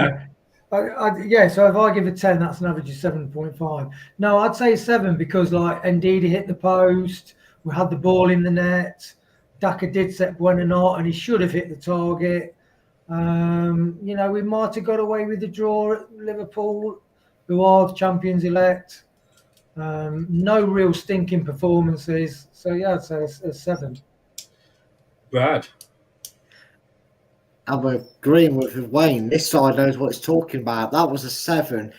I get it. There wasn't much attack threat. I get it. But it's champions elect who rocked up at the Walker Stadium and were like, 4-0, easy. You might not win the league because Arsenal have beat Ipswich, but we'll be practically there. We're going to absolutely romp them. These are taking the battering. You know, we don't have to rob any tyres and put them on bricks because we'll be happy by the end of this game. And for 70 odd minutes, you know, we were frustrating the champions elect. Imagine if you'd have said we're going down the season and going to keep a clean sheet against the champions. The problem is, though, mate, is that we still had chances. We could have got in behind, and we never took them. We had chances to get in behind today. That's why I'm giving it a 5 because look what happens. But look what happens to teams that do throw everything at Liverpool at 1-0 down. They get battered 3-0. It's not throwing everything to take one chance if you get the opportunity to run a player in, Brad. Look, a dodgy referee stopped us scoring a goal. Buenanotte signed for the Tigers last week. You know, breaking news. You know, maybe if El Canoes did it, we could have got level. I'm saying, right, despite 27 chances and 7 chances, the scoreline was only 1-0. And for the first time in a long time, I saw us throw the body on our line, trying to do everything they could to keep it there. So I'm sticking with my 7. And I love your opinion, but as Sean says, your opinion's wrong. I mean, over to the host of the channel, the one that's got the brains. Well, fucking hell. Wayne, are we still here? We're still here. We might as well just go and sit down. No, it's great to see. It's great to see. Good, it's good banter. This is going to get very interesting now because I've got Alan's in and I've also got Kate's in. Fight. Someone else to say 5, for God's sake. I had written this. It gets better. I have written this down before I asked any of you. That I've got my. No, he didn't, Brad, did he? No, he didn't. Like his predictions, mate. They're going in the bin. Yeah. All I'll say is, look, right, I've gone 5. Boo! All I'm going to say is, I've already got my man of the match written down.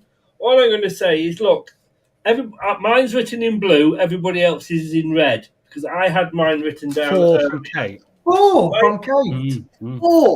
4 from Kate. Yes. She's on worse than whatever you use. No. I will tell you what she has said. It was good. This is good. I was right. Yeah. Kate has said, team rating 4, no shot on target. We like that, Kate. Rewind the game back to the 36th minute when Root 5 came forward, Chris, and then you'll see what we mean. This is just for you and you doubters.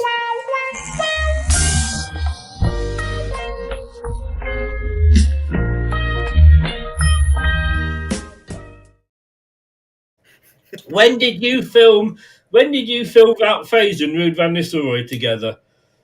I snuck in on that. I put one of those spider cameras in the changing rooms. That's when it happened. Who's that? Me and who? Me and Tom. That's you and Kate and Tom. But Tom was the cameraman. Yeah, I wouldn't complain. Anyway. I don't want to be involved in this. Don't put me involved with camera holding and stuff like that. I'll be down the pub. I'm not getting involved in this. I've learned my lesson. Alan, our official man of the match, because he's the man at the match, has actually gone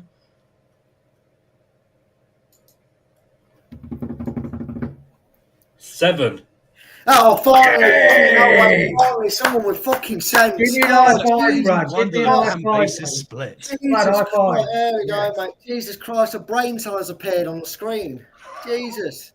I'm trying to. Dorco's gone too, for God's sake. Look. Yeah, well, he's probably had one too many. We'll leave Dorco out of it. Is Kate still in the game against Newcastle at home? Yeah, Doug is in. Thank you, Doug.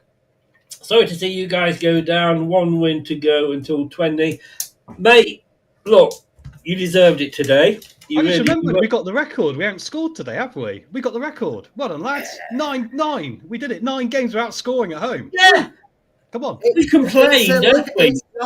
It's fine for Leicester City. It's cool because we've got some awards at the top, and now we can go, look, we're the worst and the best at some stuff. Do you know what I love about Liverpool getting this is Man City haven't, and that's a great... Not that I've got anything against Man City winning it, but not just every fucking year. You know what I mean? Are they Manchester Celtic City? Is that what we call them now? And the fact that Arsenal haven't won it. I mean, Liverpool haven't yet, but they're not going to not win it, are they? You know. Here we go. Bullshit, Brad. These players could have done better all season. 2 games better. You are having a laugh. Oh. Sorry. Did Chris ask for my fucking ratings for the season, or did he ask me for this game? Pipe down. Put the alcohol away, Gray. Dildo. No, look, congratulations, Doug. Just one more. Can you do it again next year? Then you've got one more than Man United. Right. So we have the deserves a mention, which obviously I haven't got off Kate and I haven't got off Alan. We're going now for man of the match. Tom. Mads Manson. He was assured. I don't know what else to say. I mean, the thing that's at times this season, you know, we've had him out of goal, and I know he got a bit of a shaky start when he returned, but, you know, he looks a competent goalkeeper every time he's in there, and he gives you that bit of confidence. And today he was all over the place. And I always felt we had Liverpool's long shots well covered. They weren't going to beat him from distance there. Okay, the one that went in wasn't great, but that was just chaos at the back anyway, wasn't it? So yeah. I'll give it to Mads because that was a good foundation for us to maybe do something today. And like I said, again, unfortunately, attacking, we can't do anything. So there you go. You are giving it to Mads. Okay. Yeah. Wayne. Luke Thomas. The way he sort of set up against Salah, he blocked shots. His positional sense and play against Salah was spot on. I mean, that is Thomas's game in a nutshell. It is very simplistic. Give him a job to do, he'll do it. And he played. I mean, Salah was kept really quiet apart from a couple of chances. So definitely Luke Thomas, and it's really nice to see actually that he's been given this opportunity and he has taken it. He has. It's funny to say that when he was sent back to us from Sheffield United, everybody was saying his career was over. I must admit, I'm surprised at that, Wayne. With you going to Daka as your deserves a mention, I thought you were going to go man of the match with Dakova Reed. Now, Chris, don't be inflammatory. Moi? Brad. It's a real close one between the two that have been mentioned, you know, for both reasons. Madsen definitely kept us in the game with them saves, but Luke Thomas has proven that, you know, yes, he had 2 disastrous loan spells, but he's come back strong. He's got his head down, he's worked hard, and next season, Chris, you know, you're praying that the Leicester, you know, one of our own kind of keeps him wanting to stay here and try and come back up next season. He's now become the strongest contender out of the 3 actual left backs we have to be the number 1. There's a part of me that says, how many more times am I going to be able to actually say Madsen is our man of the match, because he'll be going to Chelsea to be 37th choice goalkeeper down there. I'm going to give it Luke Thomas, though, because it's impressive to keep Mo Salah quiet. And he did a really good job. Even Neville, who sucks arse, even he said Luke Thomas was brilliant at keeping him and anyone in and around him quiet today and getting the ball off him. So I'm going to edge it to Luke Thomas, but there was definitely... I started to write TH then I thought you were going to go for Mads, and I thought... but no, Swerve. Kate... Thomas. I always said that Kate speaks sense. She might not be able to count. Oh my God! She can't count. It's not her fault, bless her. But she knows a good player when she sees one. My man of the match, and again, you'll know who I'm going to go for when I said that my deserves a mention was Mads Manson. My man of the match was Thomas, because look, if anybody can keep Mo Salah quiet, he's got to be doing something right. And I know this wasn't, we're looking at this game, but when you look at where Luke Thomas was in his head, before this season started and where he is now, but that performance keeping, like I say, Mo Salah and anybody down that wing, he made some vital interceptions. And yes, he was getting it out for a corner. I mean, they had more corners than, we had Paul. a load of boat people that have arrived, we're buying shops up. So he's sorry, Tom. It's true though, it's true. But it's been a long show, Chris. Sorry? It's been a long show, mate. Don't drop it off at the end here now. Goodness me. But you know what I mean? We've got, there's a lot of corners out there, but they weren't getting crosses in, weren't scoring goals. And when Salah did have a chance to get a shot in, it wasn't on target. Now, I'm going to say this. I'm surprised. Well, I'm kind of not surprised. Like you say, Alan went for a 7 for his performance. He's gone for somebody that none of us have. He's gone for Ndidi, hasn't he? Harry Winks for being on the bench. Sumari, actually. But... Really? No, he's not gone Sumari. No, he hasn't. He's gone for Mamadidi. Come off it. Even I don't think that. I didn't know Sumari was playing for half of this game. He disappeared. Hang on. Sorry, I'm laughing at what I'm thinking. I've got to clean this up. Brad's gone because he's disappointed that he wasn't Sumari. That's the clean version. I've just got a fever. So Mamadidi and 7 from Alan. Now I'm going to ask you all of this. So I want your match donkeys. That's a hard one today, actually. Brad, go first. You talk through the team. No, Tom, you've got to go first. No, I don't. Okay, right. I don't think anyone was a donkey today. I still think there was players who could have played better. I'll go with Dakova Reed, mate, because I wasn't happy when there was a couple of chances, as you know, which has formed the foundation of my 5, where he could have run in between the right back and the centre back or the left back, whatever, and he just chose to stand on the wing instead, and that was our counter-attacking opportunity. Then Liverpool got back, and we needed to take advantage of those. So Dakova Reed. Wayne? Well, apart from the biased referee, I'd agree with Tom, definitely. In fact, when he was substituted, I said to my brother, can you remember hearing his name mentioned by the commentator of the match? I couldn't. It literally was nowhere to be seen. Yeah. I only mentioned him once, I think, and that was, in fairness, he had a bit of a good run down the wing, cut inside, and then tripped over the ball. And went ahead and left the ball behind him. So he didn't have the only mention. We saw football, that is. Yeah. Brad? You know what? I have to thank these pair because I completely forgot Dakova Reed was even playing because I was going to be quite controversial with my donkey of the match because he had one of his poorer games for us and he looked a bit frustrated. And it was originally going to be El Canoes because he didn't really get around as much. Well, Chris, name a chance that he had. I mean, Bornate did convert it into... He nearly got on the end of that ball into the box, Brad, didn't he? I will agree with you, Brad. For me, his problem was every time he got the ball, he had 2 or 3 players on. But I do see where you're coming. But I don't know if it was bad enough to be the donkey.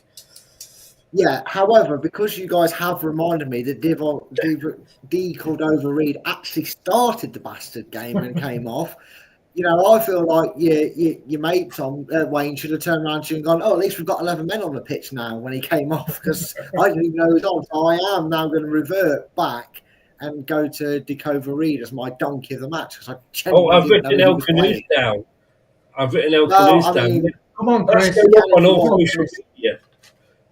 Well, the official match donkey is given by me because, like I say, I don't ask Alan for it. And obviously, I had done this before I've asked you, because you'll see, because I can bring it straight up. But who else? Who else? Oh, Chris, that was what a complete... He should not have been chosen. I don't know why he was chosen. If Mavadini was... Casey was out injured.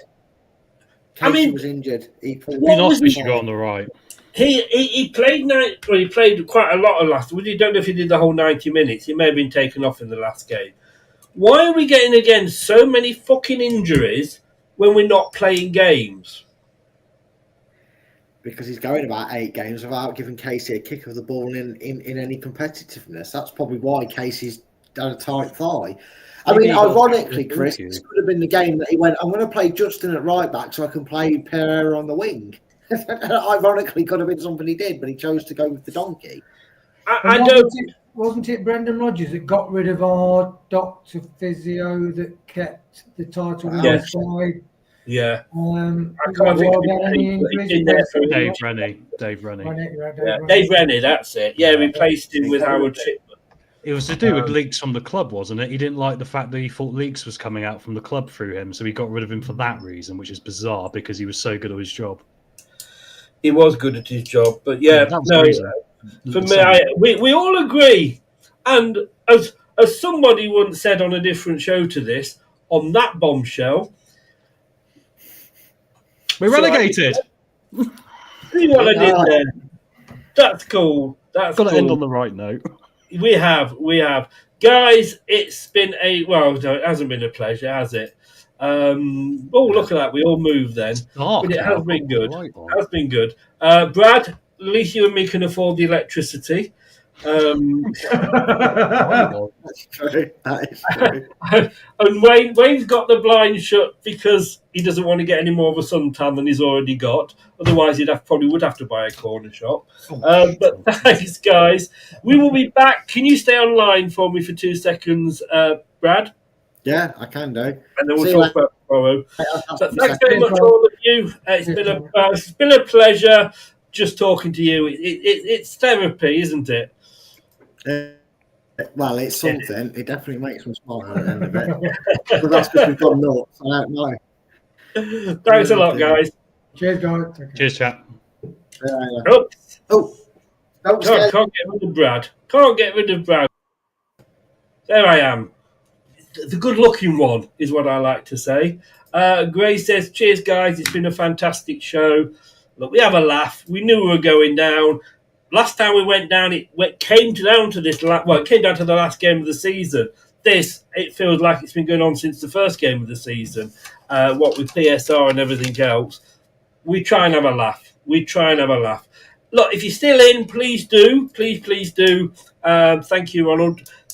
Subscribe to the channel if you are new. Click that like button. I cannot tell you, it is so free, and then how much it just helps the channel so much getting our name out. Not sure when we'll be back tomorrow, and we will. Well, if you follow us, click that notification bell, then you'll never miss another show. It's as simple as that. But obviously, it will be up on the channel and it will be in the social medias as well. We're down. Looking forward to the championship next season. We might actually start winning again. Well, we might also sack, what's he called? Ruud van Nistelrooy. We can live in hope. See you all either tomorrow or on Tuesday. Take care, guys. Thanks for watching. These videos are tremendous. You better like them too, or I'll be back. This podcast is proud to be part of the TalkSport Fan Network. TalkSport. Powered by fans. That will conclude this evening's entertainment.